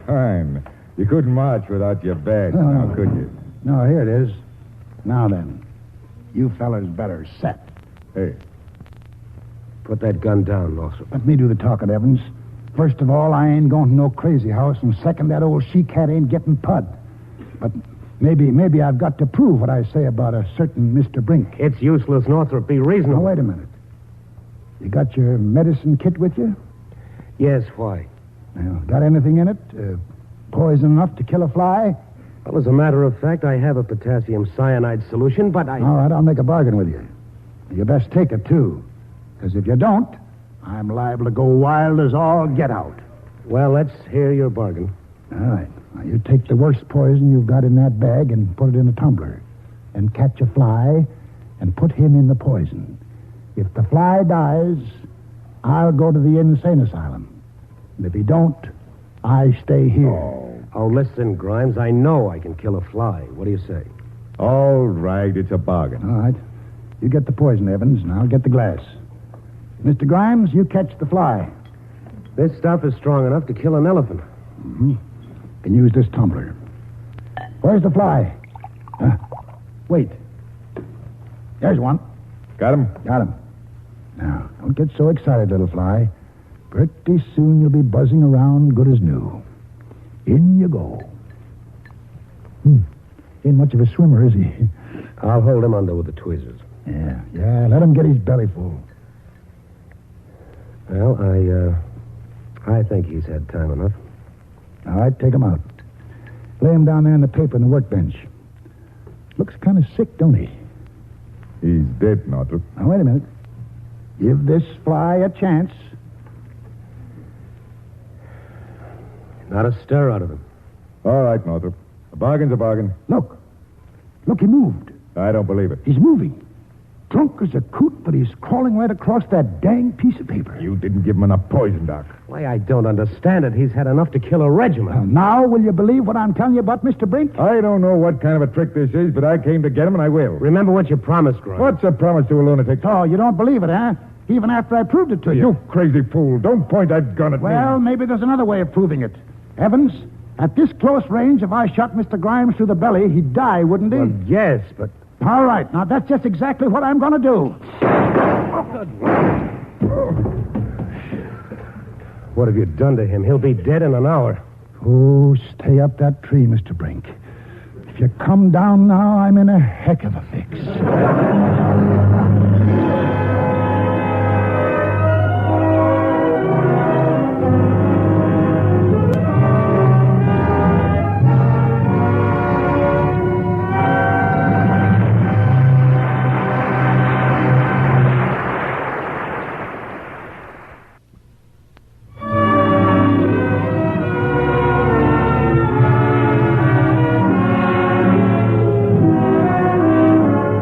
Now the curtain rises on the third act of On Borrowed Time, starring Walter Houston as Gramps, featuring Glenn Anders as Mr. Brink.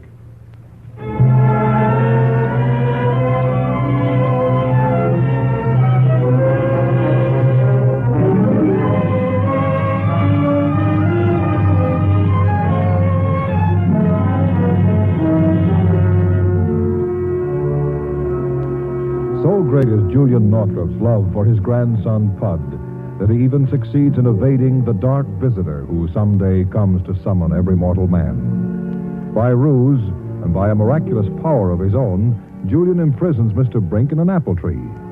The neighbors, of course, believe that the old man has lost his mind and should be removed to an asylum. And at last, in desperation, Julian has been forced to test his triumph over death by shooting a man point blank. I asked you to drop into my office this morning, Pilbeam, because something has happened that'll turn the world upside down unless we stop it. You mean Northrop? He shot Grimes last night. What? He shot him 3 times in the abdomen. Grimes had internal hemorrhages. It was an hour before I could get him to the hospital. What did you shoot him for? He was experimenting. Experimenting? You mean he killed a man? He didn't kill him. According to everything I know about medicine, Grimes should have died, but he didn't. By some miracle, he's still alive. Oh, that's funny. It's funnier than you think, Pilbeam. I have been up all night trying to kill something. I've experimented with everything that I can lay my hands on. Insects, bugs, stray cats, every dog I find. I couldn't kill a single thing. Nothing except a mouse. And do you know how I killed that? I tied it to the end of a fishing pole, and I touched it up against that apple tree. Good Lord. You mean what Northrop said about Mr. Brink was true? All I know is that the old man is not crazy. I asked him to come here, too. He ought to be along any minute now. What are you going to do? I don't know. But if there's anything up in that tree, it's got to come down. It's got to come down. Oh, there you are. Howdy, Pilbeam. Howdy, Evans. How's Mr. Grimes doing? He seems to be doing all right. Oh, glad to hear it. That nasty accident. Well, sir, what can I do for you? Sit down, won't you?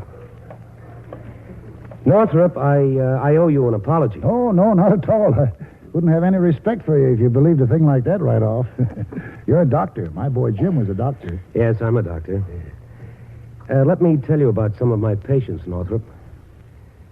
I have a man who, for 10 years, has been in constant pain. Yesterday, I took the last chance and operated on him. It wasn't successful. He's in more pain now than he ever was. I hoped that he'd die last night. He didn't. Oh. You remember Mrs. Trenna, Northrop? Yeah, the nice old lady that used to have all the dogs? Yes, she's been bedridden for 3 years. She hasn't a penny left, nothing to live for. Her only one idea is to die.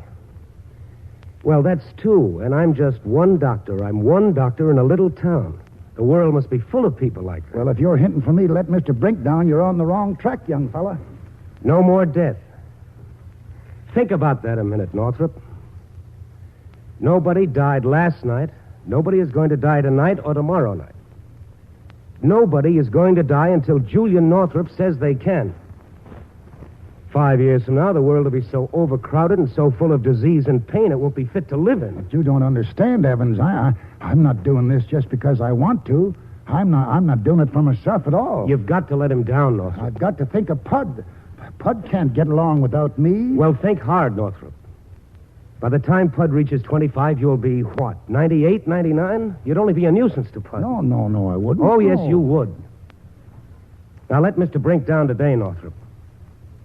If you don't, I'm warning you. I'll do everything in my power to make you let him go.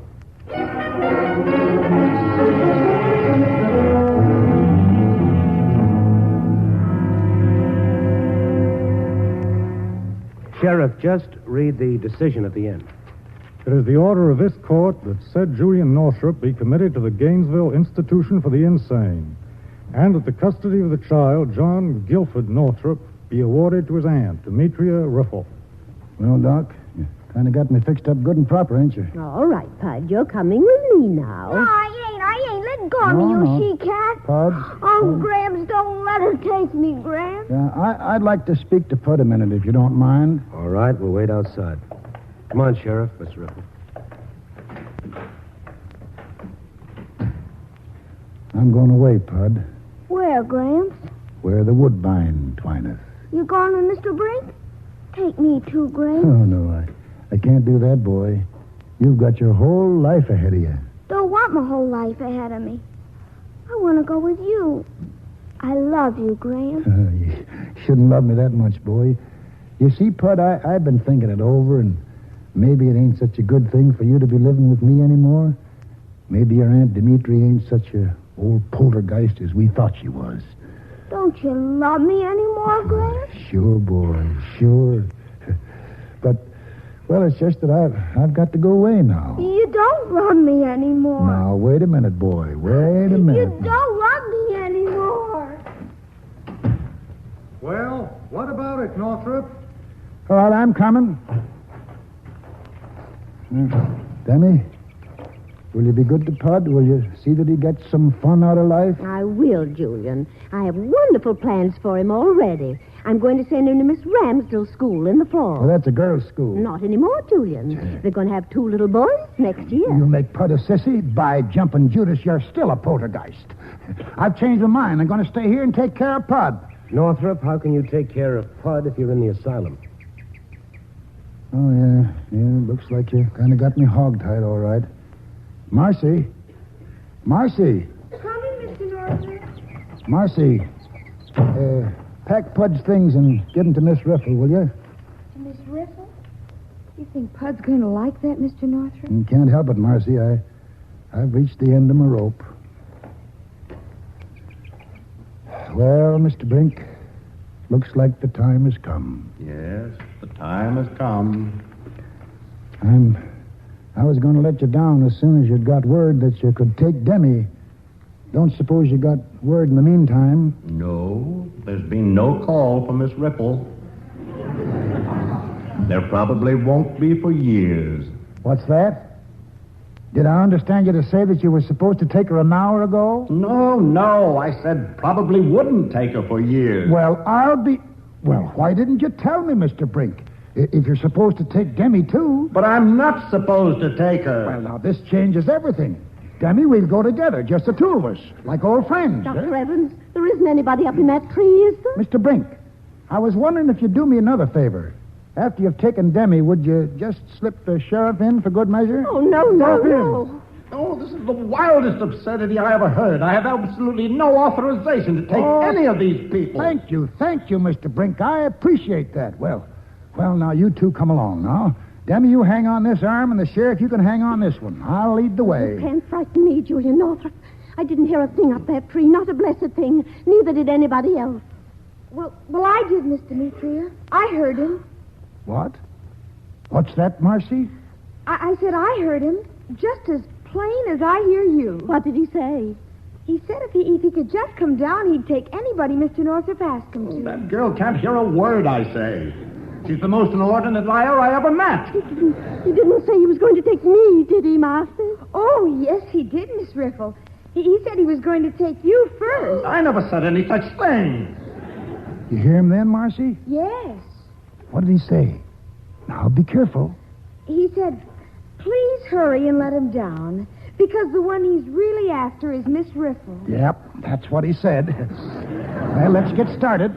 I'll say the magic words. Line up, you two. Here we go. Off to glory, where the woodbine twine. Stop that monkey business and let me down. I shine. Somebody stop him. We'll do anything you ask us to, Northrop. I'll tear up the court order. Look, it's torn. You don't have to go to the asylum. Julian, please. All right. But keep your hands off my boy, Demi. I will, Julian. And keep the heck away from me, too. I'll keep the heck away from you, too. Now get out of here, all of you. Get off my property. I never knew Miss Riffle could move so fast. Oh, Marcy, I love you. By Judas Priest, I love you. Now there's nothing in the world can stop us. Just you and me and Pud. Which world do you mean? What's that? I don't quite understand, Mr. Brink. Of course not, my poor man. What did he say, Mr. Northrop? He said, my poor man. Don't like the way he said it. No, I don't like the way he said it, Marcy.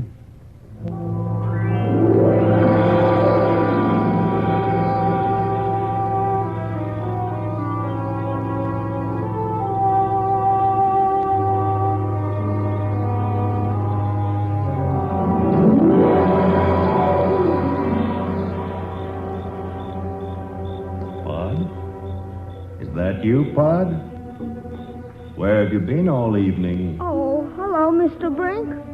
I ran away. Have Gramps and Marcy been looking for me? I wouldn't know.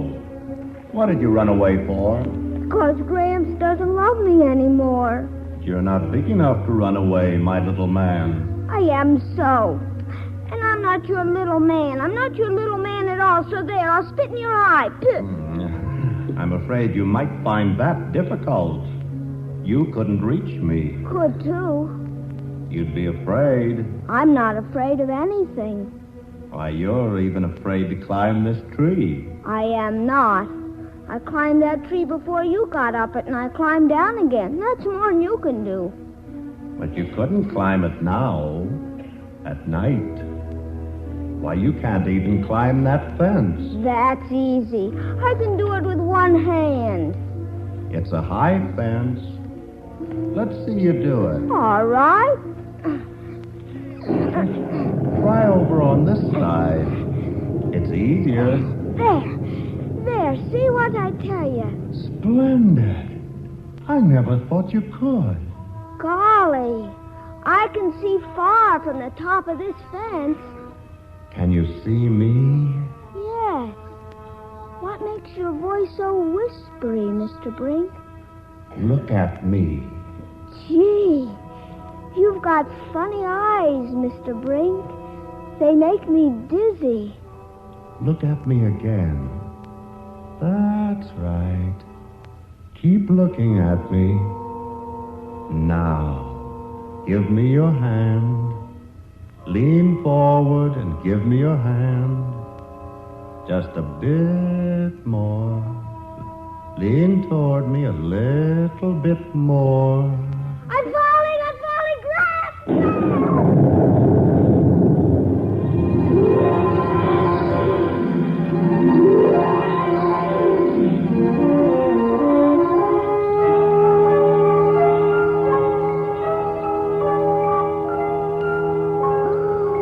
Oh, Gramps, my back hurts. Now, this is going to stick you, Pud.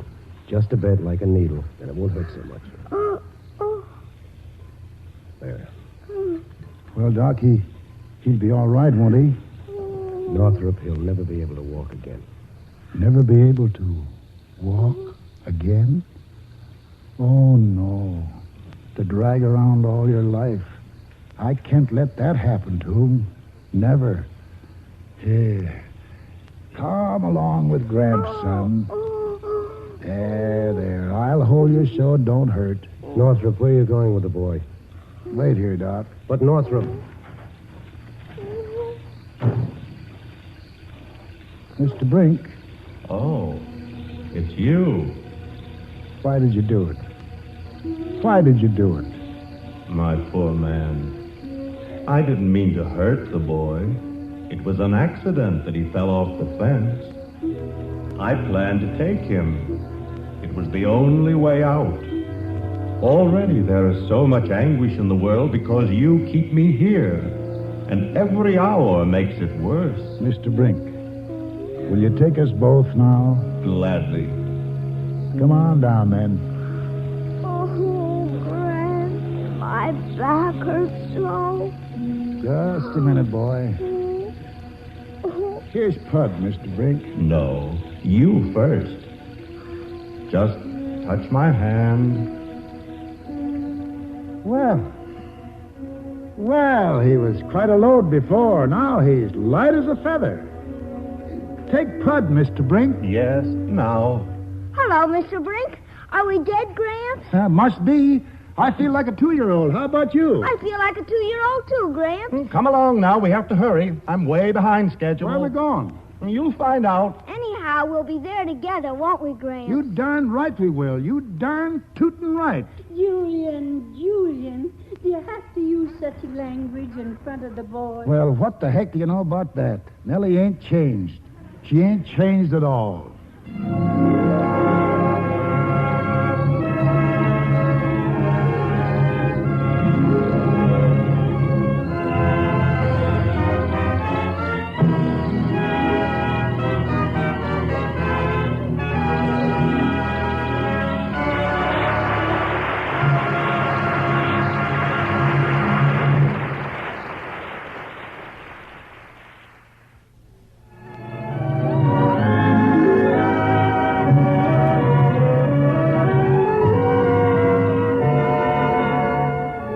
Staff for the Theater Guild on the Air includes Homer Fickett, director, George Condoff, producer, and Armina Marshall, executive director of the radio department. Music for tonight's play was composed and conducted by Harold Levy, and the play adapted for radio by Kenyon Nicholson. Your announcer, Norman Brokenshire.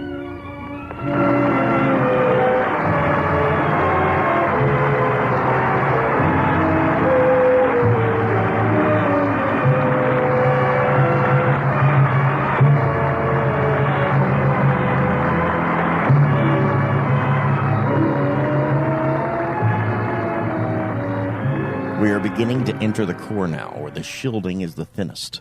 We must listen to the voices of those who have crossed the event horizon and returned to tell us what lies on the other side. Imagine the sheer voltage of knowing the absolute truth, the radiation of the Spirit. When Lazarus walks, he brings a message from the source. From October 1943, and suspense with Lazarus Walks, right here on the Hojo Radio Network.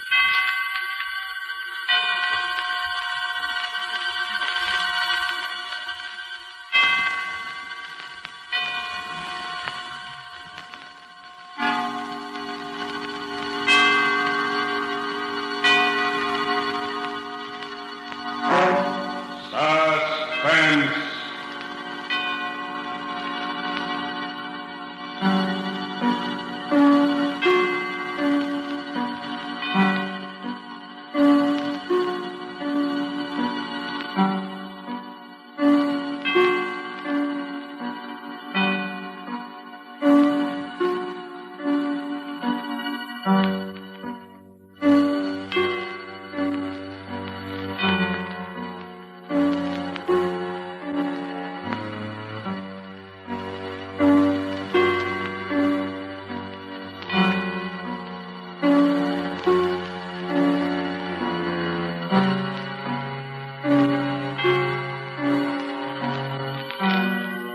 For you men and women in the armed forces of the United Nations, we present one of America's top spine tinglers, a radio rebroadcast of a program dedicated to the mysterious, the unusual, and sometimes the supernatural.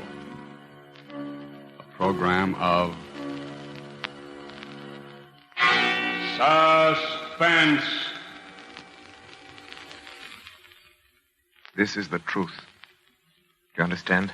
The truth. It must be the truth. It has to be.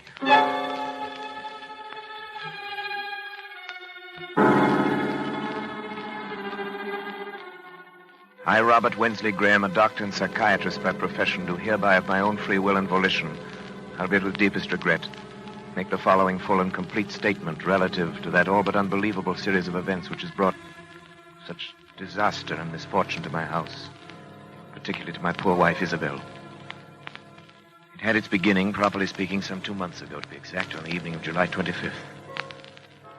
We were in the drawing room, Isabel at the piano, practicing, as she said. Her Aunt Jane and I on the opposite sides of the room.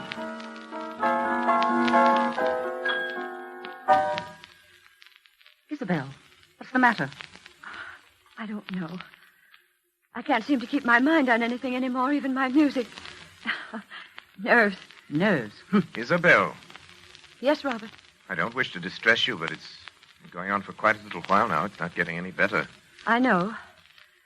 Let's not discuss it, shall we? You should let me prescribe treatment for you. I could prescribe something for her. You can do remarkable things now with just the common old drugs under proper control. Drugs. It's not drugs that she needs. It's to get out of this house for a while. It's to get back to the concert stage where she belongs. It's work. Aunt Jane, please. I'm sorry. I don't believe in beating around the bush. You're an artist. You've got talent. There's no sense in your trying to subordinate yourself to somebody else. Aunt Jane, that's enough. I'm not subordinating myself to anyone. Really, Aunt Jane, you mustn't interfere, you know. Robert doesn't want me to go back on the stage. Darling, it isn't that I don't want you to go back. I'm proud of you. You know that. It's only because I know that going back to a professional career in your present mental condition would be terribly harmful. I know, Robert. I know, you're right. Oh, after all, I'm a doctor. It's my business to know these things. Now, I get it. Probably the hospital. Hello? Hello? Yes, it's Dr. Graham. Oh, yes. It's for... Who? Huh. Well, when would you like to see me? All right. Fine. No, no trouble at all. Very well, I'll be expecting you. Goodbye. Isabel, good heavens. What do you suppose that was? Who? Roger Holcomb. Do you remember the case? Roger Holcomb? I remember it. Of course you do. The fellow was brought back from the dead, as the newspapers put it, about a year ago. Oh, yeah. Yeah, he really was dead for 4 full minutes, as far as medical science was concerned. Then Bates brought him around. It was 9 days' wonder at the time. Well, what does he want to see you I about? don't know. Something to do with his experience, obviously. He was in a terribly agitated state. Poor fellow had been walking up and down in front of the house for an hour trying to get up courage to ring the bell. Finally, he phoned from the corner drugstore. Why, the poor man. Why in the world should he do that? Anxiety, neurosis. They hounded him, you know, in the most shocking way. Got out of the hospital. Preachers and spiritualists and movie agents, just plain fakers. People trying to find out if he remembered anything of the 4 minutes. He's supposed to be dead. People just trying to exploit him. Oh, must be Holcomb now. Take him into the office.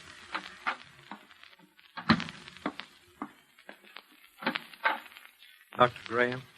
Yes, you're Roger Holcomb? Yes. Come in. Pleasure to meet you, Mr. Holcomb. Yes, sir. You come this way, please. My office. Now just sit down anywhere. Lie down on the couch if you like. You're tired. I am tired. Tired unto death. Give me your hand, please. For heaven's sake, there's nothing wrong with my pulse. If that's all you think it is, I'll go. Why did you come to me, Mr. Holcomb? You know my history? Yes, most medical men do. Up until your disappearance. Yeah, most medical men do, all right. Then they tell me I'm crazy. Do you think you are, Mr. Holcomb? Oh, I see. You're like all the rest. Let go of me, please. Just a minute, Mr. Holcomb. You came to me for advice. For treatment. I suggest you tell me your story. Well, I was told you specialize in strange cases. Things that other men can't explain. And that's true in a way. Oh, you know what happened when I got out of the hospital. How Yes. they followed me, questioned me, hounded me day and night, trying to find out if I remembered anything, if I'd experienced anything beyond the grave. Yes, I remember that. Well, then you remember that my answer was always the same. That I remembered nothing. That I knew nothing. Well, I was wrong. Oh? What did you experience during those 4 minutes? I don't know. But it must have been something. Something I don't even dare to think about. How do you know this? Well, it happened the first time on a boat trip, which I'd taken to recover my health. I found myself chatting with a woman who was seated at my table in the dining saloon. She found occasion, as such women often will, to mention her age. She said, after all, I'm not yet 40. And then it happened. What happened? Well, from somewhere came crashing into my mind a certain knowledge of the exact day and year of that woman's birth. And with it, a compulsion to speak out. A compulsion which I could no more have resisted than I could have resisted breathing. I said, Madam, you were born in May, weren't you? May 30th. And she looked at me in utter astonishment. We'd never even seen each other before in our lives. And said, yes. And then I added the date, the year 1900. See, she was well over 40. She'd lied to me. Innocent enough thing, but I had known the truth. And I'd been forced to speak. And I have been ever since. This phenomenon has occurred often? More times than I can remember. Every time a direct lie, no matter how trivial, is uttered in my presence, I suddenly know the answer to that lie. I know the truth. And I'm compelled to speak it. And this condition has existed only since your... Since my 4 minutes beyond the grave, yes. Quite. It's as though, in that brief time, I glimpsed eternity. As if I'd seen revealed all truth of all the ages. I can never tell you how horrible that's been. I found that men, even the most honest of men, live by lies. Tell me, you have a family, friends who are understanding? Oh, for heaven's sake, Doctor, don't you understand what this has done to me? Yes, I had a family and friends, a girl I was going to marry. Today I'm an outcast, pariah. I'm shunned, feared. I'm hated. Yes, hated. Mr. Holcomb. Mr. Holcomb, I believe that this condition is very real to you. Causes you very real anguish. I want to help you. Do you think you can? I'm confident that I can. Suppose you could arrange to stay with me here at my home for a matter of weeks or months, if necessary. Well, I'll do anything. Good. Anything in the world to be a normal man again, but... But what? Dr. Graham, I can see that you still don't believe me. Oh, no. I beg of you. You don't know the terrible responsibility I'd be to you. I'd be like a spy, like some inexorable prosecutor from another world. Mr. Holcomb, let me worry about that. All right. Is there anyone else in your household who might object? Oh, no, there's only my wife and her aunt. You have your own quarters. Be quite comfortable, I assure you. I'm sure I'd be. It's a lovely house, but I've seen of it. Yes, I'm rather lucky. I'm interested in research primarily. Not much money in that, you know, but a couple of years ago I came into quite a nice inheritance. The house went with it. What is it? What's the matter? The inheritance was not yours. It was your wife's. The house is your wife's. You were penniless.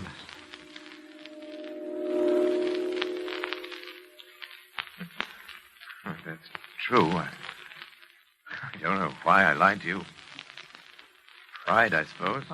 I'm sorry. I told you I couldn't help it. No. I'll go now. Please.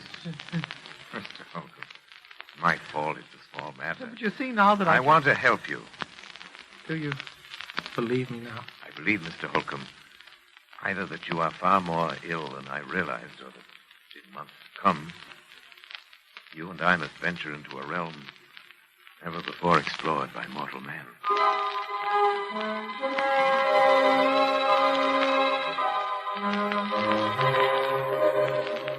It was utterly fantastic, and yet it was true.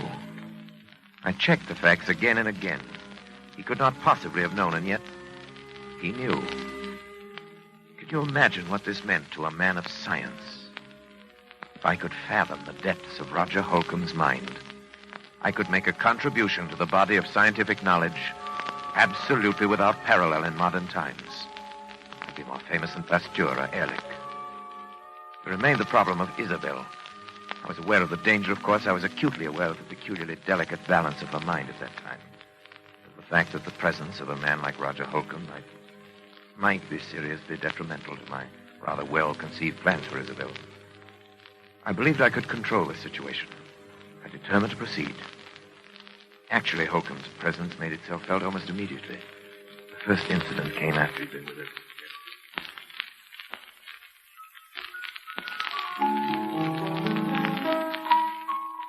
Isabel, please stop that playing and listen to me.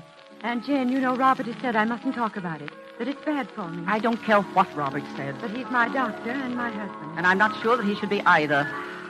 Aunt Jane, I don't know much about psychiatry, but I do know that making trouble between a husband and a wife... I'm not making anything that isn't there already, and you know it. Good heavens, girl, look at yourself. Look what's happened to you since your marriage. I've been sick. He's made you sick. That's ridiculous. Maybe it's just that he's afraid of losing you. Maybe he's even afraid of losing your money. But I'm absolutely convinced that whether he's meant to or not, he's made you believe there's something the matter with you that isn't. Aunt Jane, I simply forbid you to talk this way. And now he brings this psychopath into the house. And don't bring Roger into it. He's Robert's patient. It's Robert's work and it's none of our business. What about your own work? It doesn't matter. Doesn't matter? Aunt Jane, you simply don't understand. Robert is my husband. I trust him and I love him. Nothing can ever come between us. I'd destroy anything. I'd kill anyone who tried. Isabel, do something before it's too late. Do what? Get away. Leave him. Divorce him. Anything. Oh, I hope we're not interrupting. Of course not, darling. Hello, Roger. Hello, Isabel. Fine. Good afternoon. How are you feeling, Roger? I'm better, I think. I think it would be better if we didn't discuss our states of mind, Isabel. Oh, of course, I'm sorry. Well, would you like me to play something for you? You know, I think I'm beginning to get the feel of it again.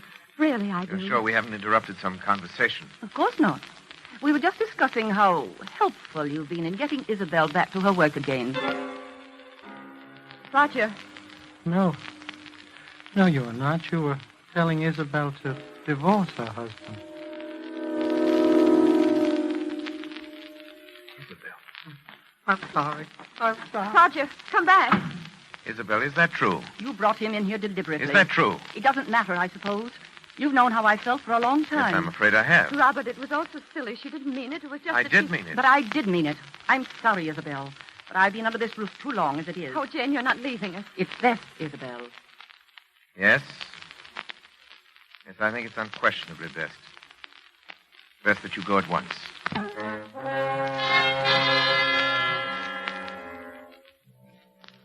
She left us, of course. I'd always believed that Jane exercised an unfortunate influence over Isabel. I did not dream it had reached such a point as this.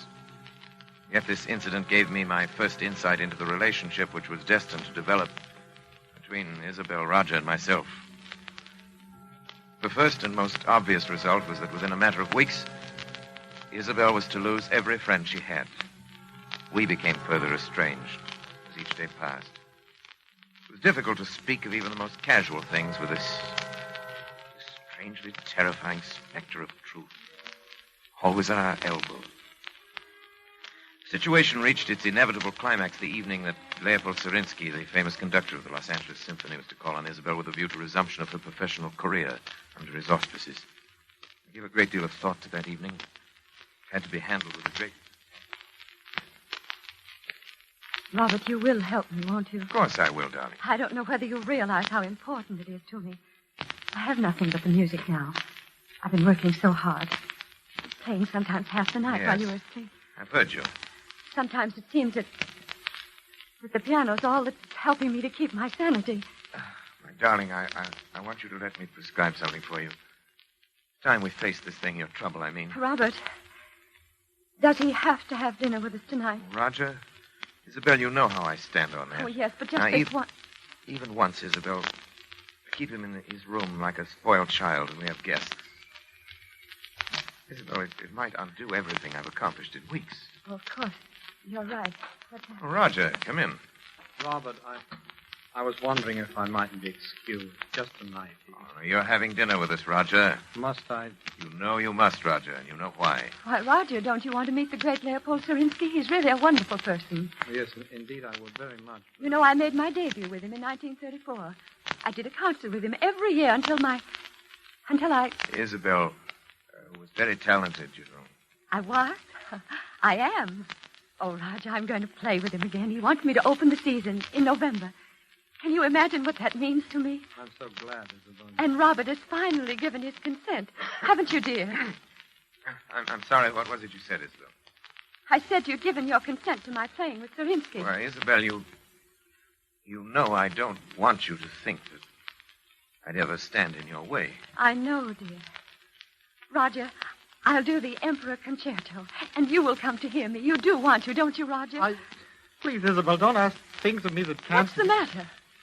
What's the matter with both of you? You act as though you thought I wouldn't be able to appear. As though the whole idea were hopeless or something. Isabel, please. I am going to play. I'll be better than I ever was. You know I will, don't you? Don't you? Of course, Isabel. You play wonderfully. Roger. No, Robert, you're very certain that Isabel will be prevented from ever playing again by death. Death? Oh, Isabel, forgive me, please. By death? No. Oh, no. Please, Roger, it's not true. Tell me it isn't. Roger, answer me. Answer me. Roger, do you hear me? Answer me. Answer me!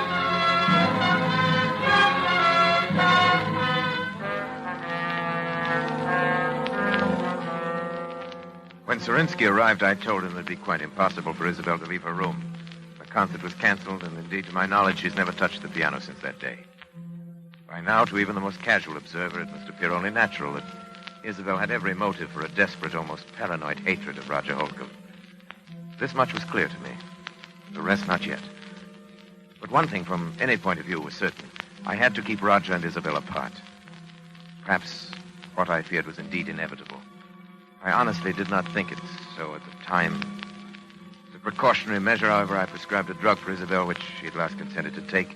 I gave her her own supply. She administered it to herself, as I had directed.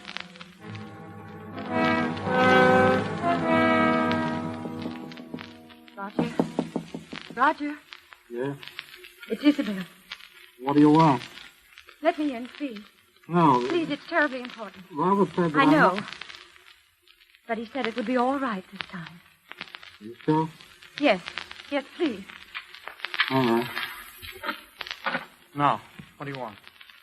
I want to talk to you, that's all. What about it that's so important? Roger, why don't you ever leave your room anymore? Can't you guess? Do you think I hate you? Isabel, I don't know what to think anymore. You do, don't you? I warned him. I told him it would happen.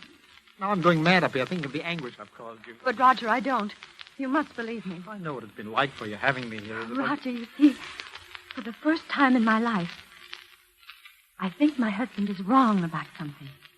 Wrong? Yes. Don't you see? He's been worried about both of us. And so this distrust has grown up between us. Well, I don't distrust you, Isabel. You've been more wonderful to me than I But can say. you're afraid of me. And that amounts to the same thing. And it's bad for the both of us. It's hurting both of us.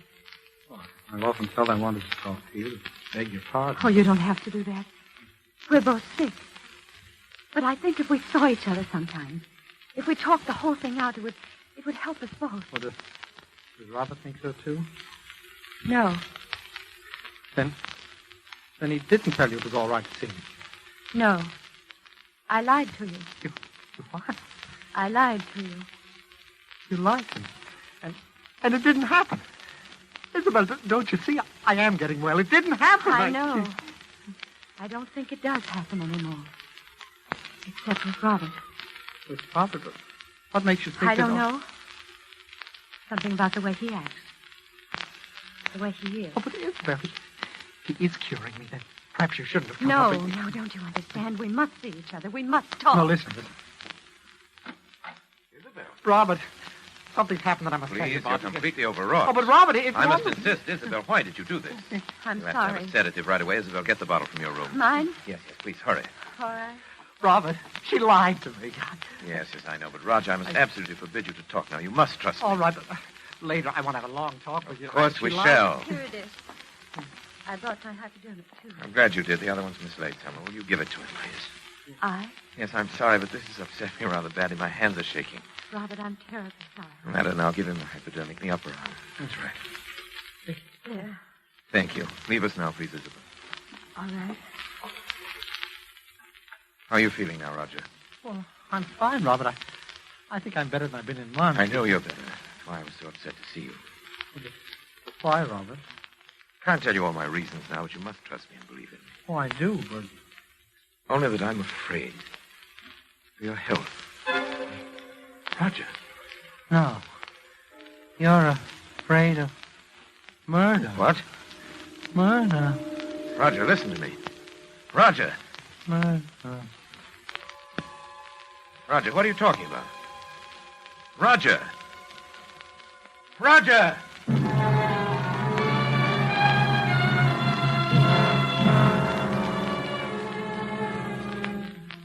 It was clear to me now.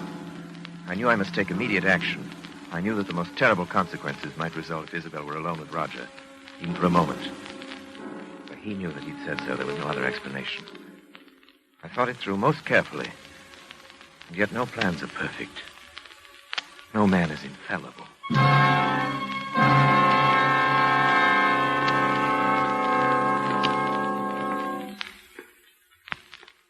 Isabel, Robert, frightened. what are you doing? Nothing. Don't lie to me, Isabel. I'm not. I You was were just- coming from Roger's room. No. No, I swear I won't. Isabel, don't you understand that you're sick? That I've insisted on these things for your own good and his. All right. I was going to talk to him, but I haven't. Oh, Isabel. Why do you try to tell me that? But it's true, Robert. Really true. Is it? Roger? Roger? What's the matter? Look, Robert. No, it couldn't be. it is. He's dead. Dead. Hypodermic by his side, the drug, your hypodermic. But it's only a Except sedative. that in large enough quantity, it's fatal. You knew that. Oh, Robert, no, listen to me. Isabel, why? Why, I warned you. Robert, look at me. It's Isabel. It's your wife. You can't. Oh, no. Where are you going? Come back. I'm going to call the police.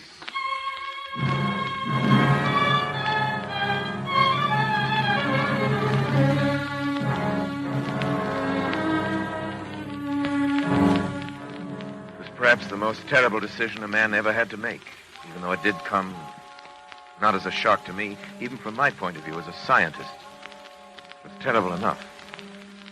Yet it had to be done, and I had done it. I did not speak to her as we waited, and she made no further attempt to appeal to me. She seemed utterly stupefied, perhaps as a result of the drugs she'd herself been taking. Perhaps because she suddenly realized she was hopelessly trapped. When police arrived, I told the story with as little emotion. Yes, there are fingerprints, all right, on both the bottle and Those the would be hypodermic. my wife's, of course. They both belong to it. Is that true, Mrs. Graham? Yes. Dr. Graham, do I understand, then, that you are formally charging your wife with the murder of Roger Holcomb? Well, you could hardly expect me to do that, could you, Inspector? I'm simply telling you the facts. Yes, but you said she hated Holcomb, and you knew it. My wife has been mentally ill for some time. There are many people who can testify to that. You plead insanity, of course. Dr. Graham, I can't tell you how sorry I am, but the things you have told me add up to only one thing, as you yourself obviously recognize. Yes. Your wife, Isabel Graham, murdered Roger Holcomb. What did you say? I said your wife, Isabel Graham, murdered Roger Holcomb. No. I murdered him.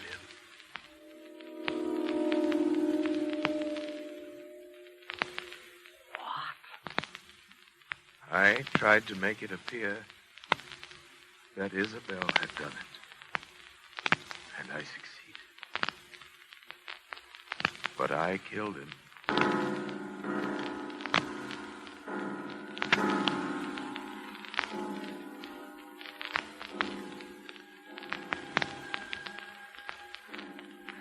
No plans are perfect. No man is infallible. Yes, I killed Roger Holcomb. And he himself revealed the truth. I'd planned to dispose of Isabel for many months. I'd never loved her. I'd loved only science. I wanted her money, and Holcomb found it out. That was the risk I ran. Did any chance lie in his presence, either by Isabel or myself, bring out the truth? And it did. I had no alternative once he'd discovered that but to kill him. It's easy enough to throw the blame on Isabel. I had not counted on that terrible compulsion for the truth. That strange affliction of Roger Holcomb's and its power over me. Did it transfer itself at his death to me? Or was it conscience? Pity that it had to end this way. It was a fascinating case.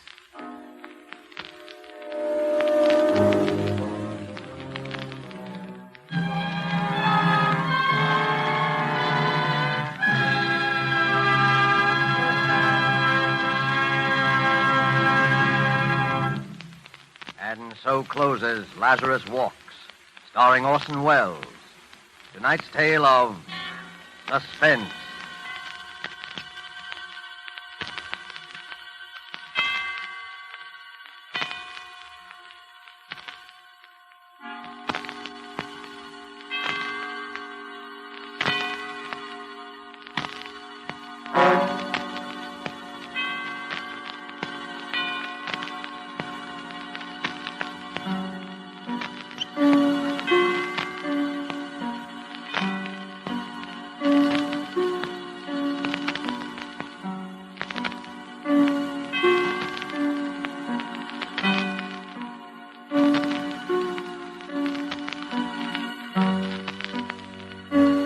Is the image on the screen real, or is it just phosphorus burning out? As we reach the final stage of the sequence, the dimensions are collapsing into one another.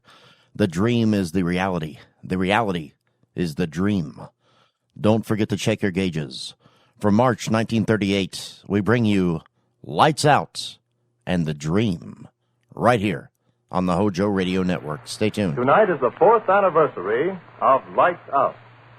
After 4 years of fantasy and imagination, chills and thrills, Lights Out celebrates by bringing to the microphone the internationally known actor whose name has become synonymous with the unusual and fantastic. The National Broadcasting Company takes pleasure in presenting Boris Karloff in the first of a special series of Lights Out broadcasts.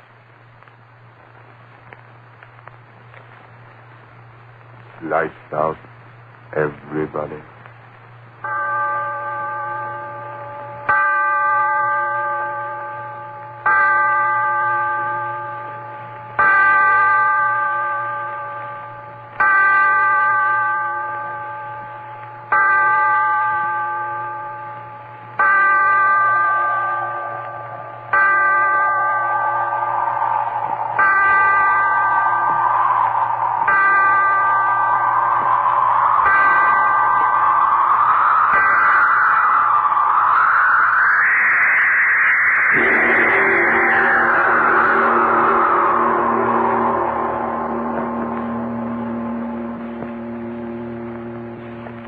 Tonight, Lights Out presents another psychological drama, a play in which the principal part is taken not by the character himself, but his thoughts.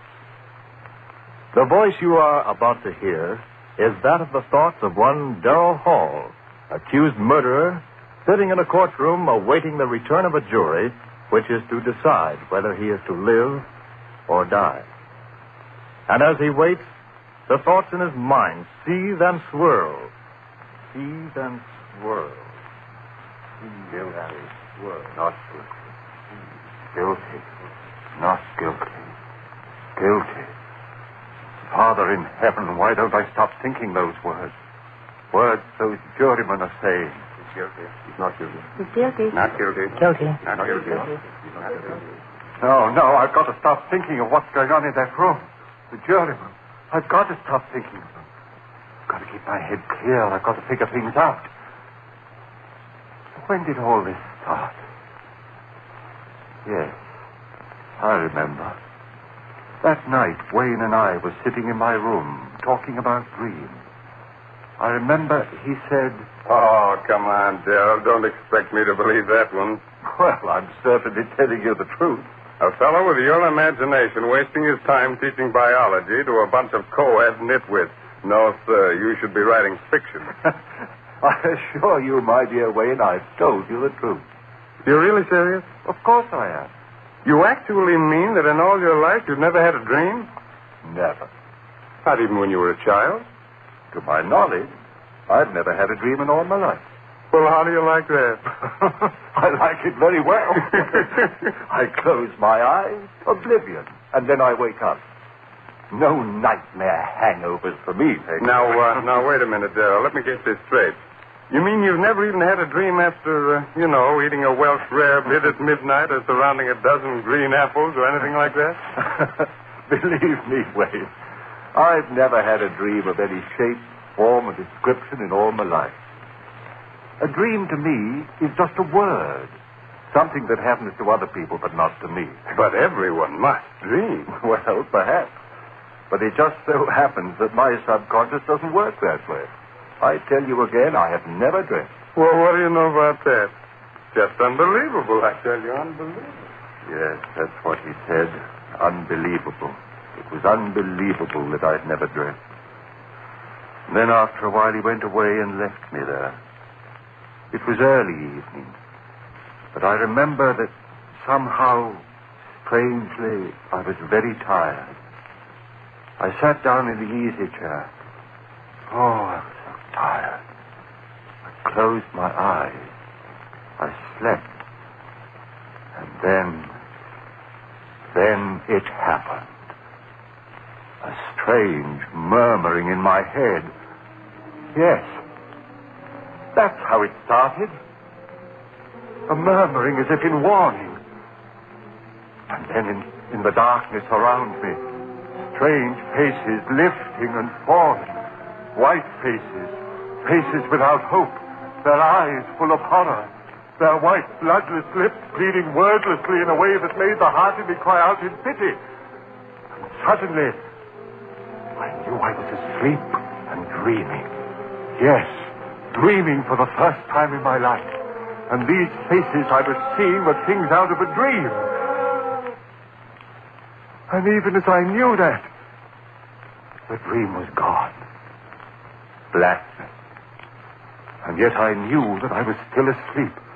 And I had a terrible feeling of foreboding, of a horror to come in that dream.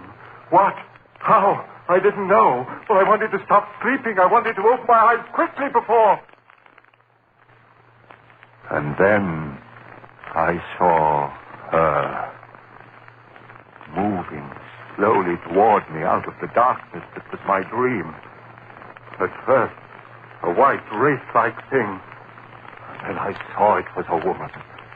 Yes, the body of a woman, but the face.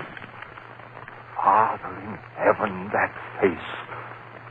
Gross, unclean, thick, bestial brows, wrinkles of venery, the lecherous writhing of thin crimson lips that lifted from teeth, white and pointed, and flecked with blood. Yes, a glorious body, and a face from hell. Closer, closer to me. And then she spoke one word. Kill. Yes, that's what she said. Kill. And as she said it, she moved closer. Her hands went out, her eyes. In my dream, I screamed. I awoke. I remember. Just at that second, the clock on the mantel began striking. 5, 6, 7. Thankfully, I counted each chime, since the hearing of it meant that I was awake out of the horror of that dream. When the clock had stopped chiming, I sat there.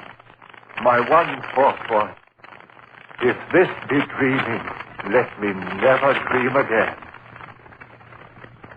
I heard a sound. What was that? I sat still, afraid to move.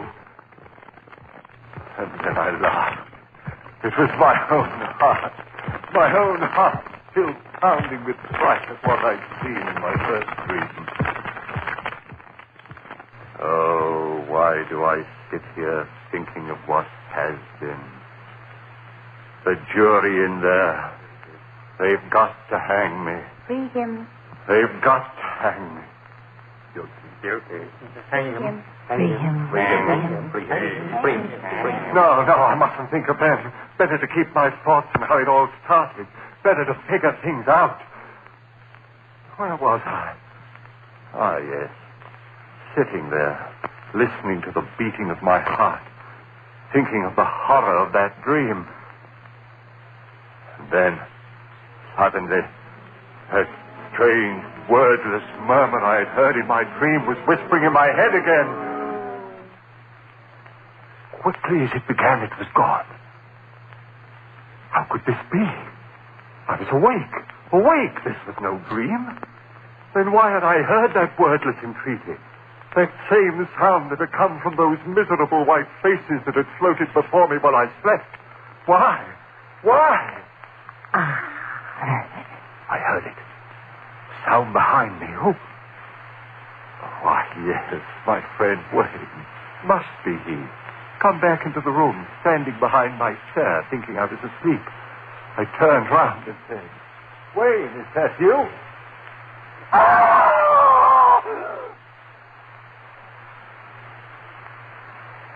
Yes. I screamed. I screamed so loudly there was blood in my throat. For it was she again.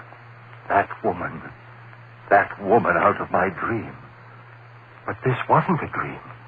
She was standing there, I tell you. She was standing there close to me, looking at me. And those lips out of hell said that one word. You. I jumped to my feet. No one in the room, no one, I tell you. I remember standing there, my head reeling. Who was she? Where did she come from? But there was no one in the room. Had there been anyone there? I didn't sleep that night. But by morning, yes, by morning, I had it all figured out. 2 dreams. That's what it had been, and the second had been more vivid than the first. Why, of course. I'd never dreamed before, so of course my first dreams would seem reality. How easy it was to quiet the unrest in my mind. Easy to make oneself believe what one wants to believe.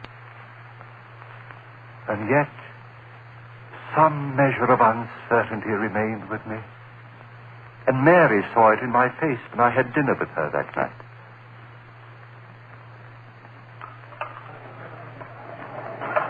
Darrell, do you mind if I ask you something? What a question. Of course not. Is there something wrong? You mean with the dinner? Well, you know, this is my favorite restaurant. With you, dear. Has something gone wrong at the university? Why do you ask that? The worry in your eyes. Oh. What is it, dear? Oh, it's nothing. It's nothing important. You changed your mind about loving me? Mary. Then tell me what it is, please. All right. It's really nothing to concern yourself over. Just a dream. Dream? Darrell, you dreamed. Yes. Last night. How marvelous. Now you're normal even when you sleep. That's right, isn't it? I'm back to normal, see, am I not? And here I thought from the expression on your face that it was something really important. Funny, isn't it? And I suppose in your first dream you dreamt of a glorious, seductive woman. No, Mary. Ah. Did you have a nightmare? If you don't mind, let's not talk about it anymore. Shall we have our dessert now? Now, I suggest the hot green apple pie with cheese. Darrell, was it as bad as all that? Horrible. Oh, that's cruel. Your very first dream, an unhappy one. Oh, well, I'm sure that if you dream again, you've more interesting times ahead. Well, Darrell, look at the time. 7:01, and we promised the Armstrongs we'd pick them up at 7:15. Darrell, what is it? Your face. Do you hear it? Hear what? You do hear it, don't you? The voices. Voices? Darrell, what are you talking about? Why, the people in this restaurant are most well behaved. Gone. Just the way it was before. Darrell, please, if this is a joke, please tell it to me. Darrell, what is it? What are you staring at? What's behind my chair? What's there, Darrell? Tell me what you see. Darrell, the table. Why did you throw over the table? Darrell, what is it? What is it? Why did you scream like that? What's the matter with you,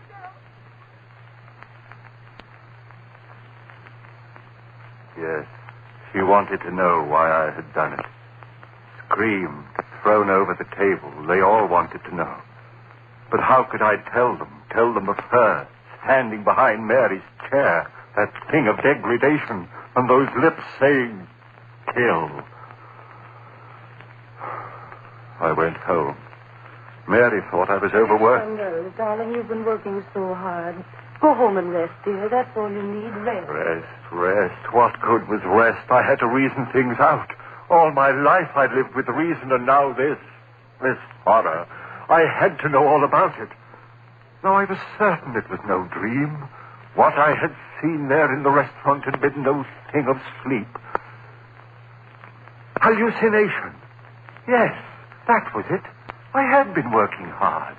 Too much work was the answer, and rest would cure that. Yes, indeed. And so I rested through the next day. It was quite dark when I awoke. The phone rang. It was Mary calling to find out how I felt. Are you sure you're all right, Darrell? Why, yes, Mary, yes, I'm fine, thank you. You sound all right. Your advice was good, dear. Apparently rest was just what I needed. Then go along back to bed. I'll talk to you tomorrow. All right, dearest. Thanks for calling. Goodbye, Darrell. Sleep well tonight. I hung up the receiver. And then the clock on the mantel behind me began striking. Always at 7. Always at 7. Always at 7. Yes, that was true. Each time it had been 7 when it had happened. And then, with the last chime of the clock, I realized it was 7 again. 7.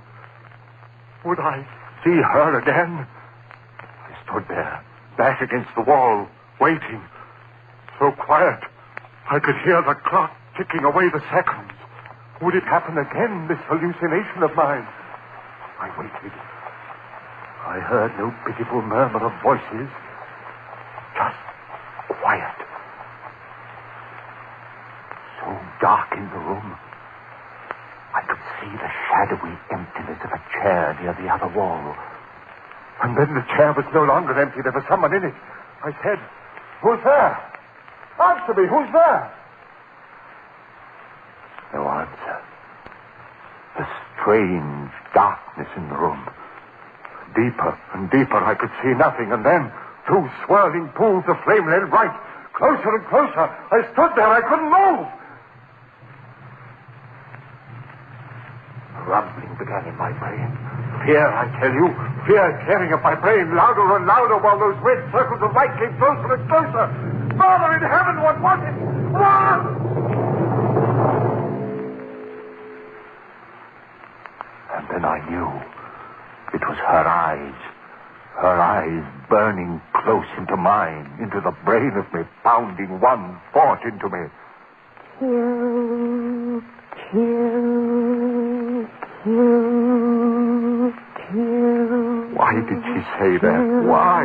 Kill whom? Why should I kill? Why should I kill?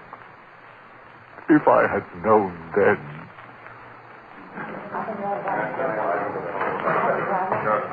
The jury. They're coming back. The verdict. What? No, not yet. Still out. All Oh, they've got to find me guilty. I've got to hang. I've got to. If I live. Oh, but I mustn't think of that. I must think of what happened. Where was I? Ah, yes. That woman. Her eyes pounding that word into me and then gone again. But this was no dream. Then what? A voice within me whispered, "Crazy, crazy, crazy." No, I was saying that horror was real as the breath in me. And with that realization, the coldnesses of a wind blew around me and clutched at my heart.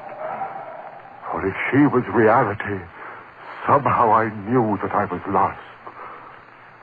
And so it began. Night after night, the stroke of 7. First, that wailing dirge of those lost souls. And then her writhing lips. Kill, kill, kill, kill, kill, Kill. Father in heaven, the words began pounding in my head so that even when she wasn't there, I heard them. I hid in my room. I didn't go out. People would see this madness that had come over me. I went nowhere. And soon I knew that they were talking of me. I tell you, I don't know what's come over Darrell. Hides in his rooms, won't even talk to me. Something's wrong there. And Mary. Please, Darrell, you've got to let me see you. This talking over the phone, oh, darling, what's wrong? What's wrong? Night after night, the horror of... And the greater horror of... kill, kill, kill, kill, kill. Mary pleaded with me. Darrell, if you love me, please let me see you, talk to you. Come over to my house tonight. Oh, please, Darrell, perhaps I can help you. Please, darling, please. I didn't want to go, but I went that night. Perhaps she could help. Yes. Help me understand the madness of those wailing voices and drifting white faces. Understand the horror of that woman and that maddening word. Mary, so understanding, so gentle, she could help me. Clear my head of the madness. Oh, Darrell, you're here at last. Mary, help me. You will help me. Oh, Darrell, your face so white. Oh, Don't talk yet. Sit here and rest. I'm sane, Mary. Believe me, I'm sane. Of course, dearest. Of course you are. It's that madness outside of me, those white drifting faces moaning at me. Rest, darling. And that woman out of hell. Woman? Her eyes and lips telling me to...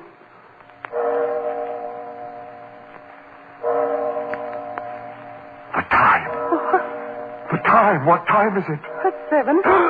Darrell, what is it? I've lost track. I've got to get out of here. Darrell, don't. Wait. Don't go. Too late. Darrell, what is it? Too late. Late. You hear them, don't you, Mary? I'll go call a doctor. Listen to them. Their voices are so loud tonight. Listen, Mary. Darrell, don't. There's no one here. You hear them? You must hear them. What are they saying?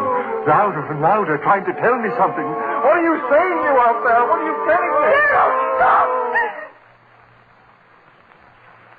They're gone. Faces, voices, gone. Now she'll be here. Oh, Darrell, please, you're right. Make me... Kill, kill, kill. You hear her, Mary? You hear her? No, Darrell, please. Louder and louder and louder. I hear her. Sing out of heaven, go back, I said. Make her stop, Mary, make her stop. Stop it. She devil, you, what do you want of me? Stop it, stop it. I can't stand it anymore. Kill, kill, kill, kill, kill. Yes. Yes. Yes. Go away. Go away and I'll kill. Darrell, don't! Out of my neck. Choking me. Darrell, no. Kill.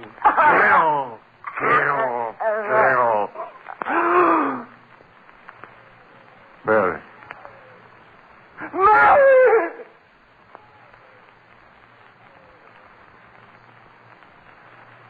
Yes. I have killed her. My sweet, gentle little Mary. Killed her. with my own hand. I opened my hand. She fell to the floor. I went out into the street.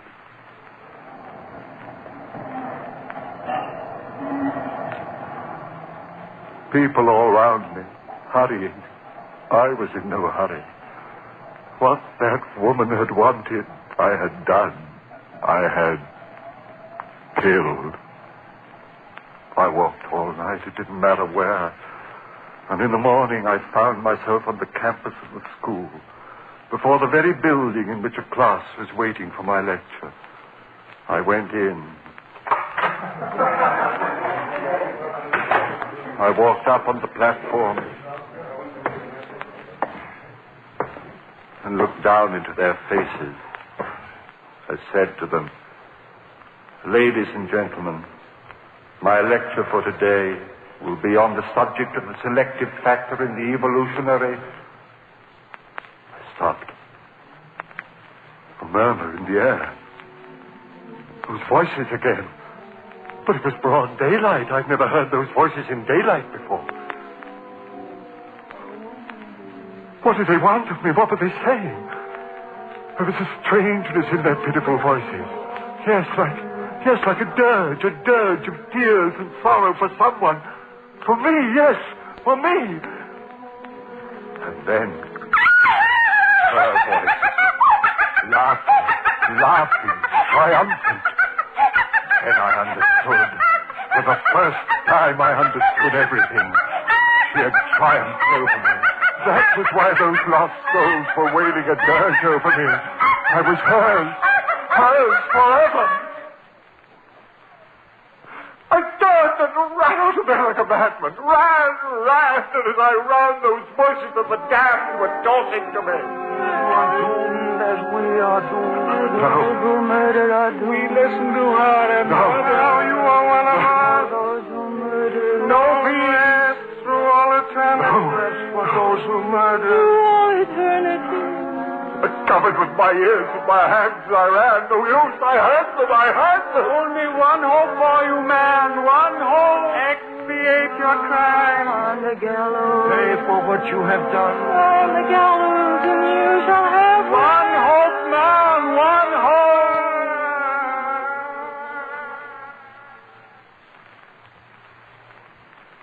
So that was it. My one hope. If I paid society for my crime, she would fail.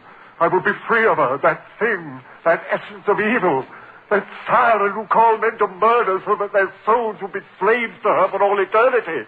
Yes, I'd pay for my crime. I ran on, back to Mary's house. Yes, I'd pay it gladly with my life to have the peace of the rest of oblivion. I went back into the house. Yes. Mary was lying there, cold. I lifted her. Those same hands that had crushed the life out of her lifted her and carried her out into the sun. My eyes were so filled with tears that I could hardly see where I walked. People began milling about me. He's got a woman in his arms. Well, where's he carrying her? She must have fainted. No, look, she's dead. What? Who killed her? Hey, mister, who killed her? I did. Who killed her? I killed her. With my own hands, I killed her. And please, I want to die for her.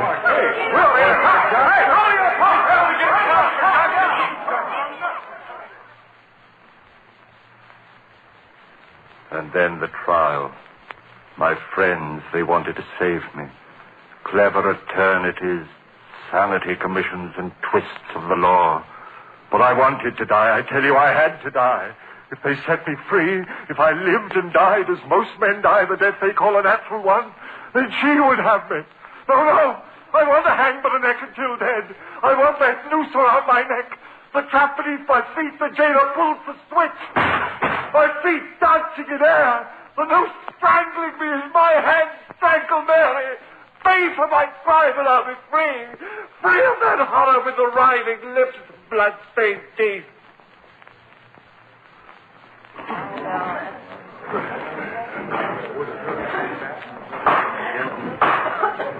All in the court. All in the court. The jury. They're coming in. Gilkey, they've got to find me. Gentlemen of the jury, have you reached a verdict? We have, Your Honor. The clerk of the court will read the verdict, please. See the jury.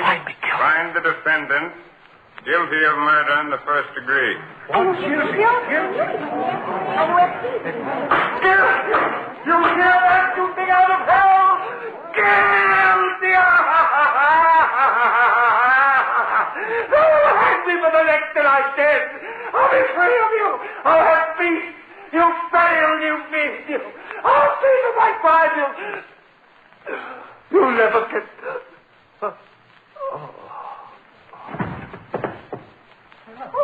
What's the mean? He's fainted. Stand tight, everybody.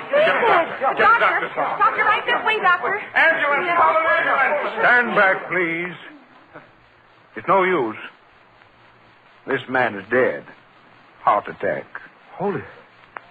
Would you take a look at his face? Yeah. As if he was looking at the devil himself.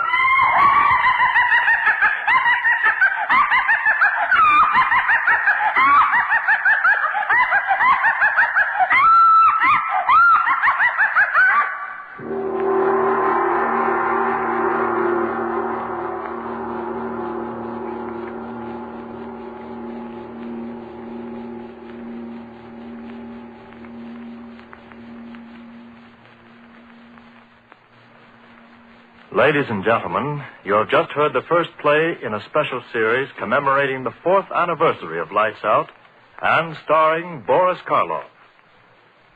Next week, Mr. Karloff will appear in another new air drama by Arch Oboler, a play suggested by the Sibelius musical composition, Waltz Triste. It is a story of death and a revenge beyond death. Listen to Lights Out with Boris Karloff.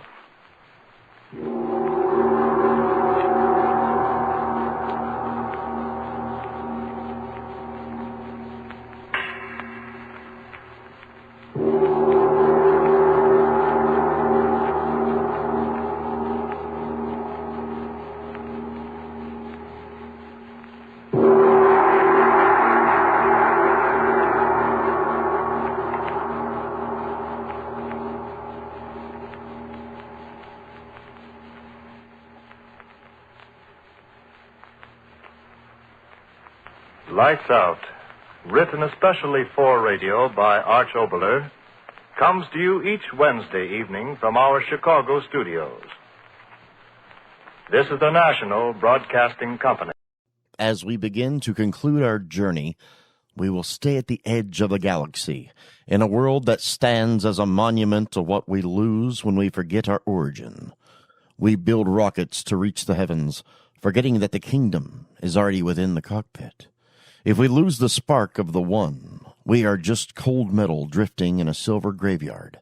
From April 1955, X-1, and the moon be still and bright. Next on Hojo Radio. Countdown for blast off. X-5, 4, 3, 2, X-1, fire.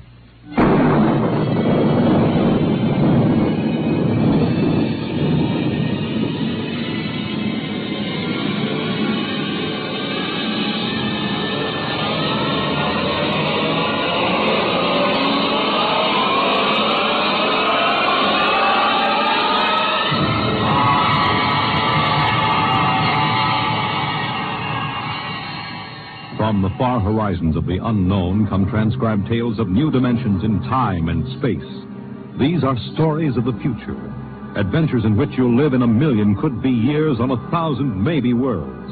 The National Broadcasting Company, in cooperation with Street and Smith, publishers of astounding science fiction, presents X minus 1.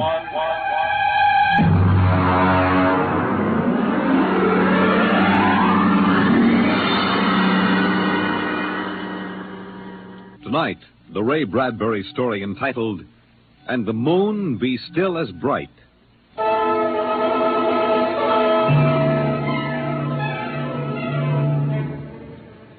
The first 3 expeditions for Mars left Earth in a mushroom of flame, arced through the atmosphere, and finally dwindled to tiny specks in the big eye of the Mount Palomar telescope, and then were lost to sight forever. The prearranged landing signals flashed back to Earth, and then the radios went dead. One after the other, ships had disappeared and were never heard from again. But still the rockets came. The 4th expedition emerged from the silent gulfs of space, angled down toward the floating red disk of Mars, down into an orbit as the order came to land.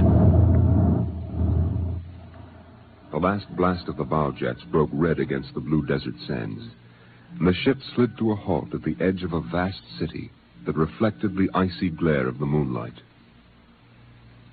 For a while, all was still. All right, park you. Open the airlock. Aye, sir.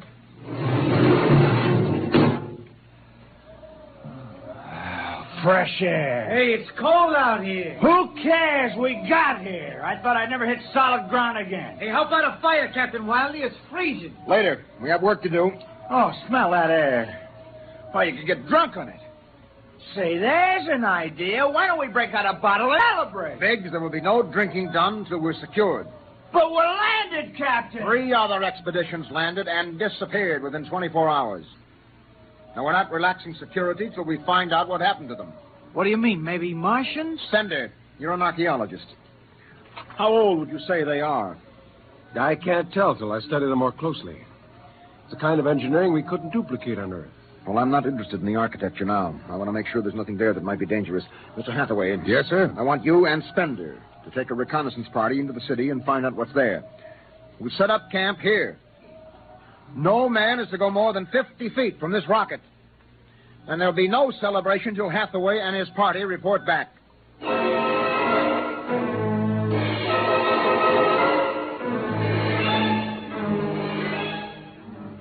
In the sea bottoms, the wind stirred along faint vapors, and from the mountains, great stone visages looked upon the silvery rocket and the small fire. The sky was black overhead, as the 2 racing moons threw knife-edged double shadows on the desert. All right, come and get it. Ciao. Hey, what do you got these, Cherokee? Sawdust, smothered in cold chicken fat. Good. I thought it was something I couldn't eat. Hey, Captain. Mr. Hathaway's back. Oh, Captain Wilder. Oh, yes, over here, Mr. Hathaway. Well? Most of the city's dead. Spender says it's been dead a good many thousand years, but we found one part about a mile over What toward about it? People were living in it last week, sir. People? Martians. Where are they now? Dead. We found bodies, thousands of bodies. They hadn't been dead more than 10 days. What did they die of? You won't believe it. What killed them? Chickenpox. Chickenpox? Yes. Where could they get chickenpox? From Earth. Oh, then the other rockets did get through. Yes. I don't know what the Martians did to them, but I sure know what they did to the Martians. They gave them chickenpox and wiped them out. They just didn't have any resistance to an Earth disease. Think of it, Captain. A race builds itself for 1 million years, refines itself, does everything it can to give itself respect and beauty, and then it dies. Of what? It's like saying the Greeks died of mumps or the proud Roman Empire collapsed because of athlete's foot. We didn't even give them a decent excuse for dying. We just gave them chickenpox. Spender, get hold of yourself. You didn't see those bodies, Captain. Yes, I know. It must have been a shock. You need a rest, a little relaxation. The Martians are dead. There's nothing you can do about that now. Hey, you hear that? The Martians are all dead. Come on, let's break out a bottle and whoop it out. Hey, how about a case, hey? Oh, good Lord. They have to do that now? Isn't there time later to throw old beer cans into the canals? Bender, you're an idealist. They're not. All they know now is that they're safe. Little shouting won't hurt. You think too much. I was safe on Mars. The first Earthmen on Mars. We're going to celebrate. Yahoo!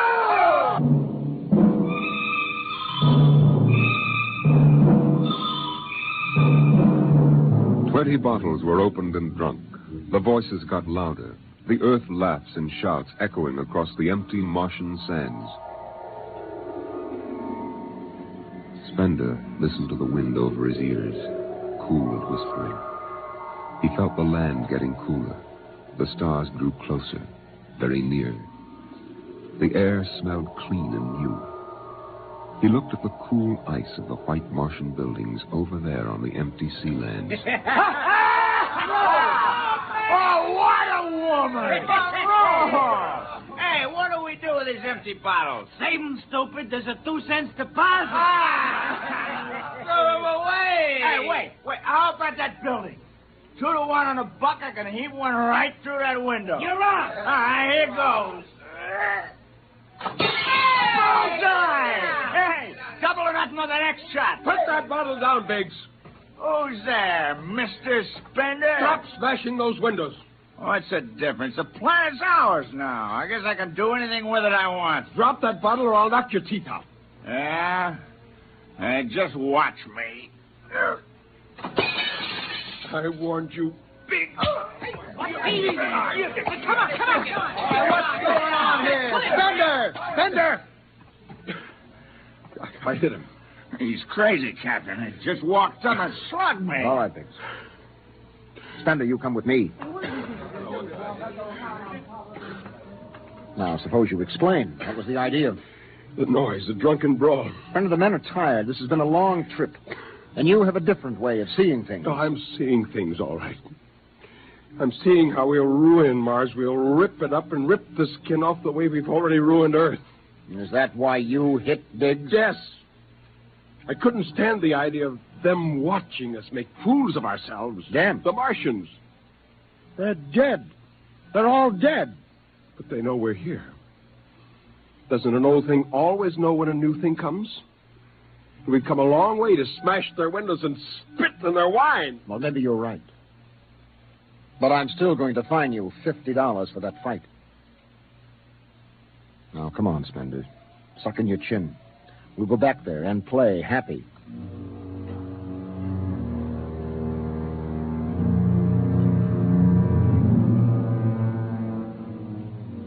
Now they moved out into the moonlight across the desert. They made their way into the dreaming, dead city. The light of the racing twin moons glinted on the barrel of a pistol, the long blade of a machete, the round, gurgling shape of a raised bottle.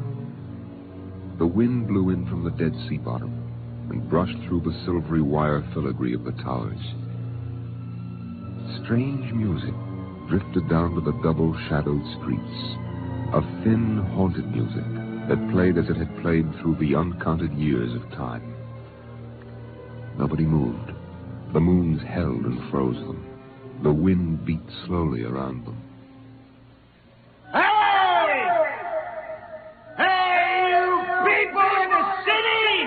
Biggs, I just want to make a little noise.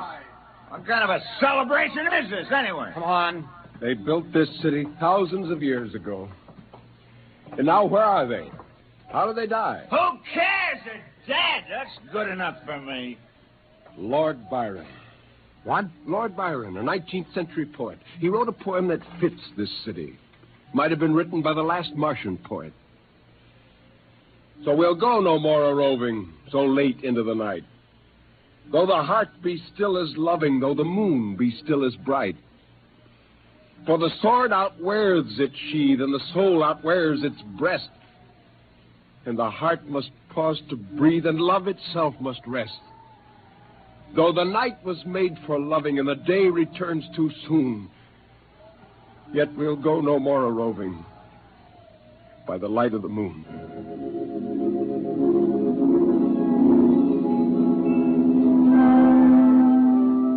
Without a word, the Earthmen stood in the center of the city. It was a clear night. There was not a sound except the music of the wind. At their feet lay a tiled court, worked into the shapes of ancient animals and images. They stood there, silvered by the double moons beneath the crystal towers of Mars. And then Biggs was sick, and the sour stench of liquor filled the cool air. The men of Earth had come to Mars. And Spender turned and walked away into the city, alone in the moonlight, never once stopping to look back. It was a morning that might have been a Monday, or a Tuesday, or any day on Mars. Biggs was on the canal rim, his feet hung down in the cool water, soaking, while he took the sun in his face. Hey, what are you doing back here, Biggs? Didn't you go out with the search party? Yeah. I come back. I got a blister. Oh, yeah. Here. What do you mean? Look. Look, Cherokee, see that? Anyway, I had enough searching. 4 days hunting for that screwball Spender. Didn't find him yet, huh? Oh, good riddance. Oh, my feet. I'm going to soak them in the canal. If I was Wilder, I wouldn't worry about that nut Spender. Let him go. He's a cracked pot anyway. He's a little foggy upstairs, I guess. Hey, why don't you take your feet out of that canal, Biggs? I gotta make coffee out of that water. Coffee? You call that stuff coffee? I had a motorcycle once that dripped grease that tasted better than... Wait a minute, Biggs. Hey, look over there. Where? By that bush. There's someone there. Hey. It's him. Hey, Spender! Spender? He's coming over. Why'd he stay lost, that crazy jerk? Hi, Spender. Long time no see. Hello, Cherokee. I've been exploring some ruins. Oh, you and them ruins. You're like a dog in a boneyard. What's the matter? Well, just say something. Where you been? Up in the hills. What would you say if I told you I found a Martian? Oh, yeah? Where? Never mind. Let me ask you a question. How would you feel if you were a Martian and people came to your land and started to tear it up? I know how I'd feel. I've got Cherokee blood in me. My grandfather told me a lot of things about the way they kicked the Indians around in the Oklahoma Territory. If there's any Martian around, I'm all for him. How about you, Biggs? They're dead. They're all dead. It's a good thing, too. Well, I found a Martian. Up in a dead town in the hills. I've been reading their books, and they're easy to understand. And I've learned their language. And then I found this Martian. And I brought him here, now. I don't see no Martian. I'm the last Martian. What did you say? Biggs, I'm going to kill you. Oh, cut it out. What kind of a lousy joke is that? Now, don't put that gun away. You're kidding, huh? Spender, you're... He's dead. You killed him. You can come with me, Cherokee. You're an Indian. You know how the Martians would feel. You can be with me in this. You killed him. You just killed him. He deserved it. You're crazy. Maybe I am. But you can come with me. Come with you for what? Go on, get out of here, you crazy murderer. Of all of them, I thought you'd understand. I thought you'd remember what happened to your own people. You get out of here, you crazy murdering. Don't reach for the gun. Spender.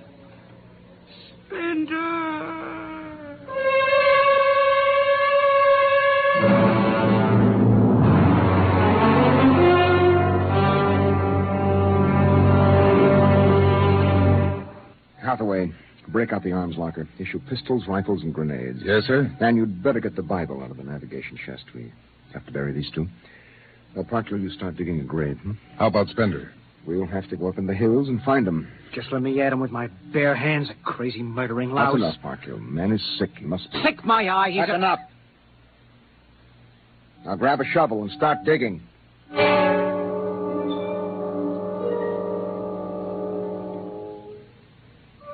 Spender saw the thin dust rising in the valley, and he knew the pursuit was beginning. The sun burned farther up the sky, and the blue sand drifted lazily across the sea bottom below.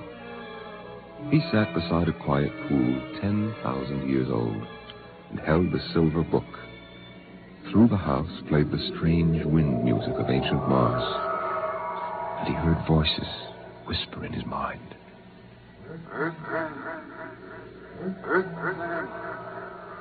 I hear you. I've always heard you, even down there on Earth. No, I won't run. What's the use? Live, Earthman. Live. Live? What for? To see them tear down your temples and put up hot dog stands? Run. They've seen me now. They know I'm up here. Live. There's Wilder now. I've got him right in my sights. Kill, Earthman. Kill. Funny, he hasn't ordered them to use grenades. They could lob one right up here and blow me to bits. Yeah, maybe the captain thinks I'm too nice to be blown to bits. He wants my death to be clean. Just one bullet hole in me, nothing messy. And why? Because he understands me. The only one in the crew who ever did. Well, at least I can do the same for him. Just one bullet in his head, a nice clean death. All I have to do is pull the trigger and then... It's no use. I can't do it to him. Spender! Spender! Can you hear me, Spender? I hear you, Captain. What do you want? Talk! Truce! All right. Come on up. Leave your gun down there and keep your hands up.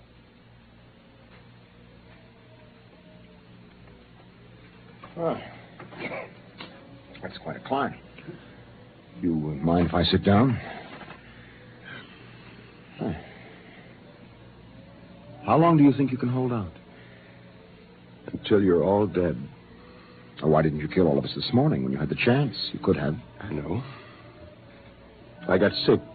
After I started killing people, I realized they were just fools and I shouldn't be killing them, but it was too late. So I came up here where I could get angry again. Why did you do it? When I was a kid, my folks took me to visit Mexico City. I'll always remember the way my father acted, loud and big. And my mother didn't like the people because she thought they didn't wash enough. I can see my mother and my father coming to Mars and acting the same way. Anything that's strange is no good to us. We aren't fit to take over this planet. But to kill 2 men. How would you feel if a Martian spit on the White House floor? You know, you haven't acted very civilized yourself. I'll kill you all off, Wilder. That'll delay the next rocket 5 years, and then I'll kill them, too. And if I'm lucky, I'll live to be 60. And I'll meet every expedition that lands on Mars. Oh, I'll be very friendly.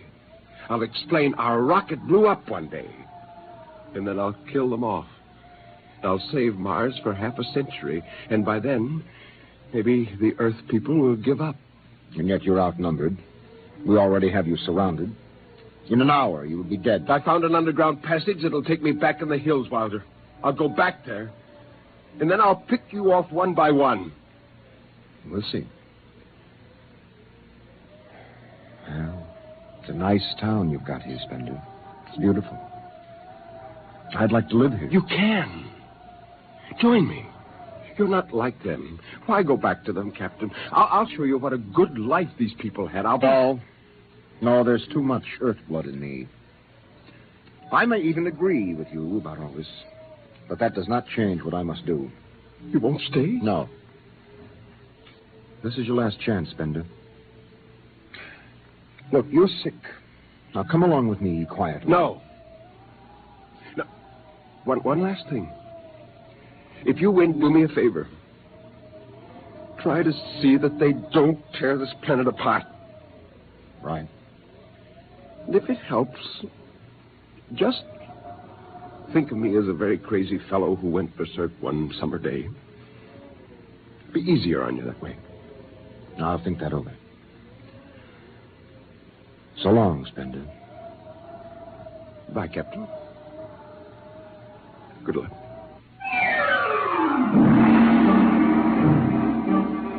The men spread out again, walking and then running on the hot hillside places where there would be sudden cool grottos that smelled of moss, and sudden open blasting places that smelled of sun or stone. The men ran and ducked and ran and squatted in the shadows. I'll blow his brains! Captain Wilder hugged the rock warmed by the sun. He gasped, for the air was thin and not meant for running. Spender lay at the top of a hill, and a gap in the rocks showed the white of his shirt against the shadows. Wilder looked at the towers of the little clean Martian village, like sharply carved chess pieces lying in the afternoon. He saw the rocks, and the interval between, where Spender's chest was revealed.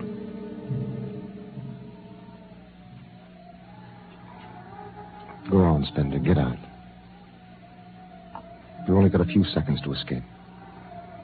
Go on, get out of the caves. Come back later. Here, go now.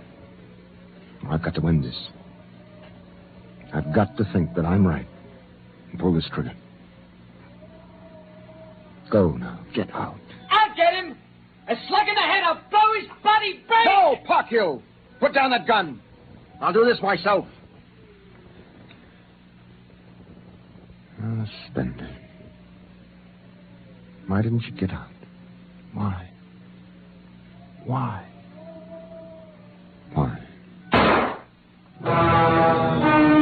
Next afternoon, Parkhill did some target practice in one of the dead cities, shooting out the crystal windows and blowing the tops off the fragile towers. Captain Wilder caught Parkhill and nearly knocked his teeth out.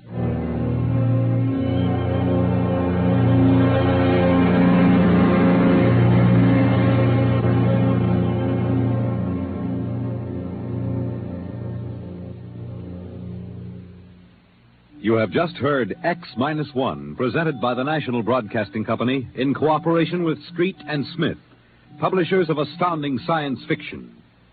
Tonight, by transcription, X-1 has brought you the Ray Bradbury story, And the Moon Be Still as Bright, adapted for radio by Ernest Kenoy. Featured in the cast were John Larkin, Clark Gordon, Dick Hamilton, Nelson Olmsted, Lawrence Kerr, and Stan Early. Your narrator was Norman Rose. Your announcer, Fred Collins. X-1 was directed by Daniel Sutter and is an NBC Radio Network production.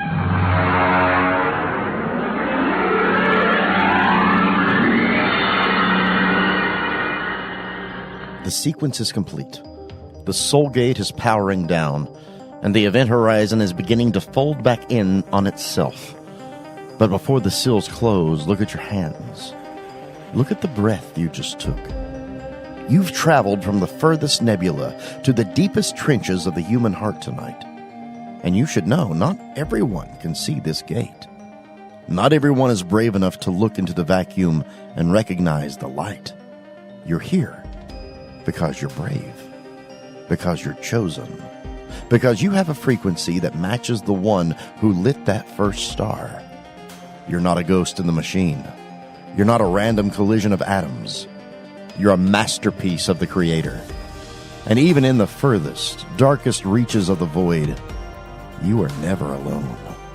The same love that stabilized the African queen, the same hope that walked with Lazarus, and the very air you breathe, it's all the same.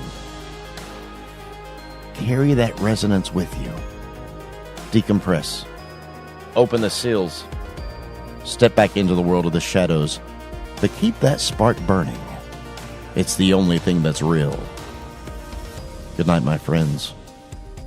Keep your eyes on the inner stars. This is your curator, Hojo, signing off.